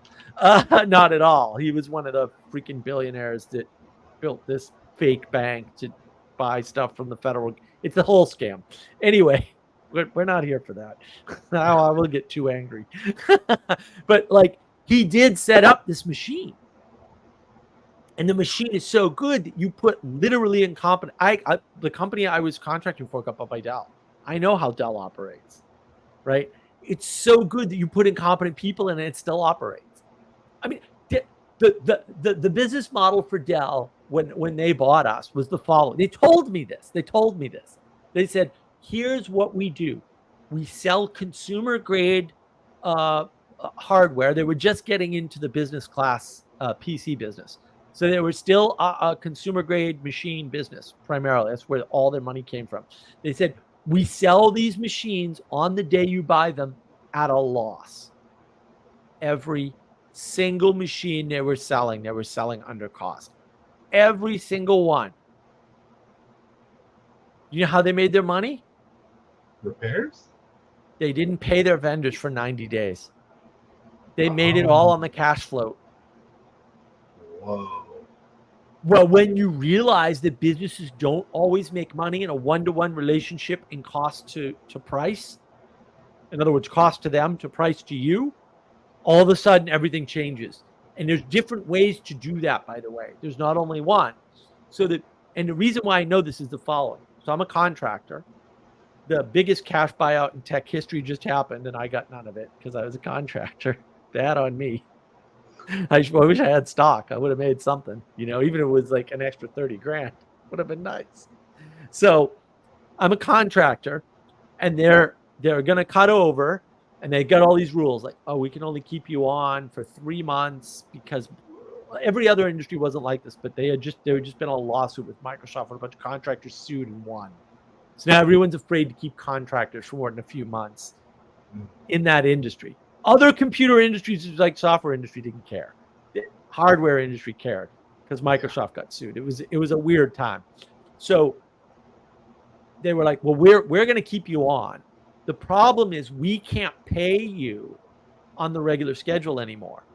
And I'm like, what? What are you talking about? Like, I submit you an invoice, you pay me within 15 days. And they're like, no, our terms are net 90. And I'm like, that's not even a thing in the industry. What are you talking about? And they're like, no, we pay all our vendors that way. And I'm like, no one pays their vendors that way. What are you talking? This is nuts. I'm a contractor. You rely on me. I set the terms of the payment. That's how it works everywhere. He said, no, you don't understand. The corporate policy is we pay all our vendors 90 days out. And then he explained to me why. Wow. And I was like, holy shit. Now, this didn't bother me because I always had at least 3 months in the bank. So the fact that I was getting paid for 3 months wasn't a big deal. And look, when I stopped my contract, I was getting paid for 3 more months. So whatever. I got it all on the back end, so I didn't really care. But like, that's how it worked. And you need to know that. They were selling computers at a loss. That's how they had the market tied up back then. They were such a juggernaut. And they just played the float, and they were playing a money float game with loans and payments and all that nonsense. And it worked. And then they got in and started buying all these companies, including eventually EMC, right? They bought my storage company first, the one I was working for, which was a way better product, by the way. And then they bought our competitors up. And then that's how they got in the small business, business computing space, right? Because they had all these business class computing products that, they weren't enterprise level, right? And they weren't consumer level. They were right in the middle for small companies and small governments. We had a bunch of Canadian provinces, for example, as clients. So that was the world back then. That was the thing. And people don't realize, like, businesses work lots of different ways. They make money lots of different ways. And making money by selling things at a loss is a thing. And people do it all the time. All the time. And yeah, sometimes companies will sell, like the printers, right? You could get a free printer, and then like you're locked into the ink. So they were selling ink and there's a famous story online. I forget where it is. I forget where I saw it. I saw it years ago. This guy was like, he was a customer service guy at Dell. And the customer service pages at Dell, they had the markup cost. So they had the original cost and the markup cost and the percentage on their screens. So when they were talking to somebody, they knew, that allowed them, like if somebody had a bad deal, the person on the phone could like, oh, look, I'll send you one of these out for free, or I'll give you a discount, whatever it is, right? You got screwed, you get a bad product, we'll do something nice for you. So they always had these two prices. And then he tells the story, like one day he's poking around and he finds the ink, and the markup on ink is something stupid like 5,000%. So like an HP or Dell ink cartridge costs them like 3 cents, and they sell them for like $40 or something. You're right. Oh, Right. it's more than that now. So I have a little story on that. That I, in my late teens, I worked at Staples on the tech side, and a huge amount of my time was just spent like just locking up ink cartridges in like those anti-theft things. And every now and then you'd see them open, and they literally had like teeth marks in them and stuff. But the like, no exaggeration, literally teeth marks in the anti-theft box. I need that ink. Just ripped out. And people would totally do it. We'd probably lose like $15,000 to $20,000 a year on theft, because people were very sophisticated at that. But the thing was, they were charging sometimes upwards of $90 for HP ink for the 4 cartridges. You're right. And so there was this thing where there was a guy that would come in, and he did this a few times until they told him that he wasn't allowed to do it anymore. So he probably like cycled different stores, but he would go, and the printers come with a starter ink, and some of the printer models came with a full set, and some of them came with that like a half or something like that. So he would go, and the one that came with the full set, it cost like $60 to get the printer. with the full ink cartridges, and then it cost like $95 to replace the ink. So he would just show up and just buy a stack of printers, and then he would just take the ink out and just junk the printer. And it's just like, yeah, he would just do that over and over again. Absolutely ridiculous. Yeah. Yeah, but the markup on these things is nuts. There's all kinds of things like that where they make it back in service, right? Stores use loss leaders to get you in the store because you'll buy more. If you don't believe me, go to Target. If you can get out of Target buying only the things you intend, you're a better man than I. I just don't go to Target because it's like impossible to get out of that store with only what you want. It just can't happen. You don't know why. I don't know if they pump like drugs into the air system. Like, I don't know what they're doing. They're doing something. It's the pretzels. It's got to be something like that. I wonder if it's all the red. Like, could it be as simple as like the ripe fruit thing? I don't know. Yeah, probably. It's probably something like that. Yeah, you're in acquire mode. Yeah, they've got the psychology like dialed in. Oh my goodness. Ken, you can join, dude. The link's at the top of the chat. Right, it's pinned. I was thinking happy to have you join. I was thinking about the thing you talked about a while back, like today still, but the thing about like being able to intake huge amounts of information if you actually have like a properly integrated and like intimate relationship with something. And that's one of those things that I've seen, you get like those workspaces or positions where a person is in the role long enough and you couldn't possibly write an SOP for that. And that's one of those things that I've seen in a bunch of workplaces that I worked at, like, including the one that I'm at now, where it's just like to replace me would take like a year and a half because the amount of stuff that I have to just have memorized is absolutely absurd. And when I worked in that one police department for like the 3 years, we had an SOP that was like an enormous binder. And it contained maybe a quarter of the stuff that we had to have memorized. Like the turnover was absurd for people who were trying to come in. Yeah. Even county dispatchers would come in to work at a college part-time and they just figured it wasn't working. Yeah. And it's just like, you have to know this place front and back. Like it's not just the relationships. And like sometimes you had to do that because I had to wake people up at 2 a.m. or like call their spouse at 3 or 4 a.m. to wake them up and say, hey, you're on call. Sorry. Like not just police officers. Like it would be like the people who were like campus directors and stuff. It's like we got to get an answer. Like, I'm sorry, dude. Or like the poor locksmith. He was paid very well. But yeah, I would the amount of times I had to talk to the poor locksmith's wife and explain that I needed to like yank him out for work at 2 or 3 a.m. or something like that was absurd. But like you had to know these people and you had to memorize stuff. And there was so much stuff on our data entry system because we were using Microsoft Access, and which is just like so outdated. And they refused to update it for any other data entry system.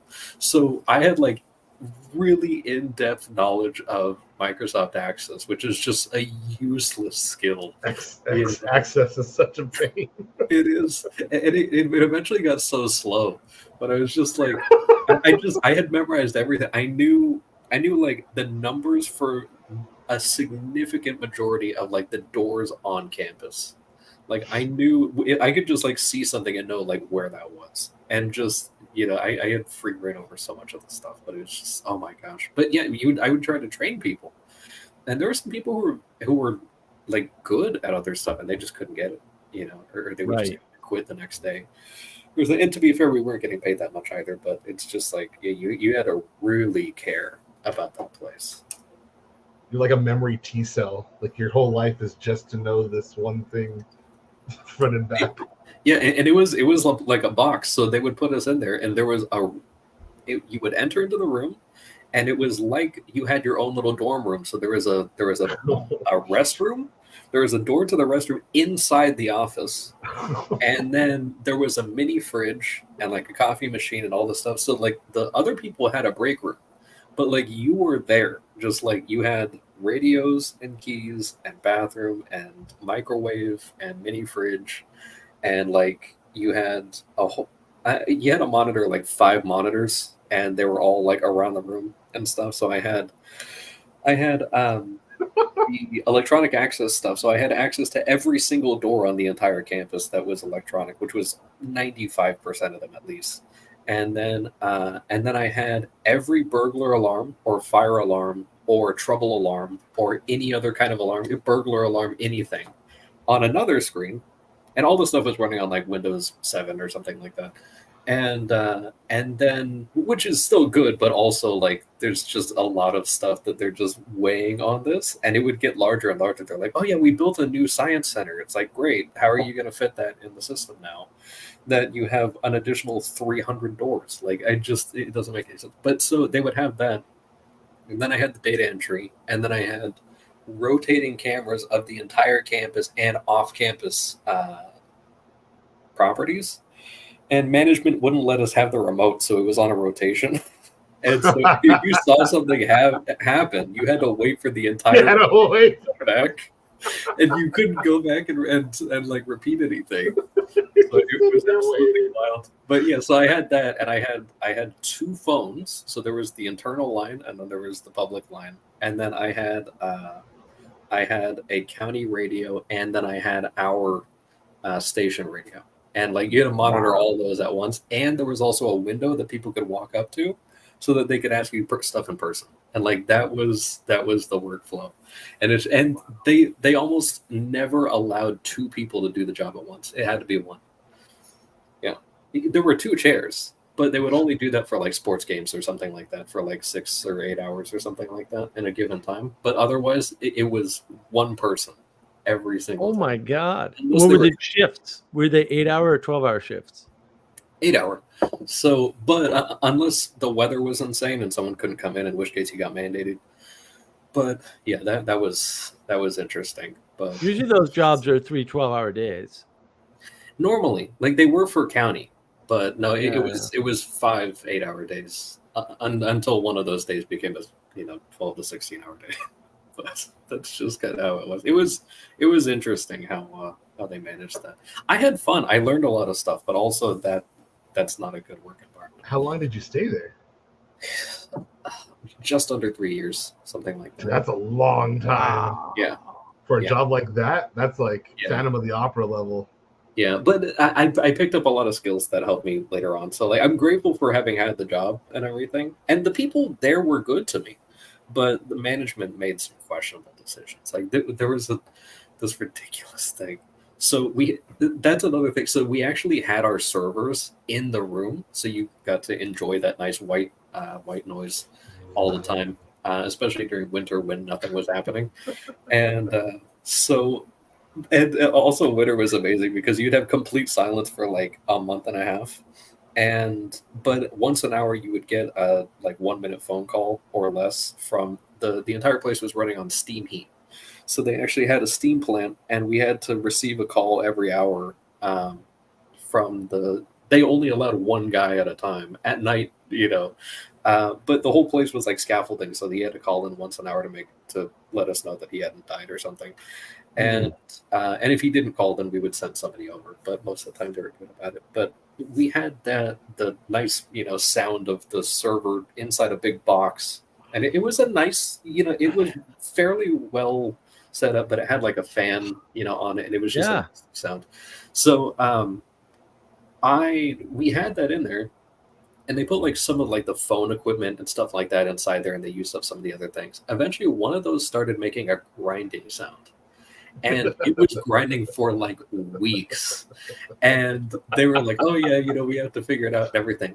We identified that it was the phone equipment that they put in there from like a vendor that, they could have easily replaced. In fact, the vendor was run by like some guy's brother who worked there or something like that. So they were allowing it. And so we told them, it's like, it's that equipment, we can handle the white noise, but you can just get rid of the other thing. Or you can move the entire box downstairs where we actually have room. Because there's like holding cells and stuff. It's like, just put in one of those because we never hold anyone. Like, just, And so what they wound up doing is they said, no, it's the box's fault. So they got rid of the box, and then they spent like $5,000 or $6,000 on an enormous cabinet. But it was like a cabinet, like a vault type cabinet. that didn't have integrated fans or anything like that, and it was just like a big empty thing compared to the thing that had working fans. And they put all the stuff inside there, but they had to jury rig the thing, so there were actually cables like on zip ties and stuff, like just looked like this absolute mess inside the thing. And then it started overheating, so they course. wound up opening the cabinets. So you had this $6,000 cabinet with the doors open all the time, generating heat with no fan still. And so from that point on, like you still had the noise, and it took up twice the amount of space because the other one was tall, but this one took up like a wide amount of space, and it was just absolutely ridiculous. But that type of stuff would happen, and it's just like. But people don't appreciate how stupid people are that run companies, because you can be stupid, and the company will figure it out somehow because it's a giant machine. The college was like 300 years old or something like that. To the point about like the great man thing. It's like it was named after a famous guy who founded the college and everything super early on, and it's been doing well, and they make enormous amounts of money, so they can afford to pay for any mess ups. Right. They can make a lot of mistakes, and the money will cover it up. And people have no idea, when you get to business scale, you have no idea how much money businesses make. It's absurd. It's nuts. And crossing that barrier is very hard. That's why right now a lot of entrepreneurs and get investment money but in order to get that, you need to prove that your business can scale to 10x. Yeah. Because they'll give you 2 million, no problem. You get 2-3 million, no problem. You need to make 20 or 30, or they're not giving you the 2 million. And most businesses can't do that. Like I'm going to make cookies. Never going to happen. Never going to happen. You got to go on Shark Tank. Right. I mean, it's funny. Oh, Shark Tank is. It's part about Shark Tank. That's such it's not useless, but also like it's a charity show at this point. Yeah. Dragon's Den, the original English version's better. I love that one. A lot of people don't know about that one. Yeah, we steal all our good TV from England. So, Friends was stolen. Oh, what's the name of the British version of Friends that preceded it? Oh, I don't remember now. It's really funny. It's completely hysterical, and it's more realistic. Friends is so unrealistic, it's absurd. Also, everyone's a whore, so that's bad. Why is this an attractive show? It sounds like a horrible life. I don't know. They are all miserable in the show too. Yeah, they are. Yeah, they're all singing and laughing about it. Yeah, all the shows are like that. It's just terrible. All the New York shows are like that. Yeah. I still like How I Met Your Mother though, because that show it was good. It's my favorite. I love the book. You have the book? Matt Kuhn wrote a book. It's the like the bro code book thing, Oh, it's Barney's book. It's hysterical. Hysterically funny. Yeah. But also complete, like How I Met Your Mother is good because even though it's set in New York, it's extracted out correctly. That's what's so funny, is that despite being trapped in the New York City bubble, they managed to nail it. Yeah.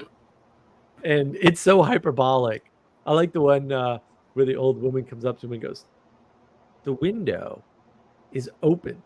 That's like one of my favorite episodes, because I'm like, it's so implausible and ridiculous and silly, and yet you can just see, like, not that, but like you can see that scenario, because basically the premise is there's this girl, magical girl, like these exist, right? She's just beautiful women that, and it turns out she's never single. Whenever Ted runs into her, she's never single, never. And so he devises this plan where he talks to the neighbor, who's like an 80-year-old woman, and says, the next time she's single, let me know. You'll say the window is open. Right. And but that story unfolds in the episode. Right? So at first the woman says, the window is open. And Ted goes, wait, what did you say? And she goes, the window is open. And then he's like, starts to scramble, right? Because he's like, got to get to the girl because the window's open. But the thing is, maybe you haven't had that, but you know somebody that's had that experience, right? Where, oh, she's single. I got to get her quick. I got to get at her quick. Right. And so it's one of these perfect things. Because it's just right. It's just correct. It's truer than true, as Peterson would say. And you got to capture that moment. And of course, at the end, he doesn't. He leaves her for somebody better because he's a useless piece of garbage. Different problem. But yeah, I mean, the way those episodes are laid out, and like the Barney character is perfect. Oh, right, because he's such a scumbag, and yet, right, he's not wrong. Like, you know, because he captures that pickup culture. Mm-hmm. Right, he captures that perfectly. I don't know where pickup culture is in relation to that show. I've never looked into that because I don't follow that stuff. But it'd be interesting to find out. But yeah, that whole thing it's so good, right?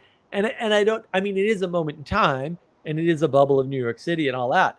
But at the same time, like, it's timeless because those patterns are there, and they're somehow exemplified in the show. So the slutty pumpkin, that's a good episode. That one was a Halloween. Yeah, there's all these tropes that are in there. They're so good. It's such a funny show.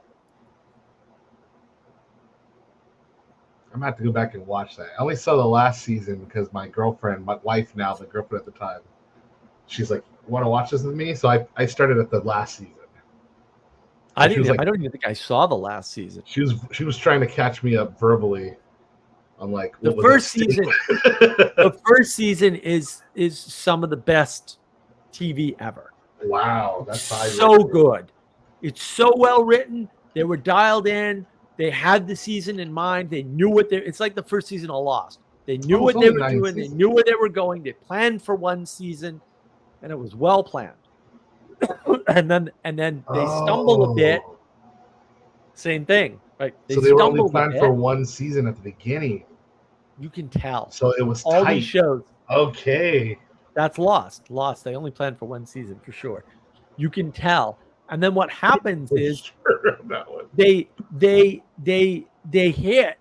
stumble, right, in the next season a bit. But then they have these transcendently good episodes that are even better than anything in the first season. And then they've got some very mediocre episodes again, right? But it's so good. It's so good. Some of the stuff they go over is just so good. Part of it is, too, they've got the contrast of the married couple. Right. Right. So it's not just a show about singles. Right. Right. Yeah, that's a good point. Friends is horrific. I hated Friends. The only episode of Friends that's really any good is the one about porn. Oh, I think I did. Because they're like watching this TV show, and they're like, wait a minute, the stewardess doesn't like take off her clothes, and they're like, what? And it's like, yes, because porn distorts the world. Like when you watch, and think of how old Friends is.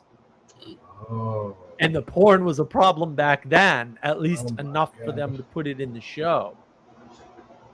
And I forget what happened. Like they got free Showtime or some goofy, right? It was an accident of the cable company, and they get indoctrinated into the porn thing. And then like they start seeing regular TV as porn and expecting the porn outcomes and stuff. So that show started in '94. Holy cow. Right. It went for 10 seasons. It was a problem back then. Wow. Right. That's interesting. Yeah. See, people don't think about little things. They're not little. That's like dial-up still. All through. This is why I was saying, like, doing the Matrix videos is virtually impossible. I mean, we'll get it, but like that's the thing. Maybe you have to do a multi-parter for that one. Oh no, there's going to be many Matrix videos, believe me.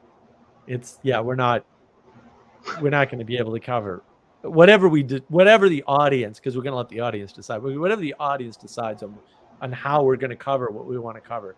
It's going to be a while. It's going to take a while. It's going to be a long thing. Because Jesse and I both have so much to say about the Matrix, and like his contributions are going to be awesome.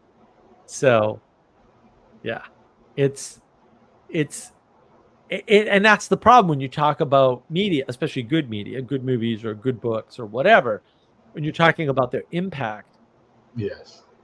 like we do not appreciate at all, you know, especially the Matrix. But like, there's lots of other stuff that comes out.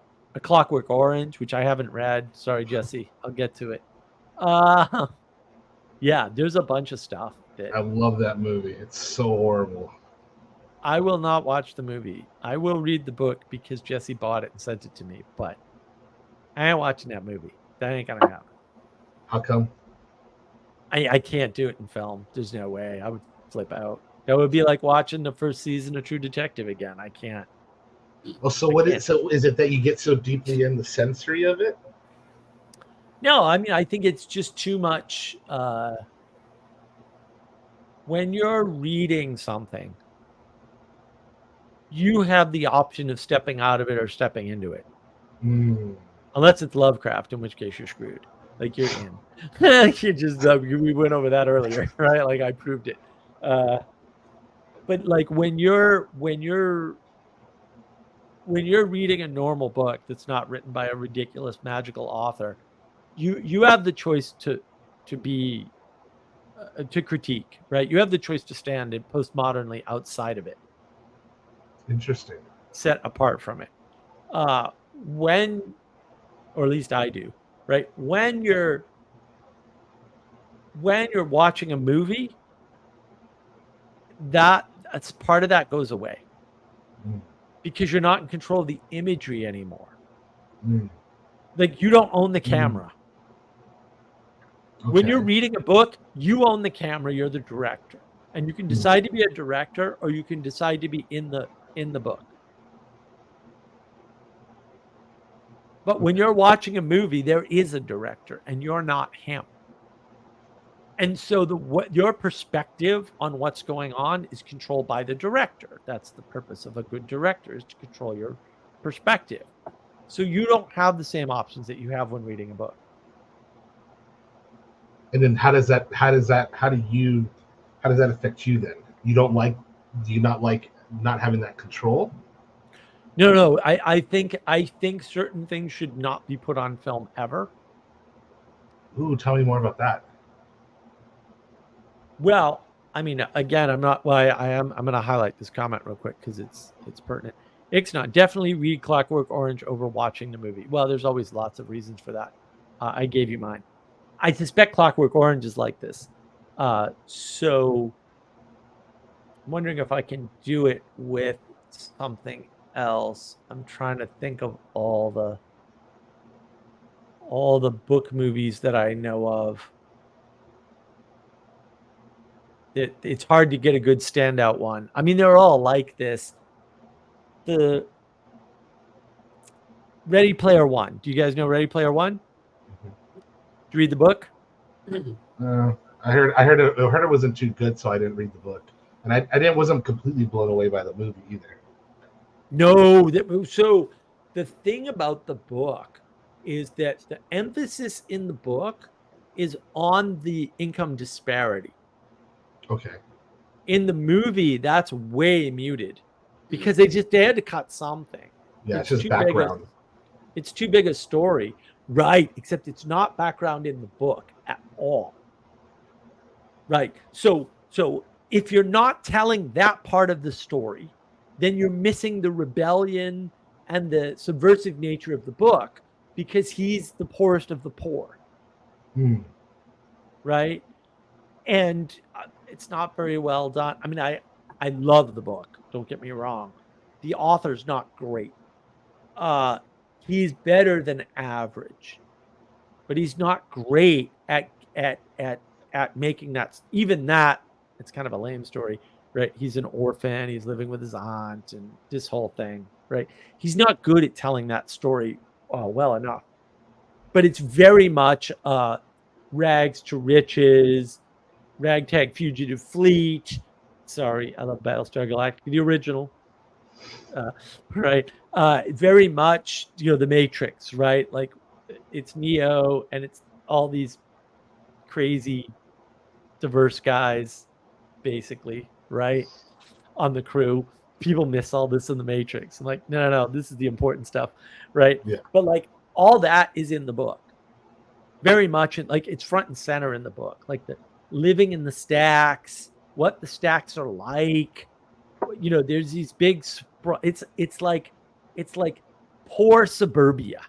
The stacks are poor suburbia. So there's no McMansions. Everyone's living in a trailer home that's stacked on top of other trailer homes, right? That are as close together as city blocks. Right. So it's not even a trailer home with no yard. It's a trailer home with other trailer homes attached to it, with different people living in them, and they're all like wobbly and so you get that sensation. And then his escape from that world is this virtual world, right? And then that dichotomy in the book is not in the movie. Yeah, the movie, it's more like quirky, look at him on his day leaving and look at his quirky neighbors. And the thing is, the movie's very well done. Mm. It's actually very well done. It's a reasonable adaptation, but it's a bit like, and not the same as, so they do the Lord of the Rings and they leave out Tom Bombadil. And then there's two schools of thought. Well, there's more than two, but there's two main schools of thought on that, right? Yeah. Oh, they left out Tom Bombadil because it's not pertinent to the story. Mm-hmm. Okay. Those are the people who, with low reading comprehension, didn't understand Tolkien at all. Sorry. I hate to break it to you, but you just didn't understand Tolkien at all. And then there's the more practical people who are like, you leave it out because people aren't going to get the message anyway. In other words, a better story without it. And so, and I will critique Tolkien here explicitly, maybe incorrectly, because who the hell am I? But also, Tolkien's a terrible storyteller. Awful. He's just atrocious. That's why when they rewrote it for the movies, it's better. So, for example, Tolkien's pacing, because he's not writing stories. It's not. The Lord of the Rings is not a story, right? It's a mythos for England. Right. It's not supposed to be a story. It's not supposed to be a good story. It's not supposed to be any kind of story. It's not even supposed to be a bunch of stories that cohere together. That's not its purpose. So I'm not saying like Tolkien didn't do a good job at what he was doing. Right. He just wasn't writing a story, right? Like everywhere they go somewhere and they're there for months. Yeah. You can't write that into a movie. Like, how do you do that, right? The movie's very fast paced. The movie's like bum bum bum bum bum. Right. Yeah. Great music. Yeah. And the thing is, Peter Jackson and his wife did an excellent job of turning it into a story. They did a really good job adapting that. Right. So the flavor of the books is not there because of that. It's not there. And it's the same thing. And you always have to pick when you're doing a movie what you're flattening out of the book. Because oddly, books are bigger than movies in all cases. That's why people always say the book is better than the movie. Because there's always something that got cut out. So for you, it's mostly when it comes to an adaptation of an existing book that you don't want to see the movie. Well, not necessarily. I mean, some of them I like, but in this case, I don't want somebody else telling me what I can and can't look at. So how does that apply to the first season of True Detective? So the problem with True Detective, because you originally said some things should not be made into films. For me, the mistake they made in True Detective was showing too much. And had they never found the videotape, that actually would have been better. Like, had they left it all completely up to your imagination, that would have been better. Mm. But And it would have you been don't see much easier on the to tape, though. digest. Huh? They don't show you much of the tape though. Like when it has that moment where he sees Right. it, they cut away and they only let you see his reaction. I know, but they should have written the story such that they didn't need the videotape because it didn't end up being used anyway. Right. And like, if it hadn't been there, it would have made the story better. It actually would have made it better. And I would have had more imaginative control over how I cast that event. But at the same time, it would have been worse. Right. So Yeah. it would have enhanced the story by leaving something out. And it would have given me more control over what I was seeing in the story. And it was already horrific. So now I'm trying to see. Yeah, there's 3 scenes. There's the videotape. Well, there's more than 3 scenes, but there's 3 themes that are in there. There's the videotape. There's the time that he's with his sister. Yeah, I think it's his sister. Where he makes a comment, and I'm like, now that did not need to be in there. That was no good, right? And there's at least one other one, and I don't remember what it is. Thank goodness. Thank goodness for bad memory in this case. But had they left that out, it actually would have improved the show significantly. And they tend to make that mistake a lot in films like that, in things like that. The way to see this best is when Cuties came out, Tim Pool commented, and he actually did an outline where he explained the what, why, where, and how of doing Cuties better. And he was actually correct about that. And once he said it, like, they could have done Cuties and left these parts out, and it A, would have been better, and B, they wouldn't look like they were pedophiles filming it. Mm-hmm. And he was right. Like, when I saw that, I went, man, he's right. Now, that doesn't change me immediately unsubscribing from Netflix and vowing never to give them a dime ever again. Because, like, there's a bigger issue at play for me. But, like, Tim Pool convinced me wholesale there's no excuse for that. Because they could have filmed it better and not look like the pedophiles that they definitely are. I was like, fair. That's fair. So you say things shouldn't be put to film. What is being violated with that statement? Well, like I said, you're losing the autonomy over your own imagination and being forced to think about something in a way that is not under your control anymore. So it's like being subjected to that possibility. You're being subjected to somebody else's vision of what that looks like. That's the problem, right? So, like, if I'm left to my own devices, I can dial it up or dial it down. That's not hard. So you think that film overall would be better if that was toned down or not done so often? Most things are. I mean, look, this is the old trope. What's better, the naked woman or the woman who's partially covered? And now partially covered is going to vary for all of us. But one trick people used in the old days of film that's actually much better than scantily clad women is to infer the nakedness. So, and if you want any proof of that, Psycho is the classic film for inferring nudity without actually having any. Yeah.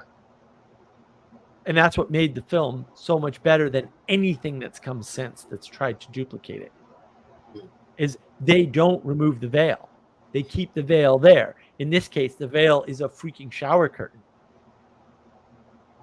Right? Because in your imagination, she doesn't have any clothes on. But the film doesn't reveal that at all. Right? And so when you leave it in the abstract in my mind, I get to pick and choose how abstract it is and how real to make it. When it's on film, I don't get that. Now, you can use that to your advantage on film if you're not retarded. Unfortunately, filmmakers nowadays tend to be retarded and they want to show everything. And there's no reason for that. It actually makes the film worse. They don't know that. Or they do know that and they don't care because they're a bunch of scumbags. Okay. And so you don't want to see the Clockwork Orange movie because you suspect that it's going to show you a bunch of stuff that you don't need to see. Right. Mm. And it'll show me things that I don't want to see in that way. I'd rather leave them abstract as they are going to be in the book. I see. I had my wrong microphone on. Can Psycho be made in this day and age, do you think? Because I agree with the allusion to the mind making up those gaps. You can do it. Works better, but I think a lot of nudity in film these days isn't added for the artistic aspect. It's one of those other things to draw like cinema goers in. They're expecting it already. So to weave it into the plot, I think that they even have like the opposite effect if they don't get it. Like a woman's about to undress and they're like, oh, and then she doesn't. They go, oh, okay. They were just like sort of teasing me. Yeah. The myth of progress is a myth. Like, no, right? Like all the good stories go to the same level with everything. They never go past that level. And that's what people miss, like, because they don't read deeply enough. They don't realize, oh, all these stories go to exactly the same level. All these stories that are good go to exactly the same level. So you're actually pointing to a boundary between good and poor storytelling. Yeah. Oh, there's lots of boundaries, but yeah, that's so one cool. of them. One of them is how much you reveal and when. And so, like, the problem with doing Lord of the Rings as a movie at all ever, which was talked about when they announced the project, is how are you going to match the expectations of my imagination? Right. I know what elves look like. You're not going to be able to make an elf that looks like what I know an elf looks like. And that turns out not to be entirely true, right? And to be fair, it's almost always true. Right. Other science fiction things they've redone. It's Philip K. Dick's a perfect example because he got mentioned earlier, right? Philip K. Dick is a very open-ended writer. That's what makes him good. He leaves lots of room for you to abstract and insert your imagination, project your stuff into his stories. And they're mostly short stories, right? And I'm not super well-read Philip K. Dick guy either, right? But like, that's what makes it good, okay? When you try to put that on a film, you get a bunch of upset people. Because if your projection is too far out there, no one can match it. It won't be solid enough or close enough to a nucleus, to an essence, right? So you see that with a lot of fantasy novels. When they get converted, everyone hates them. Right. Wheel of Time is awful. Like, I didn't even read Wheel of Time, and I'm like, this is a horrible book adaptation. I can just tell. That show was terrible. But also, you were talking before about that movie that had the videotape in it, which was alluded to.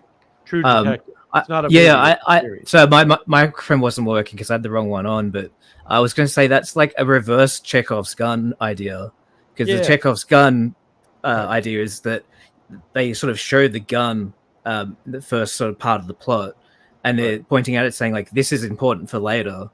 And what you're aiming at is saying like, they need to do the opposite, is don't allude to like the tape. And it would have more intrigue. But this, I talked to Justin Wells about this in my second part 2 talk, although listen to part 1 and part 2. And we'll have a part 3 where we'll go more into story and less on Gerard.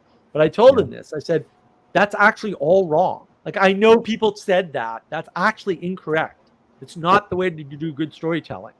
And it's not a way to do a good play either. And you actually know this. Because one of the interesting things in interesting stories is when you have an overpowered character who does not bring to bear his full power. That's actually way more interesting. And it's not used everywhere, and it shouldn't be used universally, because that's not how stories work either, right? You got to understand the symbolic patterns, right? But like, that's more interesting, is what a character doesn't do. And the problem with society, because of what I just talked about in storytelling, especially in movies, is that we don't know how to look at what was left out and appreciate that, because that's the more important part, right? I mean, this is my frustration. I've said it many times before. It's very, very difficult. Father Eric alluded to it tonight, right? So I'll tell you the story about what happened. I'm driving up to DC. I'm going to meet somebody. I'm going to meet Father Eric before he leaves, because he's in North Dakota, and DC is a lot closer than North Dakota to South Carolina, right? And like, whatever, 7-hour drive or 6.5 hours, whatever. And I wanted to meet somebody else up there too, right? So I'm like, I'm driving up there. I'm listening to Jonathan Peugeot and Alex O'Connor. I have no idea that I'm going to do a commentary video on this. It wasn't on my radar. I wasn't going to do commentary videos. I already refused several times because I didn't know how to do them. I didn't like them, whatever. I get up there and I say, I have figured out the secret to DC traffic, because I swore I was never driving my car in DC again after last year when I drove up there to see him, right? I said, the secret is just watch Alex O'Connor. You'll get so frustrated you'll forget about the traffic. I remember that now. But I get up there, and this is me, and like most of you cannot, well, none of you can appreciate this, but like me in person, especially if I know you, it's 100 times. 100 times. You take the worst I've ever been on my stream, multiply by 100, you'll get close. Like, close. It's intense. I'm jacked up from this drive. It's a long drive. I've been driving all freaking day. I'm early, so I'm a little excited. I'm a little pumped. I just had to listen to this, for all intents and purposes, functionally retarded person who allegedly graduated Oxford. It's like, we're giving degrees to the wrong people. This guy cannot think. He's a very poor thinker. He's very weak. Bad logic. Horrible logic. Good Lord. You and logic don't get along at all. If you met logic, you wouldn't even recognize it, dude. Like, he's out there. So I am jacked. And I'm excited to be out of the car early because I have lots of time to talk to Father Eric, and because I have a short trip. It's a very short trip. One day, right? It's one day. So I go off about Alex O'Connor. I go off because he's just like, I know Jonathan Peugeot. I've met him, right? Like, he's being abused by this halfwit. And I'm just pissed on his behalf, right? He's French Canadian, obviously God's chosen people like myself. So, like, I'm just like, no, man. So your Father Eric gets the brunt of this, obviously. Because I'm just like, you wouldn't believe he said this. And can you imagine? And you're like, I'm going full bore. Like, I'm just completely off the rails, right? You heard Father Eric. Like, I was impressed with how muted your commentary was. Yeah, because in person, especially after the event, like, I'm not pulling any punches, right? I'm going full bore. And so that's the thing. Like, when you engage with something in that way, there's a visceral sort of an impact. And if you're forced to engage with something in a certain way, it causes a problem, right? And that's why storytelling is important. But we don't tell stories of what's missing. And so I try to explain to people, like the kindness I am doing you by restraining myself all the time on stream is not appreciated. And I'm not saying it should be, because you can't appreciate it. I get that, right? You can't. That's okay. But also, it's, what are you missing? Right? What are you missing out of, and I'm good at getting a sense, right? So, like, I understand, like, oh, you're all into Lovecraft. And I avoided being that far into Lovecraft because I know me. Like, I know when I go into something, it's over, right? It just consumes my existence for some period of time. Right. But I understand that draw, perfectly well, right? And like I dove pretty deep into Lovecraft. I just refused to get into the games and all that nonsense because I was like, this is a rabbit hole that I can't resist. That's And right. therefore, I'll bring the cards over so you don't have to. there we go. So yeah, so therefore I won't, There was the conscious moment where I decided that if I'm going to go down the rabbit hole and be the guy that curates this for all the people who can't go down the rabbit hole. Right. That and that's an important decision, and yeah, you can do that, and that's the thing. Yeah, look, Sally's like trying to explain. Like, him and Elizabeth got asked to leave a restaurant at the Symbolic World Summit. I can totally see that. Well, I'm very good at matching the people around me, and sometimes that turns into a loudness competition. So, I can totally see that. Yeah. Sounds like a lot of fun. Right, and but that's the thing. Like you don't appreciate the things that you haven't experienced, but there's a way of storytelling in which you can give people that sense, right? That the character could have just done away with you, right? And Tolkien does that, for example, right? Where Frodo's like, "Why didn't Bilbo kill Gollum?" And he explains to him why, right? And that's foreshadowing for sure, but also like there's a reason for this. And also, just as an aside, if you want to Tolkien at better storytelling, it's The Hobbit's him, being able to tell a story, That's a true. children's story, right? Or Smith of Woot Major there. That's another. That's actually really good, right? But like being able to appreciate things that aren't done is a mode of storytelling we've lost entirely. Yeah. Have you guys read Tom Clancy's Without Remorse?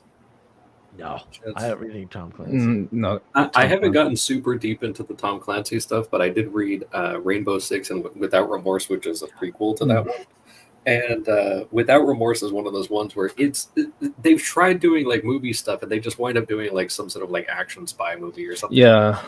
But the actual story is like, without getting super deep into it, not that you would read it or anything like that, because it is a little bit of a commitment. But the idea is that a grievous wrong is done to this guy who's military, and he winds up. It's done by a gang. And he essentially becomes like he has an apartment in the city, but he actually decides to live as a homeless person so that he can stalk this gang. And so a significant portion of the book is him actually like sleeping on the ground outside and like making himself seem more homeless progressively so that he can hunt a gang. And like that is a slow burn. Like you can't do that in any sort of way, and the payoff at the end is amazing. But it's just like, oh my gosh, you can't do that one like at all, Right. Well, slowness is not good for film unless you're a really good filmmaker. Yeah, you have to be a really good filmmaker to do that. Yeah. Right. That reminds me. Depends how slow, because Andy Warhol did a 9-hour slow motion film of like something dropping off a Empire Story Building, and to me, like that's a bit too abstract and artistic to sort of. Yeah, you can't do a thing. He's not a filmmaker. He's not even a good artist. He's just a horrible CIA plant, right? Like, whatever. Right. Yeah, I mean, there was a book I read on screenwriting and the structure, how we get it. He's a professor, and he went all the way back to like Epidipus Rex and the ancient plays and such, and how he defined film, specifically cinema and plays, is that what frames that is that you're asking people to sit for 2 to 3 hours sitting, and that's actually where the structure of it all comes from, and why there has to be a certain pacing, why there has to be a certain movement. And he says the rules that apply to that don't apply to writing. Like they Right, kind of right, do, right. like as far as the components. But you can spend as long as you want in this area. You can come from this angle. You can switch it up. But when it comes to cinema and plays, it has to be, well, at least from what he saw from the ones that have been successful from across time, they have to have 24 scenes. They have to follow this Right, 3-act structure, ups and downs, ebbs and flows, when the turn happens in the middle, right. and having a focus on a character. And then he shows in that, like, to what you're saying about the hero's journey, it's like it doesn't have to be just the hero's journey. As long as the characters are experiencing those changes together, you can have multi arcs. You can do these Right. things together. But that's but but it's that's a the problem. That's the problem, right? When they try to break it down and turn it into propositions, you can't do that, right? Because if you think about it, if you go and look, there's no hero's journey. That never happened. There are Right. no stories that are hero's journeys that anybody will ever remember, because that isn't real. Like no single entity does stuff at that level in the world. That's never, ever happened. Like, you can sit there and you can say, oh, look, Steve Jobs built Apple Computer. And it's like, well, without Woz, he never gets off the ground.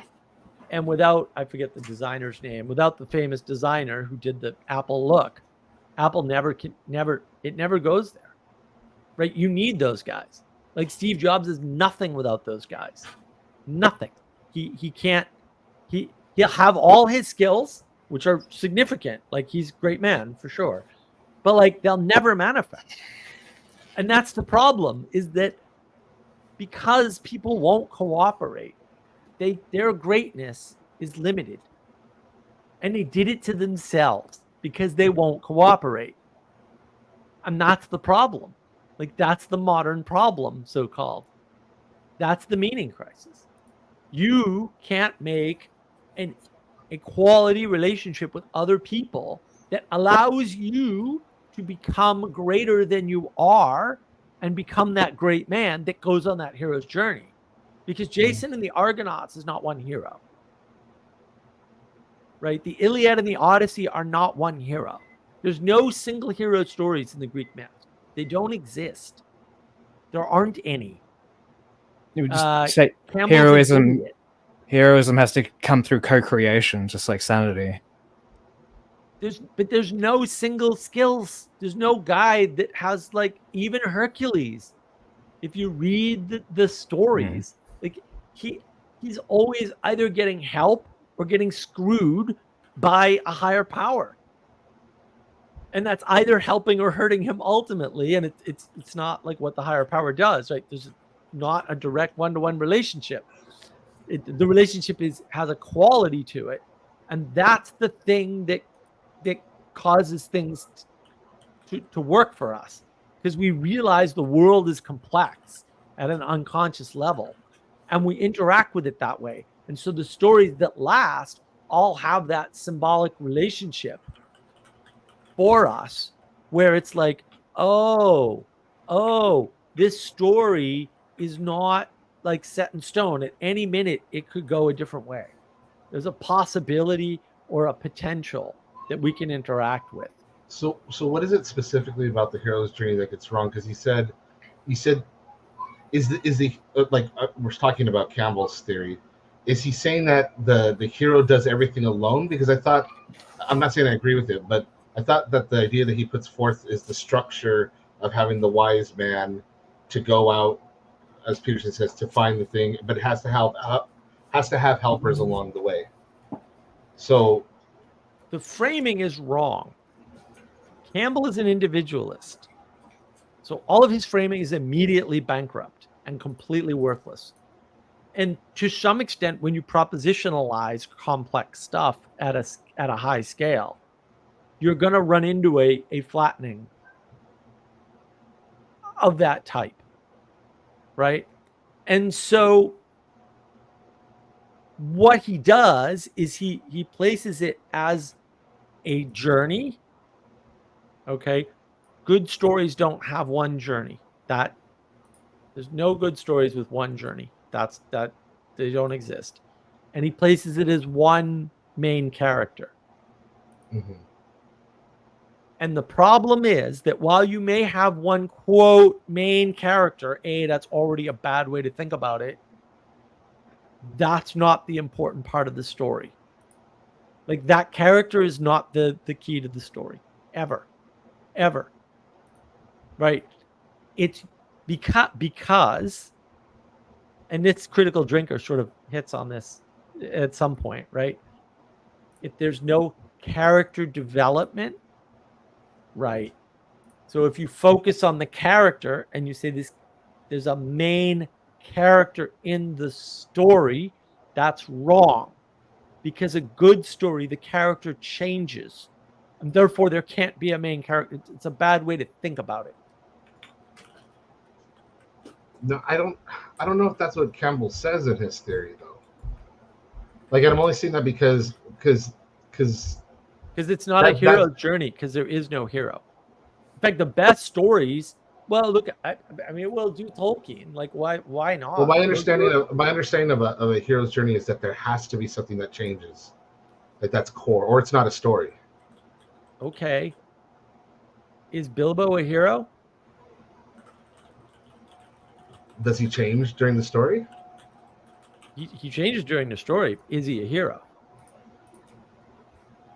Well, that kind of depends on what part of the story you're talking about and how you define hero. Bilbo's not a hero. He's a coward.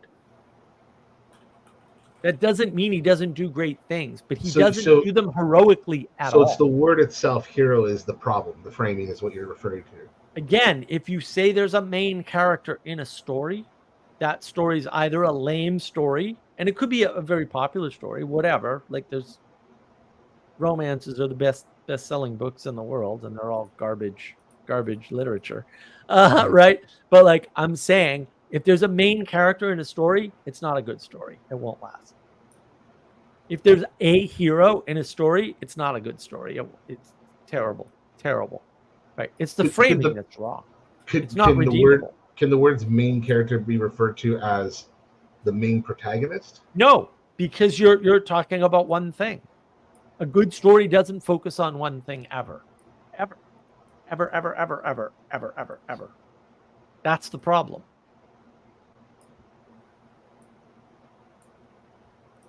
Look at Bilbo. Bilbo's not remarkable. Even Bilbo with the ring is not particularly remarkable because there's an implication that he could have gotten away with it without the damn ring.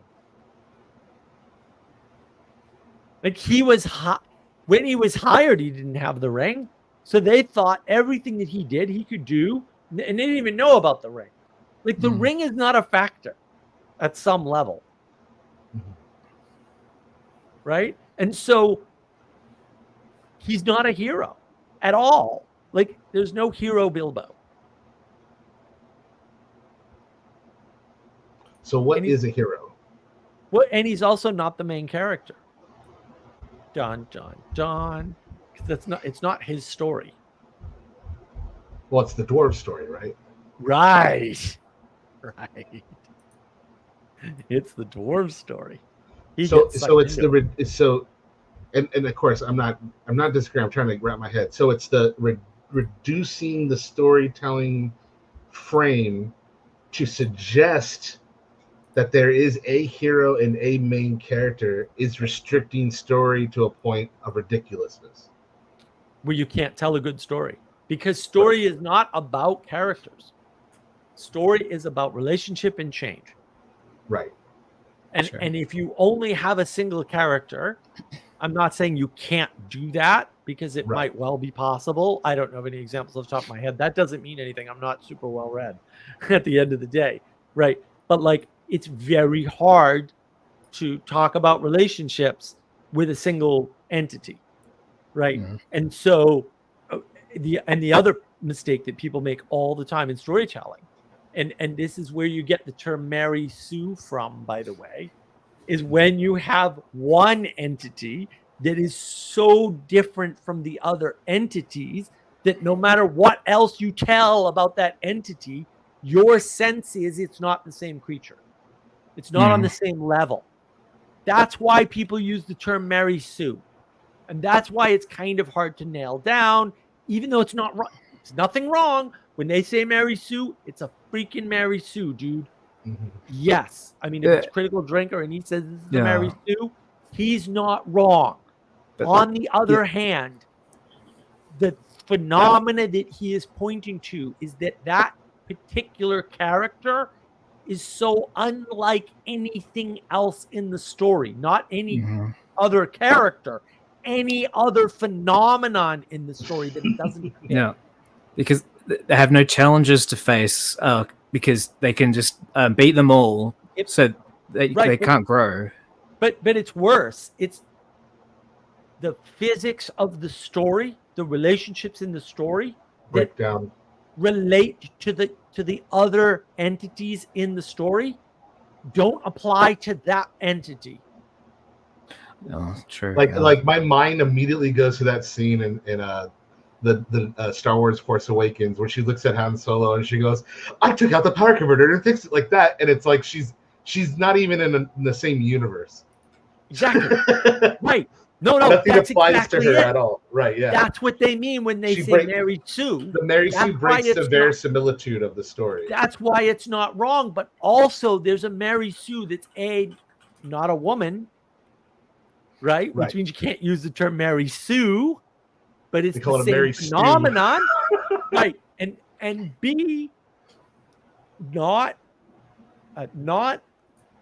the type of character that is front and center enough in the story that it fits.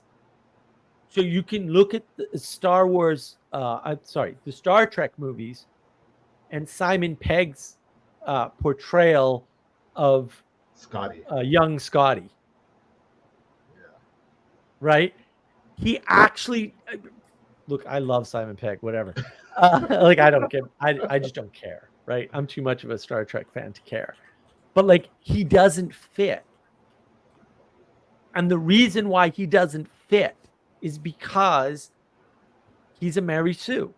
He's so far out, but he's not a main enough character to move the story. Right. Because he's only a supporting character. Right. Right?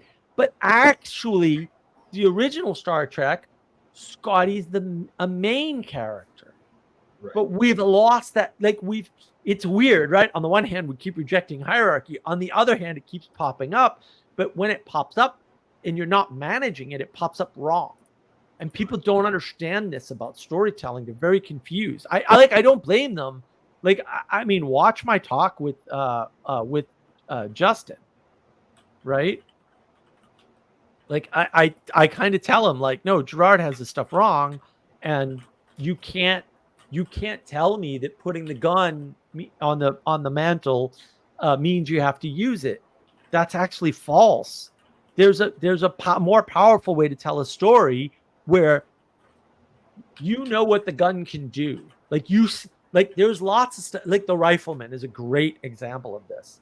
If you've never seen The Rifleman, it's an old black and white show, but like it's a fantastic show. He has the gun. It's a superior technology. It's got a hair trigger on it. He's a very good shot. He almost never uses the damn rifle. The show is called The Rifleman. He never uses the freaking rifle. He never shoots anybody. You know, not never, but like, and that's the thing. It's like, it's not never. It's not a rule, right? It's not a rule that's followed in that way, but it's a pattern, right? And the gun is always exemplified as like the gun in The Rifleman is too powerful. And so it's treated with reverence, right? Because it's unlike everybody else's rifle. It's way better than a pistol because it's hair trigger. And the guy who owns it is a magical creature, basically, right? But he's never using it to raise himself up.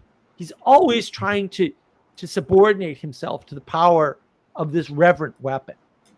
You never see that in today's storytelling. It would never happen. Right? Everybody would be like, oh, the gun. It's so pretty. It's so shiny. It's so right. And the focus, that series is ridiculous because it's all moralizing. It's all virtues and values. The whole show is virtues and values. It's all him teaching his son as a single dad how to be a good man. That's the whole show. It's a fantastic show for that. It's fantastic for that. So that method of storytelling is much more powerful and much more lasting and much more deep and important. And unless you understand that Mary Sue isn't a female phenomena, right? That it's pointing to some more abstract thing where you have an entity that isn't following the rules of the universe you've set, and that's how the story is being moved forward. That's what Mary Sue means. Once you understand that, you'll see it all over the place in the past like 20 years of storytelling. The Matrix might be a good example of that, right? Right. And you see this problem with hierarchy because of that. Okay. So I'll give you a little tip because Jesse and I were talking about this. So here's a little teaser for the Matrix. I know I drop them every once in a while in the live streams because I just get ahead of myself. But I'm going to drop this one because it was something that I saw this morning in talking about the Matrix. This is why the Matrix is dangerous. This is the mother of all rabbit holes. So in the Matrix, you have the male-female hierarchy, and you have several heroes, right? So who's the main character of the Matrix? Is it Neo? Is it Trinity? Is it Morpheus? Or is it the Oracle? Wait a minute, Mark. You just listed 2 males and 2 females. Oh, and what's the hierarchy? Oh, Neo, except Neo gets saved by the woman. So the woman's actually the top of the hierarchy in the first movie. Oh, no, it's really Morpheus. Okay, Morpheus is taking his orders from the Oracle, who's a woman in the first movie. What happens in the second movie? This is why it's important to watch all 3 and not just the first one. The male patriarchal hierarchy is reestablished because they introduced the architect. The architect, right. Didn't see that, did you? Oh, no, you did not. Oh, no, you did not. It's right there. Did Mark ever formulate it that way until, like, how many hours ago? 14 hours ago or so? No, I never, like, I knew it, right? I knew it, but I hadn't had to tell it to anybody until Jesse and I were talking about this because he's mentioned it many times. Who is the hero of the Matrix? Who's the main character of the Matrix? There's no hero's journey in right? I mean, there is a hero's journey, right? Because the ordinary guy, becomes the master of the universe. That's the least interesting part of the whole freaking first film. That's actually the least interesting part. It's not even the driver of the freaking film. Right. Right, but when you look back and you do the postmodern trick, you fool yourself into thinking that's what the film's about. It has nothing to do with anything in the film. What's the postmodern trick? It's actually the result of their poor storytelling because they suck. They're terrible writers, right? But the thing is, you don't notice it. They don't notice it. And the reason why it happens is because these patterns are inevitable. And they're just caught in the patterns they don't understand. That's why in the second movie, they instantiate the patriarchy. Because you have to tell a good story. You can't leave this is why I'm like, how do you watch the first movie and only the first movie? That's insane. Oh, it's because you compressed the movie down to a movie about Neo, when in fact the movie has nothing to do with Neo. He's an incidental character in the film. Every other character in that film is actually more important than him in every possible way. And you don't see that right away because you've done the postmodern, I understand the movie trick to yourself. It's a total self-own. It's a complete psyop that you did to yourself. Yeah, because if you get to the third film, it's clearly a chess match between the architect and the Oracle. Exactly. So they move one layer of analysis up, right? Because even the first film's a 3 or 4 layered movie, but they add a layer in film 2, right? And they keep that layer in film 3. And people don't Like no one realizes that, and like fair enough. So that it is what it is. But like that's what I mean by like if you analyze the Matrix and you didn't understand the pairing, B, the fact that the female is always on the top of the hierarchy, and C, the fact that the male patriarchy reasserts itself, you don't actually understand those films at all. Like, you don't understand storytelling because you need to understand that to understand what makes it a good set of films, despite the Gnostic cesspool disaster that the messaging is, which also got into your brain unconsciously, by the way, and is rotting your brain right now. Sorry. Well, I think I'm gonna run away. My bedtime was 2.5 hours ago, so I think. Thank you for joining, Castle. It's good to see you. Do you have any parting thoughts on Constraints or anything we've talked about? Well, for sure, I would love to see a future stream on the struggle versus suffering thing. I mean, when you mentioned that, I looked up the etymology of the two and immediately caught on to what you were talking about. It's like, gosh, I have to like look up every single word in the etymology dictionary now just to make sure that I'm actually understanding stuff right. Because it immediately clicked, and there was a lot of stuff like this week that I realized that like I don't want to completely change the topic over to that because I do think it would be a great live stream, but it's super topical to the week I had. And there was both, but there was a lot more of the struggle than there was suffering. There for sure was some suffering in there, but that was mostly my fault. But I think it would be great, and I still need some time to process that trauma. So for a future stream would be pretty good for me to give my more formulated thoughts on that. But otherwise, the constraint and everything, the whole thing of being able to become greater yourself by submitting to constraints is very much kind of like it having a bigger body by inserting yourself into a larger body, especially a hierarchy or something like that. I'm experiencing that all the time of just like I'm just going to go and offer my services to some people, and then all of a sudden it's just like, oh, I have increased. In weird ways, and it's just like, oh, all of a sudden, like everything just got better, and so I highly recommend Constraint. It's one of my new favorite things, and with that, I think I'll leave it there. I hope you guys have a great rest of your night, and then I'll be trying to catch up on. Thank you. I'll be trying to catch up on doing some diagrams for tomorrow and see what insane stuff I can bring. So, anyway, nice talking to you guys. Have a good night, sir. Sleep well. Thank you. It's on the list. Struggle versus suffering. It's on the live stream list. We'll see. We'll see what we do next week. Yeah, Andre, stop poking the drunk people. Just leave him alone. I'm not trying to poke at him. He's been poking at me. I know. Just leave him alone. Yeah. Like, don't poke at the drunk people. Sally said he was a vet, and like, knowing he's that, obviously he's a vet. drinking. I'll just leave it. Yeah, don't make people worse. We don't need to. Yeah, Michael, do you see what I'm saying about story and about the importance of it? It's the sort of thing I want to tell Justin Wells because he's so he's like, let's break down the story archetypes.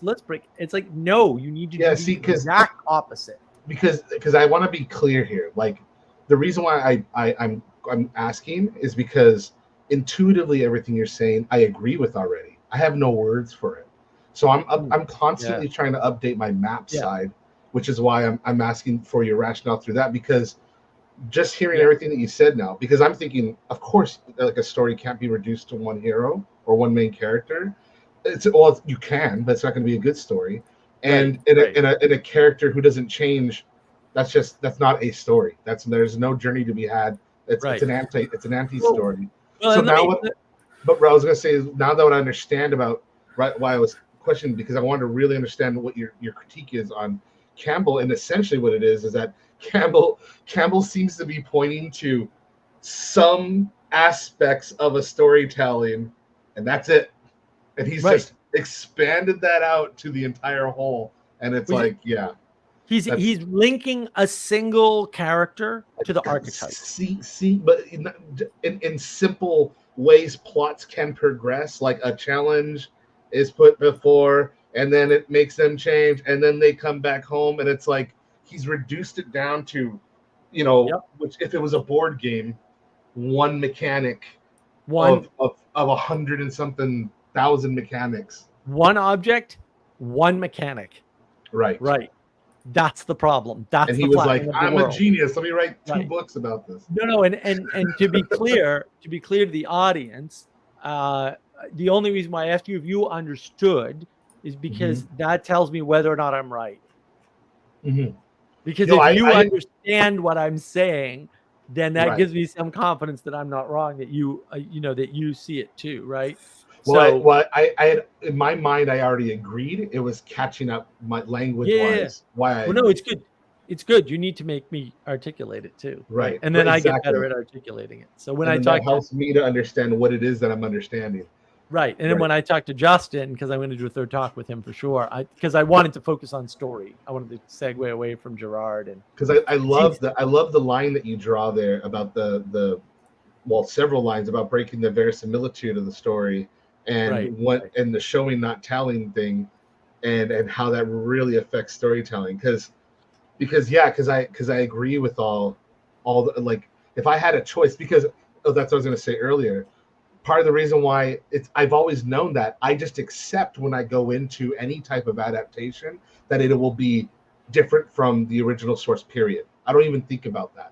I know that I am subjecting myself to the vision because of the constraint. It has to be adaptation, right? It's different tools, right? Right. And so you have to It has use to be. different, like the brilliance of Ridley Scott to adapt Philip K. Dick. Mm-hmm. He takes a short story with no meaning, right? Which is just, like a lot of Philip K. Dick's work is this open-ended what if stuff. Right. And he turns it into Blade Runner. Mm-hmm. And the first Blade Runner movie is amazing. Like, and the reason why, but the reason why is because he gives a form to something. Right. But that form is so close to the form in your head. Mm-hmm. And it's usually better. Not always. There's a couple people I've met who I could tell, but from talking to them, that they had a dirtier, grimier sense, right, than comes across on screen, right?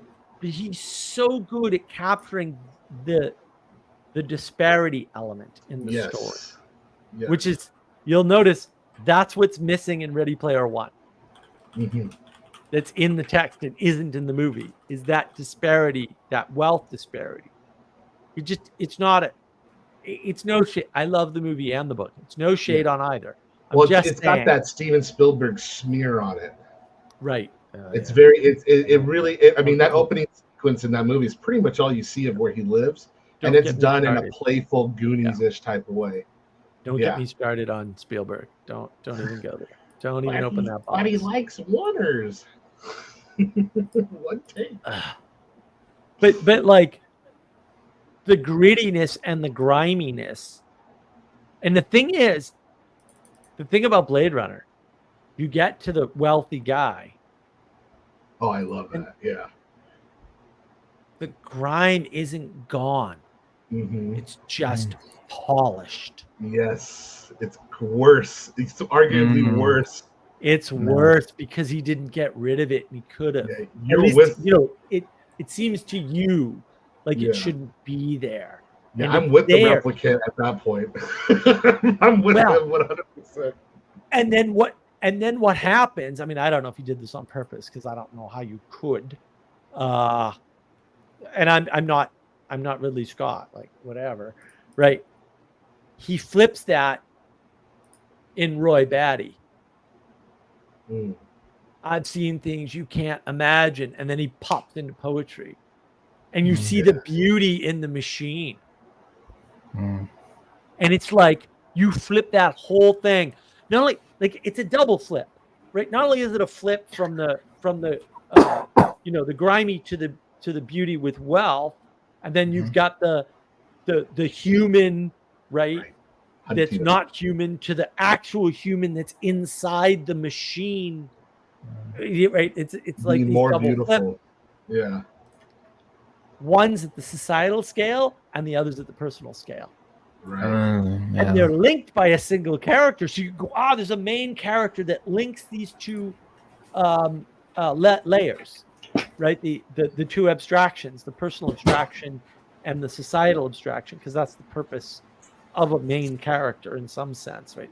If you want to identify the main character, it's the character that's between the two abstractions or two or more abstractions. That's the main character, right? So if you have a group of heroes and one hero has a direct connection to the gods and the other hero doesn't, that's the main character, right?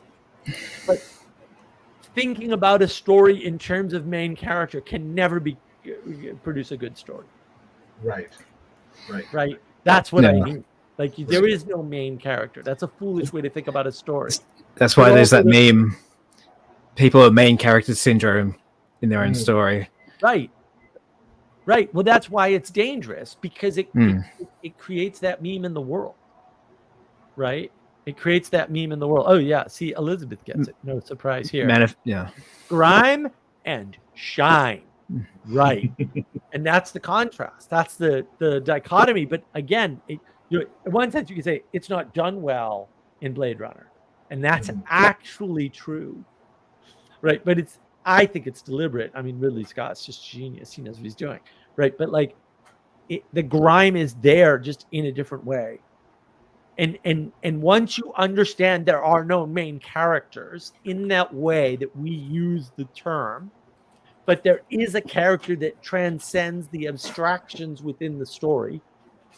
Then you understand, a story has to have abstractions and it has to have a character that grounds in both abstractions or is grounded in one and touches the other, right?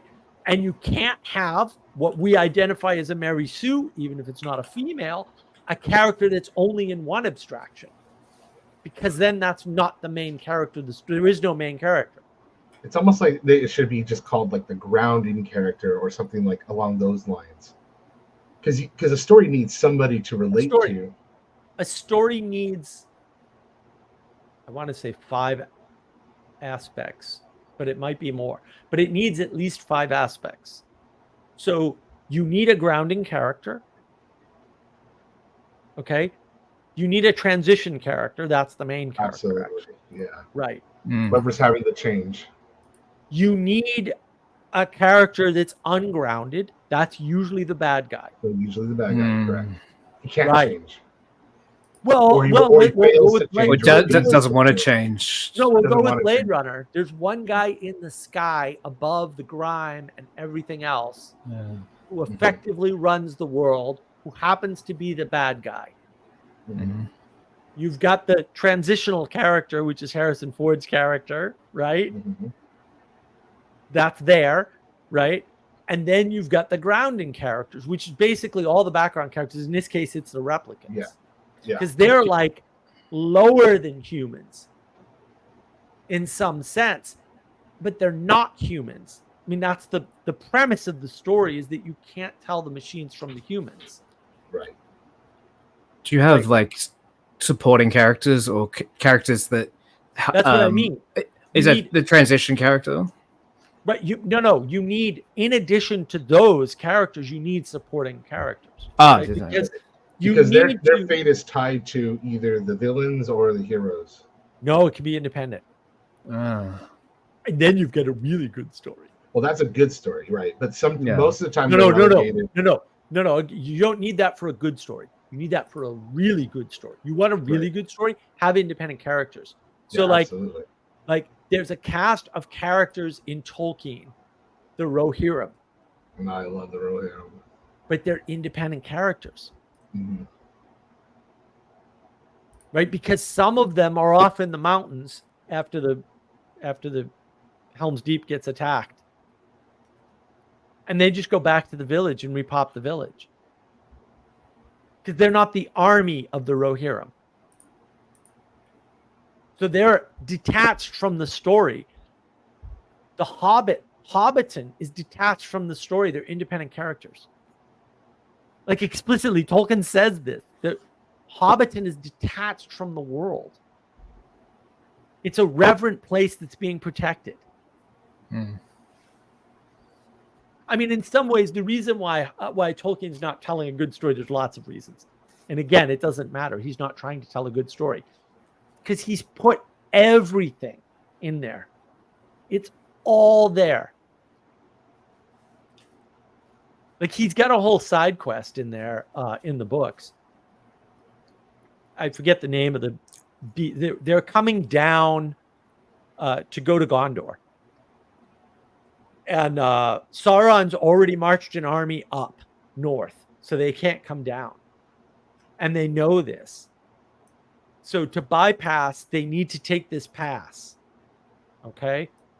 But the pass is through a woodland, and the woodlands is inhabited by magical creatures that just eat everybody or something, right? Everybody vanishes.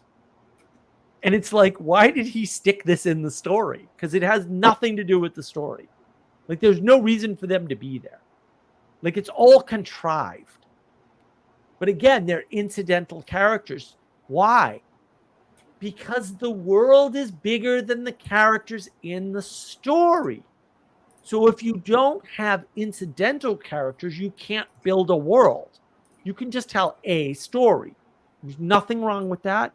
And you can use other stories to build the world. Totally, absolutely do that in literature.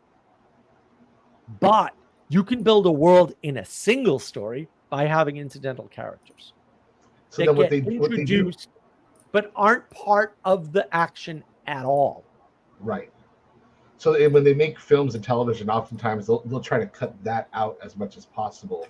They have to for editing purposes, and because they've been told that if they put a gun on the mantle in Act 1, they have to use it by Act 3, and that's a lie, and it's wrong, and it's bad storytelling. So that's the point you're trying to get across.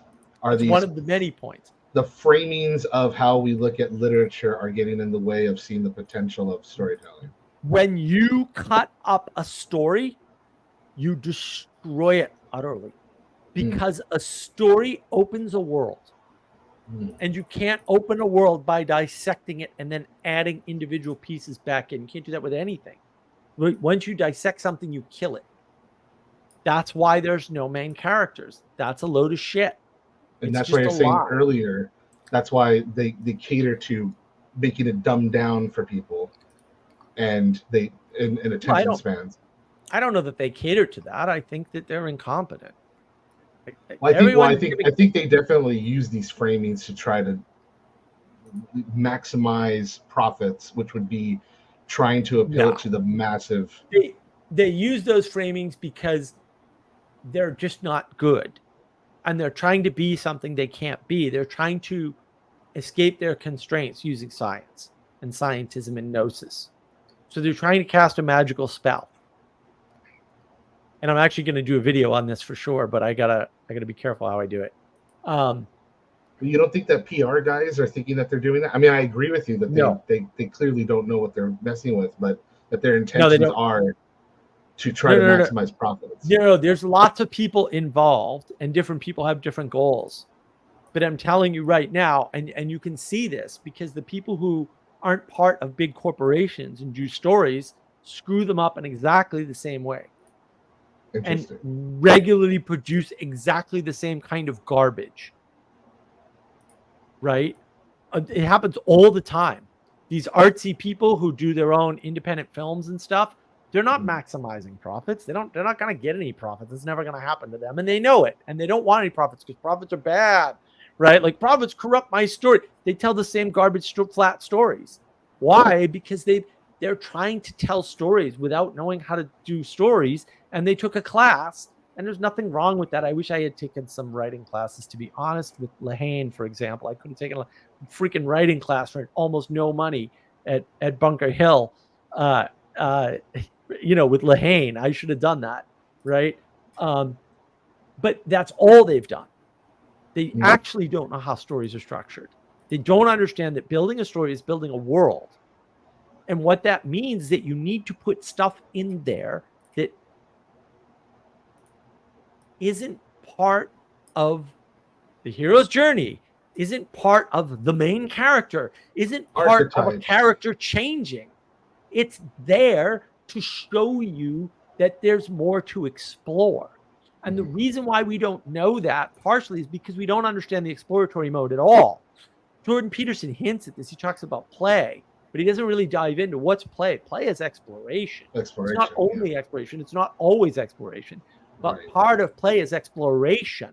You have to understand that humans need and seek exploration independent of, we'll say, negative and positive experience.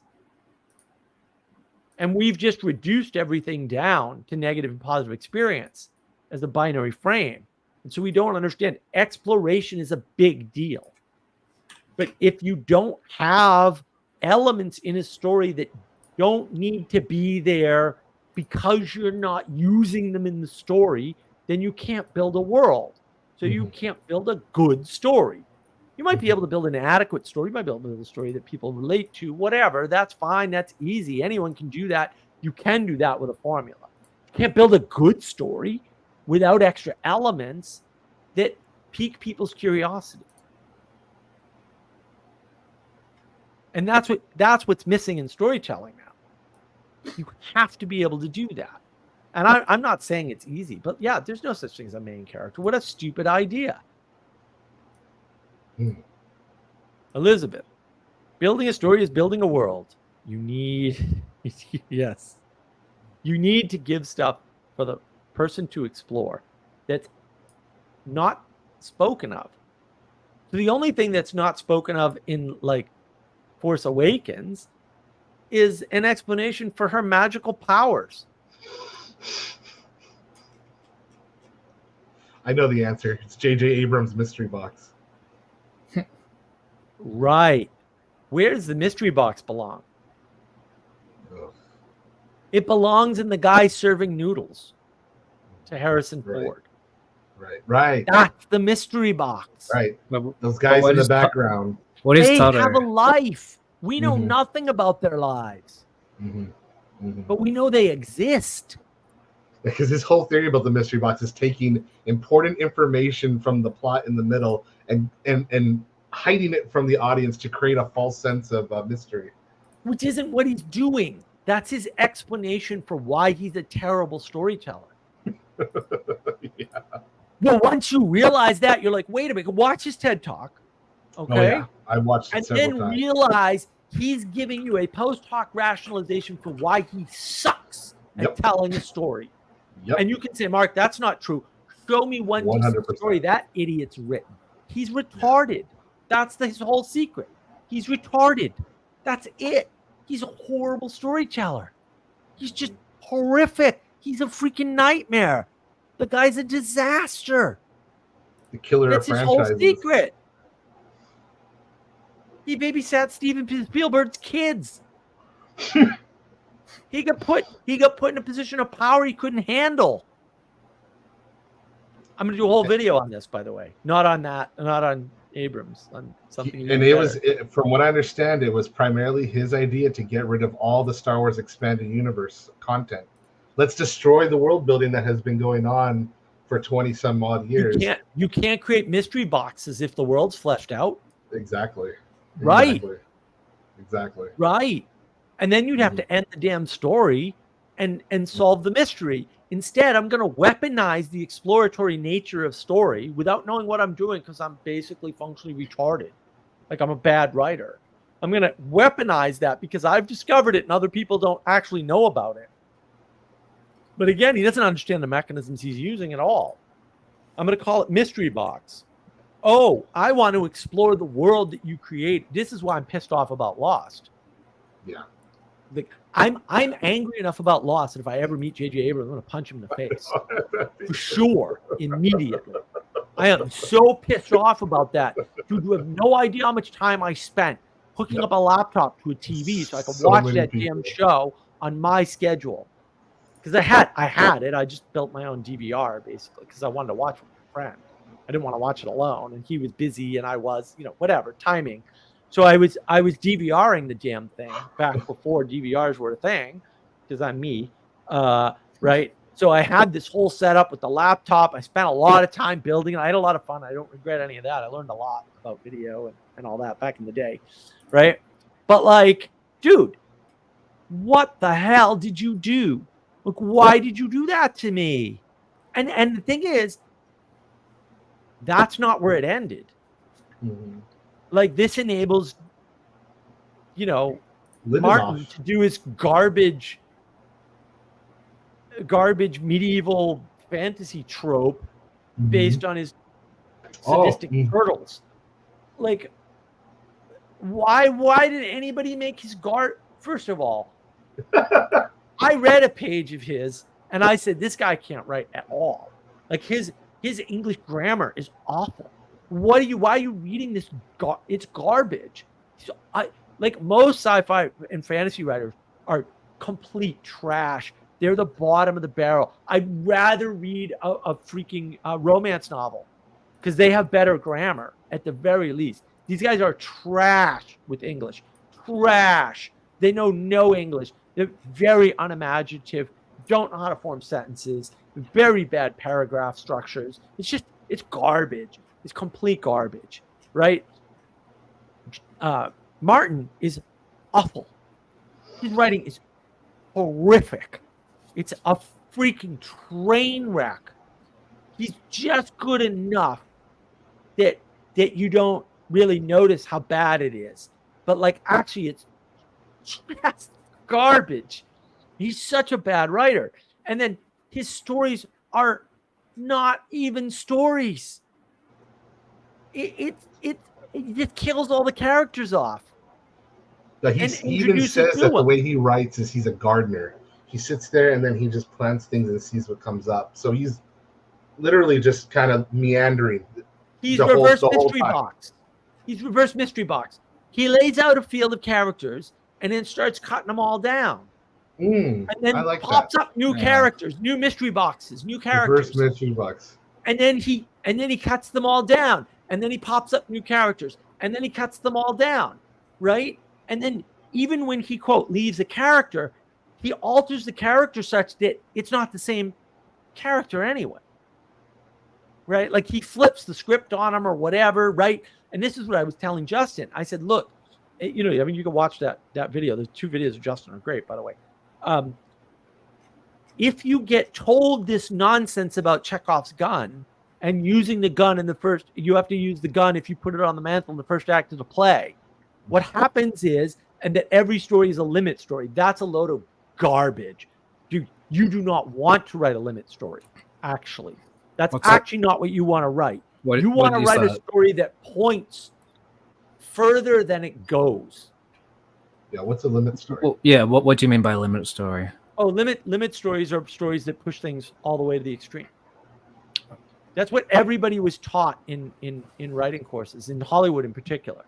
This is actually well known. I'm Justin. Oh, I know what you're talking about now. Right. You can't just tell a story about a guy being a baseball player. He has to be the best baseball player or the worst baseball player. Yeah. It always has to be pushed to. Okay. Yeah. Okay. Right. So what happens when you do that to a generation, which they did? Like, this happened. I mean, I said it in my talk. I said this happened. Like, no, this is not theoretical. This is what happened. Is that then the only way to, because there's only so many limit stories you can tell. You run out real fast. Oh yeah, you did. Yeah. Right. Now you can only tell a subversive story. Right. You're left. And then it's like, well, I have 1 subversion. Oh, I have 2 subversions. I have 3 subversions. Oh, I'm Christopher Nolan all of a sudden, and I just subvert everything to the point where you don't have an ending. And you have no idea what happened. And now again I've weaponized exploratory, because I've created an open-ended world, not in the story. The story's completely closed. Right? The story's completely closed. But you don't know the ending. So it's an open world, because you don't know the world when he's done. Which film are you referring to? Inception, in particular. Okay, I was all of his feeling films. about Inception. All of his films. But Inception, it's so clear in Inception. You cannot know the ending of Inception, which means even though you know all the rules of the world, all the characters in the world, and all the way the world can play out, because it's a very That's small subversion. world, you actually get the feeling that the world is big because you don't actually know the answer. Were they dreaming or not? How many layers in were they? I don't know. Sure. I can't answer that question because the movie didn't tell me. It hinted at things. I want to explore it. There's your mystery box. Is he J.J. Abrams? I don't think so. I don't think he describe. I wouldn't describe him that way at all. Like, he's got talent for one thing. J.J. Abrams clearly doesn't. Right? So, like, yeah. Because Interstellar has an ending. Which does? Interstellar. Do you know what happened in Interstellar? What do you mean? Do you know what happened in Interstellar? Like, is it clear? Yeah, mankind got saved from dying Earth. How? That they affected their own future by their future selves. How? Affected them through a You don't know what tesseract. happened. You don't know what happened. You don't know how it happened. The world's entirely open. And any number of stories could be told in that framework. Okay, so it's not restricted to an ending. You're talking about, do you understand how the story you can do either one. You can do either one. Like I said, because like Interstellars would be like in the middle-ish that you don't get because you don't understand how mankind made the Tesseract. Here, Michael, do this. Interstellar, Inception, complete flip. One has an open-ended world with any number of middle possibilities, and one has no middle possibilities but an open ending. Where's the mystery box? It's in the middle in one, and it's at the end in the other. Okay. And you can do other things. So, like Memento. Right. The mystery's in the beginning. Mm-hmm. There's no mystery at the end. There's no mystery in the middle. Mm-hmm. Oops. So all you're doing is moving the mystery box. If you want to think of it that way, again, I'm doing an injustice. I understand that. I concede. You're going off the top of your head, yeah. But but it's not off the top of my head. But I'm telling you that fits. Mm-hmm. What does that say about storytelling? That you can take mystery box and explain Christopher Nolan and Jar Jar Abrams with it. Storytelling itself is broken. It's very flat. That shouldn't be possible. What I just did there, which is correct, unfair though it may be, and maybe it's not even, but unfair though it may be, it's correct. You can think of it that way. You can do that, and it's totally intelligible to you. Why? Why are stories fitting into the mystery box, middle, beginning, end? So I mean, Christopher Nolan's a great director too. Like, I'm not like whatever. So storytelling is supposed to be at its finest, a reflection of how reality is. Yes. Reality is not a mystery box. And so what you're saying is that the writing tropes or the skillless writing or the non building upon the art of writing, so to speak, has created a limit, and everybody's just working in subversions within that limit.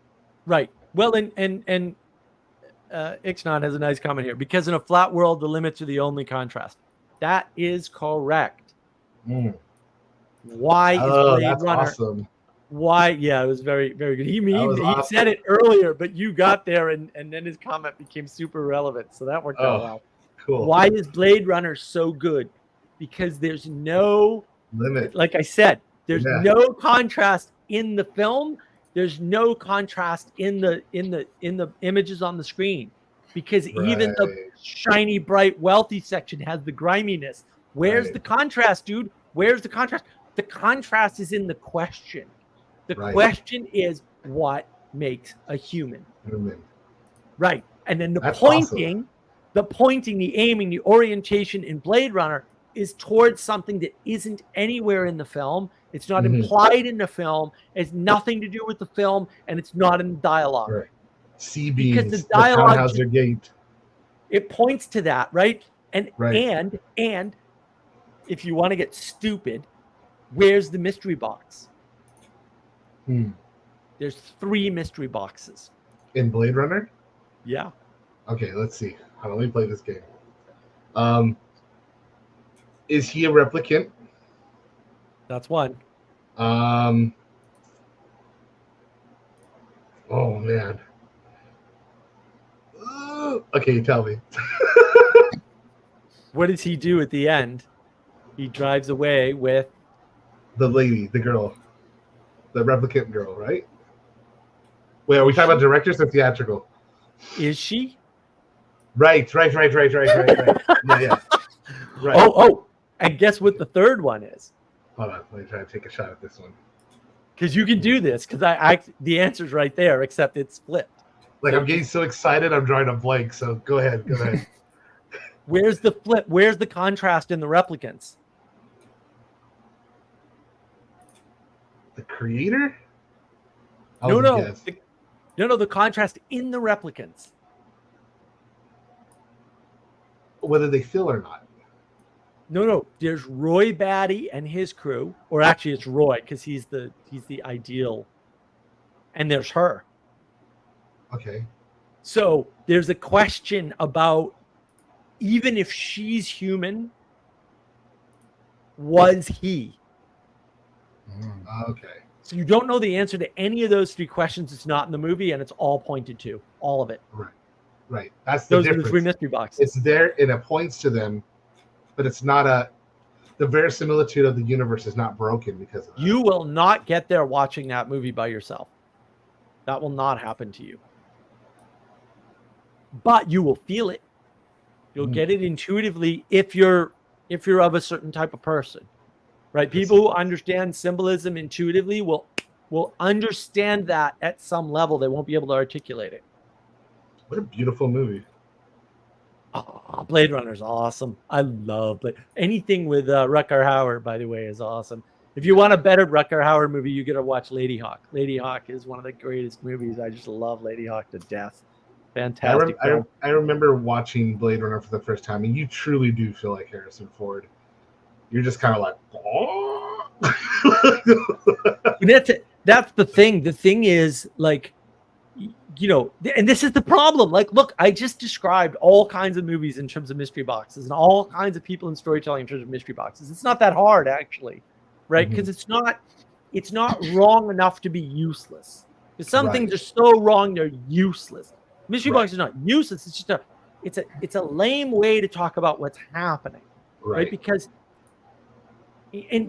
but contrasting the way Jar Jar Abrams uses mystery boxes to the way Ridley Scott uses mystery boxes is useful, right? Because one is closing because he never answers the boxes. Never answers the damn thing. He points at them directly. Right. Ridley Scott does not. Right. He points at them all indirectly. Right. And that's the difference between intuitive and concrete knowledge. In the knowledge engine model, see my video on the knowledge engine model on navigating patterns. See it. Really important. That if you watched it before, watch this and then go watch that. Right? Maybe tomorrow, but like watch it again and maybe you'll get it. Like once you understand that model, it's like, oh, this is how the world works. Okay. Nice, simple, easy model. Right? You gotta understand everything. Everything. It's insane how good it is. That's the difference between trips and knowledge. Right? If you're pointing at the concrete stuff, if you're dividing up stories and saying this is how storytelling works, you're going to end up with a concrete closed world story that isn't going to be open to possibility unless you leave a mystery box. And Christopher Nolan leaves reasonable mystery boxes. He has good stories. They're good stories. Like Inception's, it's good. It's not a great story. It's not a great story, right? It's a good story. It's a small closed world, right? Like, well, I never saw Inception after the first time. That was probably I one only of my watched it least. once. I only needed to watch it once. I knew You only need to exactly watch what it was once. when I watched it. That's the problem with some of those movies. Like you watch it once, it's like the magic trick's over. You know, Exactly. you know how the magic trick works, and then it's like, what's the point of coming back? Exactly. Makes a I big don't know splash. how you feel or anybody else, but I really liked Oppenheimer. I saw that several times, but I think I haven't that's seen it yet. I think that because it's a biography, that helps a lot. You like just I- getting towards storytelling. Yeah, it's easier to tell a story when the story's already told by the person. when the story's already told and it's about a person, as opposed to, because Inception I never went back for, Memento I never went back for. You can't go back to Memento because it's a one-trick pony. I did watch Prestige a few times because that had some really nice characters. And Prestige was interesting. I really liked that too. those two, that story was a cool story about revenge and stuff. Like the more human ones, I like those ones a lot more. His high stuff is a little right. Yeah. But if your best stories are biopics or whatever, right? You're not a good storyteller on your own. And then like that's no shade. Like most people can't tell their own story at all. And maybe they don't need to though either. Like not everybody. Yeah, needs to be he a good seems like he's storyteller. far more interested in the filmmaking technology side of making films, anyways. And there's nothing wrong with that. And he does a Yeah. great job. And he really grabs people and everything else. And like again, no shade. Like I'm fine. Right. I But don't. your point stands exactly. Right. Like the way that mystery boxes get used, and it's a lame way of describing what is actually going on. Right. But it works. Like you can But do it that. works. But that just shows you how terrible storytelling has become. That I can do that. Hence the TED Talk, right? Because that TED Talk could even show you like this is the moment when it really starts to become cynical, like filmmaking. You know, all the people that surround J.J. Abrams, like David Libanoff and what he did with Prometheus. It's like, I mean, Prometheus. Oh my God. I feel like I should sue you for emotional damage just from mentioning that movie. Yeah, I came out of that movie mad. That was one of the few ones I was like, I'm like, what is this? You're not even trying. This is just, you're just some guy just chopping stuff up and don't even care about anything making any, not even sense, but just like having any type of coherence. Like from one point to another, you're just trying to throw cool stuff at us and go. Yeah, correct. You throw cool stuff at the screen. Look at this. Oh, here's a twist for the sake of a twist that has no purpose in the story. And then you go back, right? And I mean, I will never watch Lost again. I don't have to. Thank goodness for my awesome memory. You go back and you look at Lost, and you know who wrote what immediately. Mm-hmm. You know who wrote what. You're like, oh, this piece was written by this person. This piece was written by this person, right? Because there's some cool stuff in Lost. And you're like, oh, that's a really cool idea. I'd like to see that explored. And of course, they never explore any of it. And you're like, oh. But then once you understand Prometheus, you're like, oh, well, we know who wrote the cool stuff, and we know who wrote the mystery box stuff, right? It's like, oh, I see how this works. Like, and now you can deconstruct their whole world because it's a closed, small world. They have one-trick ponies. Alex Kurtzman over at Star Trek and all of that garbage. Yeah, you were Star Trek action. You were a Star Trek fan, right? Growing up. Yeah. Oh yeah. Yeah. Did you happen to see Picard season 3? No, I didn't watch any of that. I knew better. So you might want it because it's so jarring. Everything we're talking about. Season 1 and 2 done by Kurtzman, terrible. And he gets pulled to another project. They have to do a season 3. He gets an kind of old school. He was a young writer for Deep Space Nine and for Voyager. Oh, Terry Matalas, who did the 12 Monkeys TV show as well. He comes on with a garbage budget, no money whatsoever. He takes season 3 and turns the entire season into one big bottle episode that completely disregards everything that happened in season 1 and 2 and makes out of nowhere a perfect Star Trek The Next Generation season of television. I heard Critical Drinker even wraps it up with a bow with like, the story could continue with these characters, but it ends here and it's satisfying. And it was this weird breath of fresh air in the middle of all this cynical nonsense. Just it couldn't be more of a starker difference. It's such a weird thing to look at. Like I'm sure people will look back at that and be like, "What was that anomaly?" Like all of a sudden, the tone, everything, the writing, just boom! You got Star Trek back. This guy knows it. That's what Critical Drinker said. He said 3 was really good. I think I saw 1 or 2 episodes of it. Back. I didn't watch the whole thing. Maybe I need to do that. That'd be fun. I tested it out with my wife and her mother, who they were both Star Trek fans. They haven't been checked in since like Deep Space Nine, And so I just dropped them in season 3 and loved it. They didn't have to know anything about nothing, and Terry Metalis made it that way on purpose. And it was That's a funny. perfect. You could literally just go from here, from the next generations, and it works. Ixnat apparently, by the way, never heard Jar Jar Abrams. That's Critical Oh, Drinker. Jar Jar and his Abrams. crew. Yeah, that's That's- all those Yeah, neurotic and all those they're guys. all the cynics. Sally Joe, what would you say is the difference between storytelling and just talking about something you see in your imagination? Well, you can describe things. Those are descriptions. Did I do a live stream on descriptions? Oh, no, I did a video on description, explanation, prescription, prediction. Yeah, descriptions are everywhere. And this is one of the problems. Like, people are enchanted by descriptions. Oh, and by the way, Sally, I have, based on your clip, reconsidered. So I am going to probably do a commentary on that clip you put on my Discord server, because it just made me mad.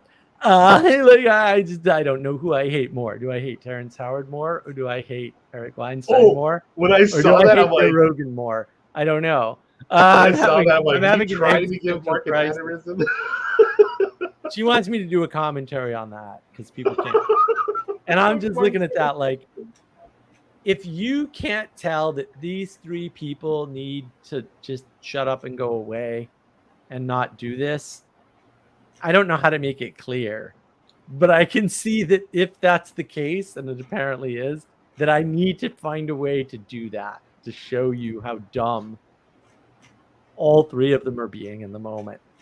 So I'm not committing, but also like, and this is the problem. Like, anybody can give a description. Like, it's very easy. Terrence, there's actually a really good video. Sabine Hassenfelder, who's I like her, although she's melted down already, of course. She might be back on her feet, but like, she's still, like, her life is ruined. Like, this academia just ruins everybody, especially when it's been destroyed, right?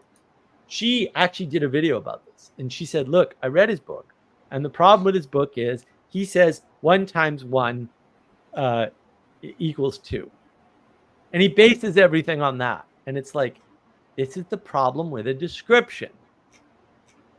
All descriptions are correct. Actually, that's the problem. Descriptions are arbitrary.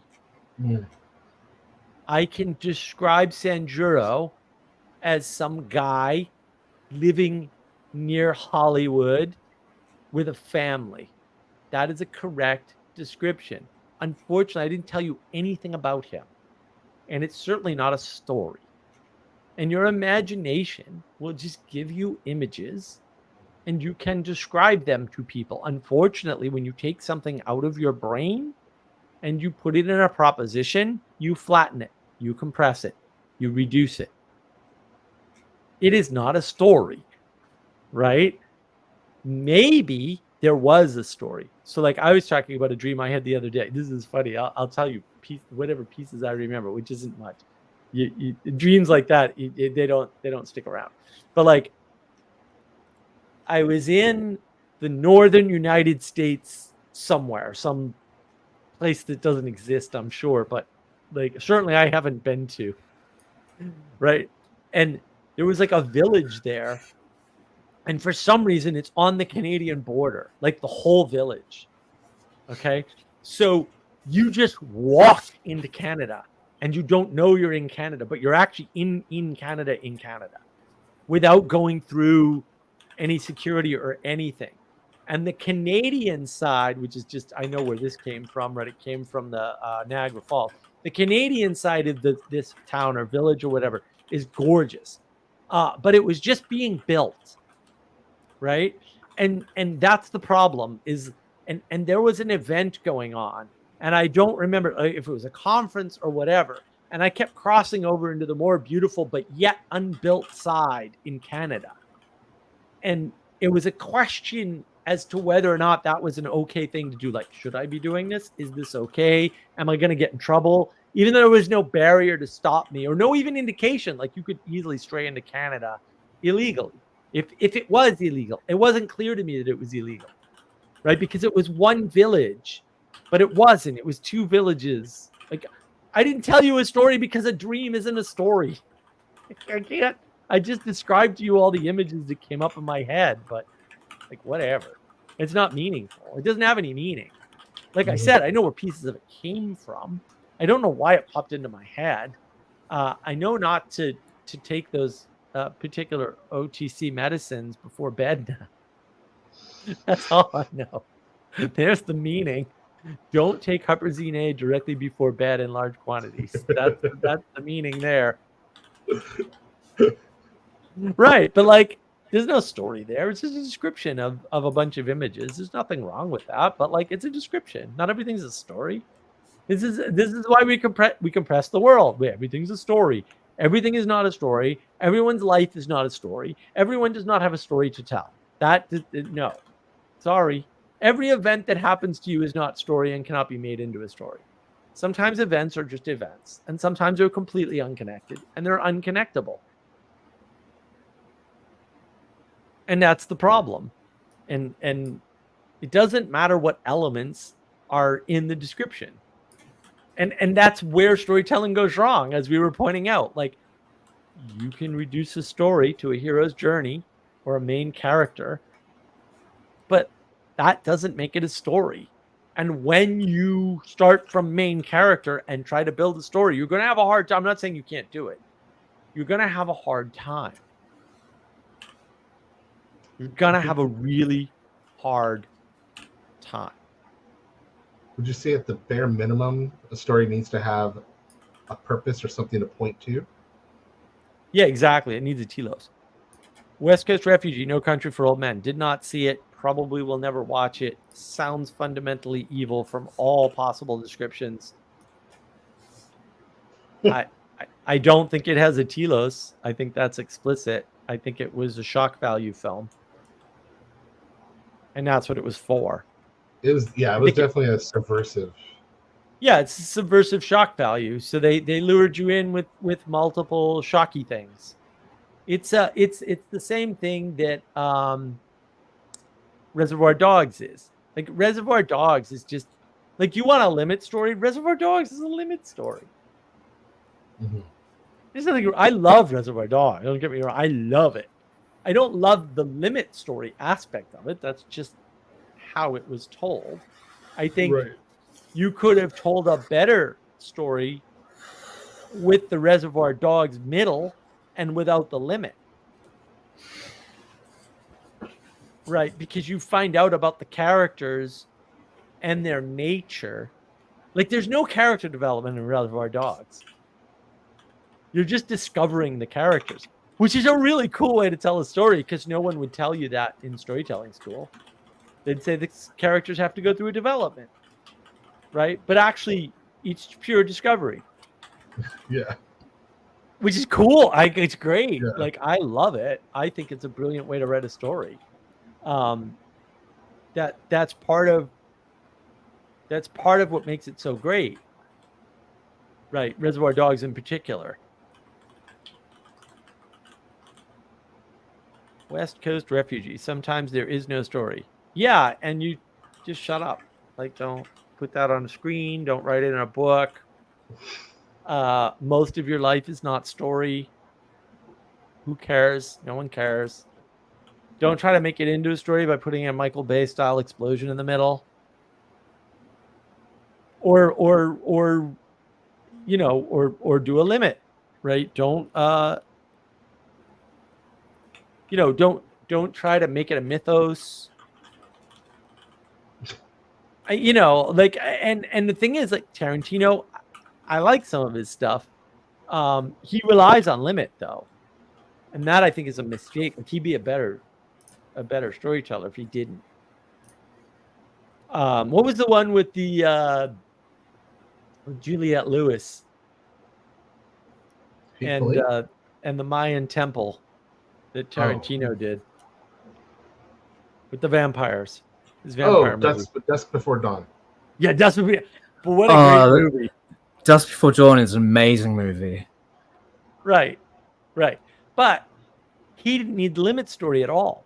Like, that would have been a better film had he not used the extreme characters. And he did that as a fetish. You can tell. Like that's just A lot of feet. well, that's the but there's other fetishes in there too. Darker ones. You're right. He's got all these dark fetishes. I mean, that's Reservoir Dogs is a dark fetish. Yeah.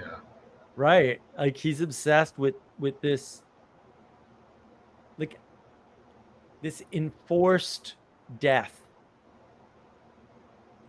in Reservoir Dogs. In you know, he makes this really cool vampire movie, but it's all about his fetish for Juliette Lewis and the broader theme, right? And it comes out also with the feet. But like, and again, is that a story? Because there's a good question. Is From Dusk to Dawn a story? Is there any character development at all? Not really. The whole thing is there just to trick you into a vampire movie. Right. Which is cool. Like I mean, it's a cool magic trick, just like Nolan is a cool magic trick. But I see what you're saying. Magic trick. That's exactly what it is. It's a magic trick. Inception is a magic trick. I like magic. I'm not a no on magic. Are these guys good storytellers? No, they're garbage storytellers. And Tarantino's not like that for everything. Kill Bill is amazing. Mm-hmm. Kill Bill is amazing for so many reasons, but I think he tripped into that. Like I don't think he clearly had intentionality in Reservoir Dogs around his fetish. He clearly had intentionality around his fetish in Dusk to Dawn. I haven't seen all his movies. I don't even know what's going on in Kill Bill. It's so good. Right? And there's so many. The thing about Kill Bill is it doesn't matter what layer of analysis you go after in that movie. There's layers of analysis to go after in that movie, which is already amazing because a lot of Hollywood stories like The Force Awakens, there's no layers. There's nothing to analyze because there's no layers. That's what Critical Drinker misses, and fair enough, it's hard to see. Kill Bill, lots of layers. Any analysis layer is awesome. They're all like, oh, there's so much coolness going on here, right? And like, he was in the spirit for that. And that's the thing. Sally Joe, still have no idea what many of the inspirations for my art are then. The mystery continues. Good. If you solve it, you won't be an artist anymore. Feel like there's a narrative. Yeah, they you and your word narrative. I have a video on story narrative archetype. Watch it. It's great. Art is often trying to surface an archetypal pattern. Because we talk in propositions, we talk about archetypes as objects.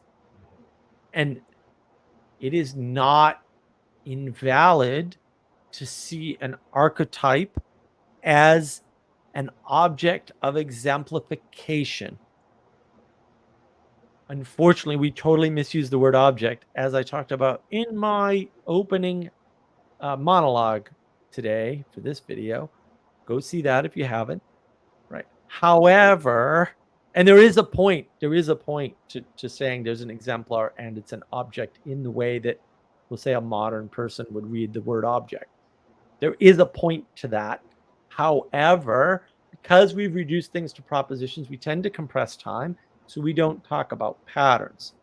The purpose of a painting is not to show a scene, it's to give you a sense of a pattern. So my favorite painting is a ship on the ocean, effectively. And the ocean is obviously, it's a ship in the storm, right? So the fact that it's in a storm and the ship is obviously moving, it's a painting. The ship isn't moving. Hint. The fact of the matter is when you look at it, you know the ship is moving. It's a painting. The ship isn't. Do you see what I'm... It's captured a pattern of motion. Correct. And it's not one pattern. There's a ship, there's a storm, and there's a mechanism, the ocean, right? And all three of them are in relationships to one another. So the storm drives the ship directly through the wind and indirectly through the ocean. Right? And there's some symbolism for you in one little painting. And unfortunately got stolen out of the Isabella Stewart Gardner Museum in the 90s, which pisses me off. And so John Singer Sargent, if I remember correctly, that's his painting. So within that, it's not capturing a ship. It's not capturing a storm. It's not capturing the ocean. You can't draw a storm. You can't paint you can't do that. But somehow you can put a storm in a painting. Don't ask me how. I can't even freaking draw. Sarah did the drawing. Like, I can't draw. Like, I don't know how to put a storm on a freaking in a painting. What are you, high? I don't know how to do that. But you can do it. And that's the problem. Like, that's what art does. It's a static representation of a thing in motion, or usually several things in motion and their relationships. In other words, it conveys a quality of relationship in a static form. Okay, another word for that is magic.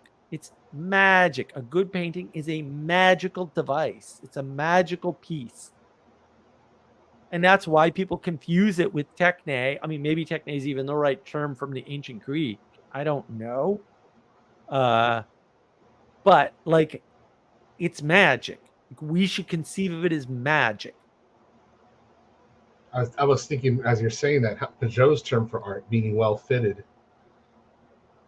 And so when it's well fitted or beautiful, maybe that's where the magic comes from, or what we would call good art. His postmodern flattening of the world does not avail him in that instance. I'm still thinking what I said earlier, which is like, the closer it gets to capturing or reflecting reality, the better. Yeah. Well, the more it opens you up to your connection with reality. Correct. That's really what it's about. Right. So you can have, and this is the problem with so-called modern art, which is a fair problem, in fact. Not that I don't think all modern art shouldn't immediately be burned, because I do. But there's a fair way to think about this. The problem with modern art is that while it may capture reality, and I'll just go to Andy Warhol, who, like, I don't like Andy Warhol. Like, I always lay my cards out on the table. You always know where you stand with me. I don't like Andy Warhol. I think he's terrible. The soup can thing was brilliant. Why? Because it represented something important in reality. And it opened you up to looking. I mean, this is not my critique. This is the critique, right? It opened you up to looking at an ordinary object in a new way that you would never otherwise look at it. It's also an unfair critique, because anybody who actually owned Campbell's Soup had the cans arranged that way once or twice. And so it's a very elitist new way of looking at things. It wouldn't have worked for the lower classes. And therefore, it wasn't good art on that basis alone. There's many other reasons why it was terrible art. But it does point to something real, but it doesn't relate you to it. Right. I look at the ship on the storm, and I'm like, oh. And you can multi-aspectualize that picture, right? So you take different perspectives within the picture. You can be an observer. Excuse me. Say, from the lighthouse of the ship. You can put yourself on the ship. You can put yourself on the crow's nest of the ship. You can make yourself the captain of the ship. You can make yourself a regular sailor on the ship. You can relate to that painting in multiple ways. it relates you back to reality. Now, won't do that for everybody. Kind of helps that I'm a sailor. I was a sailor back then. I've been sailing for a long time.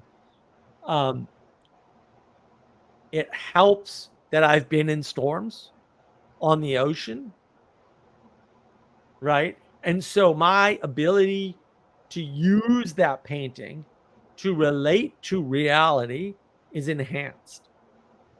If you don't have that, that's not necessarily a bad thing. There are other paintings. If you can't relate to any paintings, you have a problem with poetic information that you need to fix because you can't relate to the real world. So if you can't relate to poetry as such, which happens to a lot of people in the meaning crisis, you're screwed. You won't know good storytelling from bad storytelling. You won't know good politics from bad politics. You'll get fooled by somebody being accused of being a communist and then actually spewing communist doctrine 3 days or 4 days later. Unironically. Like you'll be possessed by that sort of thing, or you'll be attracted to that sort of contradiction. And you won't know you're in a cult.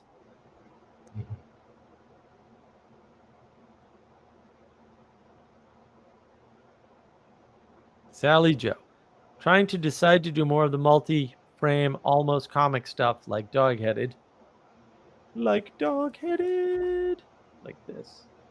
Which is They excellent. came with metal. They came with metal. Or work to reduce to one image. But I'll probably do both. Yeah, I wouldn't limit myself, Sally. You're an artist. The mini scenarios I see often 4 frames. Yeah, well, good for you.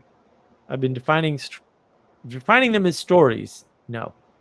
So I'm just chewing on what your story means regarding that. No, they're not stories. Because stories contain a journey, and art actually just contains enough symbolism to make a quality relationship between you and reality, or good art. Way of putting it. Yeah, that's really what we're talking about. Yeah, and I would actually push back and say the beauty's optional in art, completely optional. And I think again, if you wanted to give the modern art any credit, you'd have to admit that. Right. Exactly.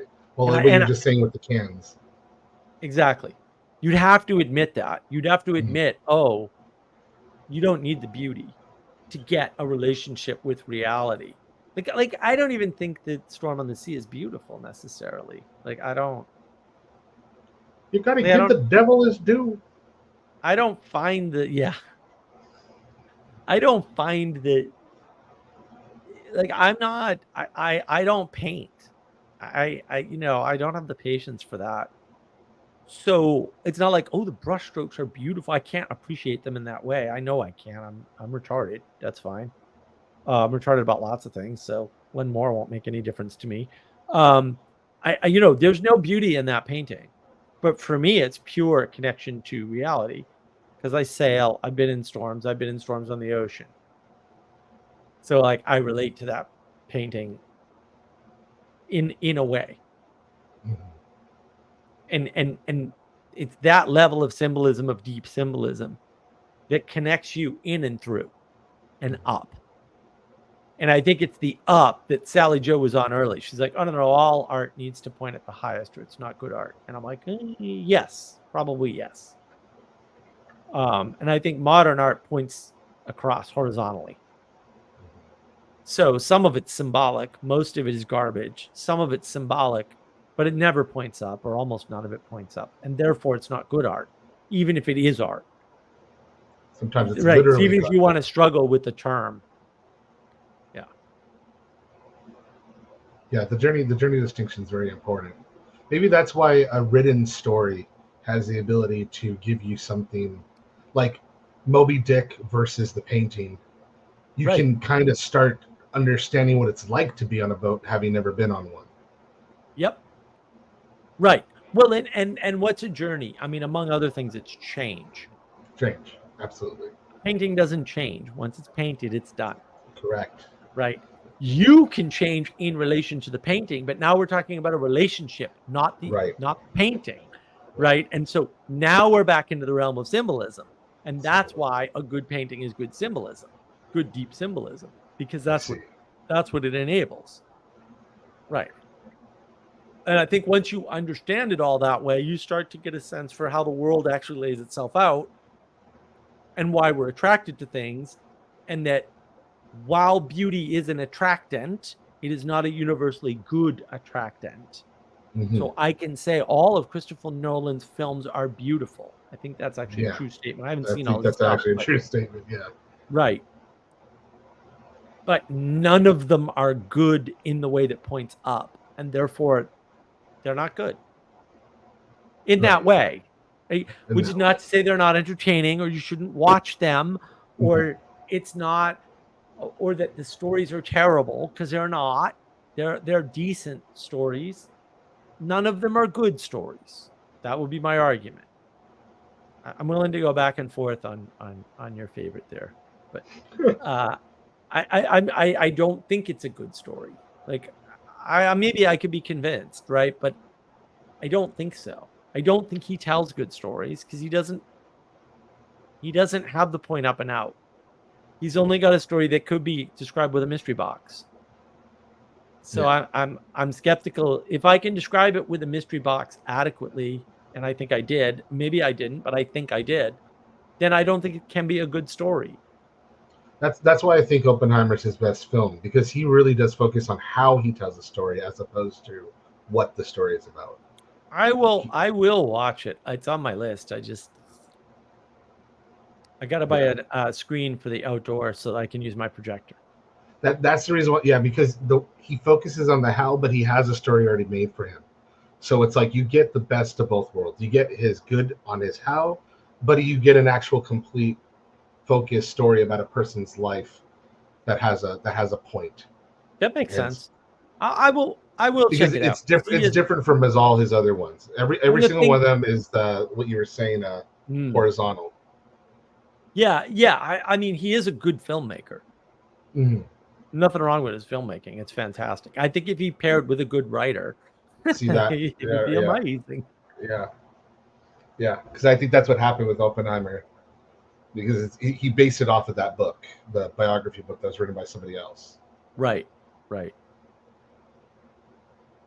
Yep. What else we got? We got anything new? No, nothing new. All right, man. I got to shut this down because I am tired. And if I talk any more about art, I'll definitely screw up. And I'd rather make these as not screw uppy. Yeah, I mean, this is great. I'm glad that you came on as always. I'm glad Castle came on. I wish he had gone over his notes, but maybe he didn't have any. Maybe we'll get him to. He gave me an idea for a live stream. I got to start doing like 2 live streams a week though, because I'm backed up on live streams now too. Live stream topics are important. If you like the live stream, comment. Let me know. Let me if you want to see something specific. Always like the feedback. What do you got to close this out, sir? Any closing thoughts on any of this? No, I'm gonna really meditate on the limit thing. I really like that. Like I really like having a way to describe what I've seen intuitively there, but now really narrowing in on these boundaries and that the subversion for the sake of subversion, because everything's a limit story. And it's like, yeah, because I was thinking about someone who doesn't fall into that trap, and it happens to be my favorite filmmaker is P.T. Anderson, and he'll find stories in the mediocrity, and I think he doesn't really subvert. He just tells a comprehensive story about a person who goes through a lot of changes, and it's just real deep. Like There Will Be Blood or Magnolia or something like that. But yeah, I'm going to think really hard on that limit thing and just how to create a lens so I can see it even better. Godzilla -1. No limit, no subversion. Oh, I love that movie. No limits, no subversion. I love it. Totally open-ended. Beautiful story. Perfect story. I was blown away by that movie. I love it. Blown away. Completely blown away. There wasn't. Let me just. Yes, in Isenheim altarpiece. What? Art for the ill is proof of beauty not required. Yeah, that's true. Christ done with local skin sickness. What? I don't know what you're saying. It's not about beauty at the center. It's about sharing of suffering. Yes, the beauty emerges as the result of. Right, which is a case that the beauty will save the world people never consider. Right. In the case of Christ, suffering will save the world because that's where the beauty comes from. And obviously that doesn't fit into beauty will save the world. Oops. Yeah, good observation, Sally. I like that. That's a good one. That's really good. That's the problem with Sally. Everyone's what she puts, bangers. Yeah, So, Sally listen. Sally doesn't. She drops nukes, man. She can. Sometimes she just spews gobbledygook, but then she'll drop a nuke. So That's how she gets the nukes. it's worth it. Yeah, That's how she finds the assembles them nukes. from gobbledygook. Yeah, look, guys, I really appreciate it. Thank you, everybody, for watching. I'm always amazed that anybody watches these. I think I'm going to point Justin at whatever point in this we started talking about art and storytelling, because I think he'll get something out of it. And I do want to do a third talk with Justin Wells. It's going to be awesome. If you haven't seen those two talks, you got to watch them. They're great. You might want to watch them now since I've gone into more detail about where I was trying to head him, and where we're going to go in the third talk.